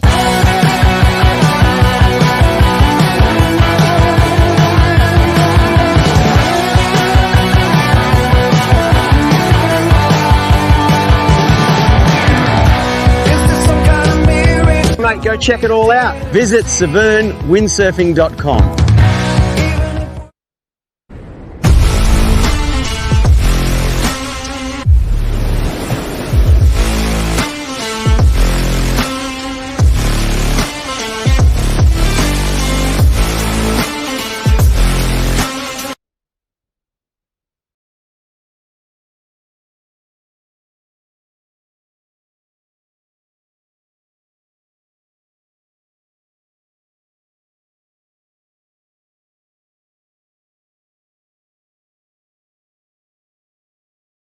School, instructor, or club? Well, it's never been easier to promote your business and start a WWT 1-star event, joining thousands already participating in the global 5-star pyramid. 1-star events are open to all ages and all skill levels. Flat water? No problem. Waves? No problem. The only requirement is fun.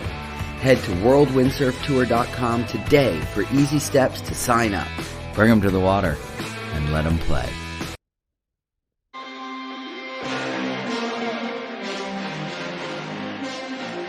I really love the Dragon because it has a great maneuverability, power and wind range.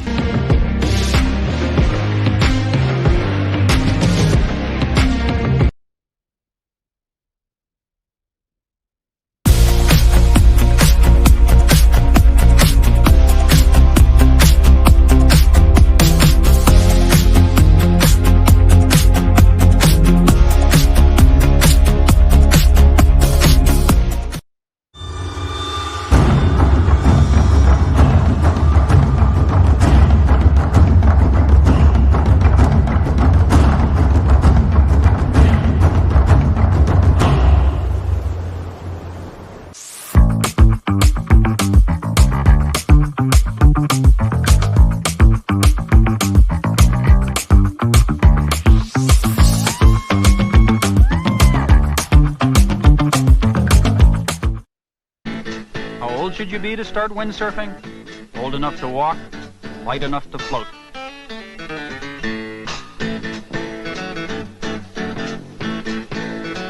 Bring them to the water and let them play.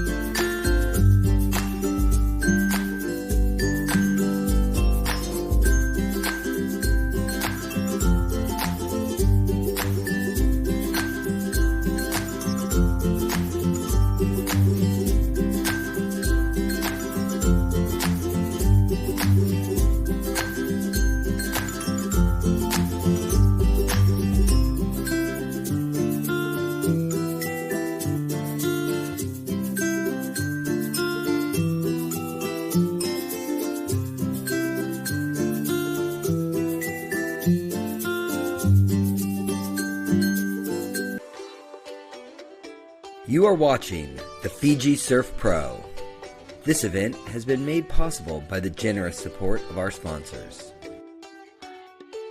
Windsurf AI, Fiji Airways, Corona, Vodafone, FBC Sports, Fiji Surf Co., GoPro, Sella Fiji, Aquasafe,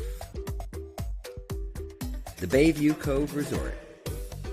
Thank you to all of our sponsors and to all the beautiful people of Fiji. The FIJI Surf Pro is a 4-star event on the World Wave Tour in partnership with World Sailing and the Professional Windsurfing Association. And now, back to the FIJI Surf Pro.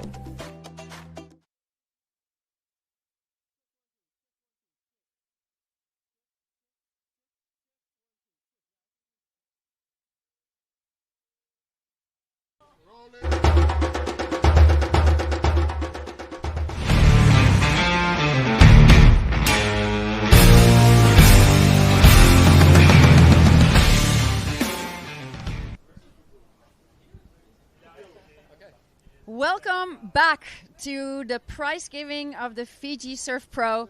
We're so excited. We saw an amazing show go down. We're starting with the men's prize giving. The women are about to get on the tower. It's really hard to do this logistically. There's Sarah, Jane coming over. We're starting with the men. Come on in, Sarah. I wanted to start with where's Antoine? Have we seen Antoine? He's coming up right now. Well, let's just shake up the news because in third place we have Morgan. Give a big. You want to give him a flag? Morgan, here we go, and we have a medalist flag for you to like Superman hang out there. Look at that! Look at that! Superman flag for Morgan. And then. And now we drum roll for the. Drum roll for somebody coming up the stairs. That is the real energy behind all that is going on. He does. He does. And number 2. Amazing. Woo! Congrats. Thank you. And you get a Superman flag medalist. Second place. There you go. Okay. Yeah, and then number 1, the winner of the FIJI Surf Pro. Well deserved. Highest score, heat total, is Bernd Roediger. Massive congrats. Yeah, and congratulations, but more than that. Look at the perpetual All right. Amazing. That's it. All right. Congratulations. And we're going to roll. Stand by. We're going to roll into the women with a third place for Maria from Spain. Maria Andres, come up, please. Congratulations. Got some bombs this event. All right, maybe you can stand right here because you guys can take the stage at this moment. Number 2 in the FIJI Surf Pro is Sarah Kenyon from WA. Woo! Congrats, Sarah. Well done. Amazing sailing. Good waves today. And the winner, that was already decided yesterday after 2 heats. Absolutely smashing this. Jane is insane, number 1. Congrats. Sorry, I'm wet. That's all right. Congratulations.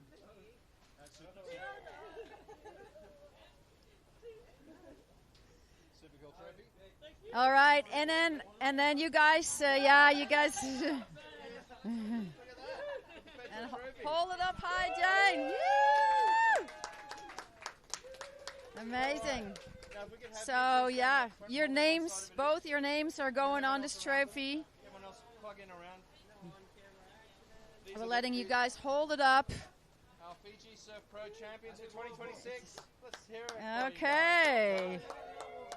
Come on, Jameen. Come in fourth place. Amazing sailing from you as well.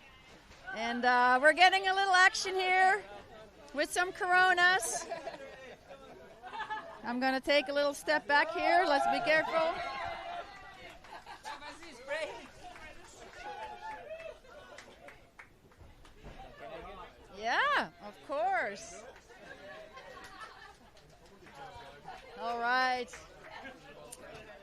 And that was a wrap. Coming home, yeah, you can, with one Corona, Amanda's coming, bringing it in.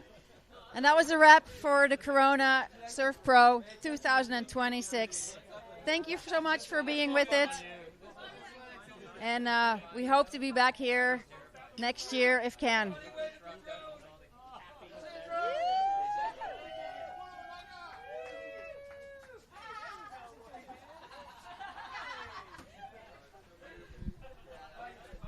Great job, guys. Thank you very much.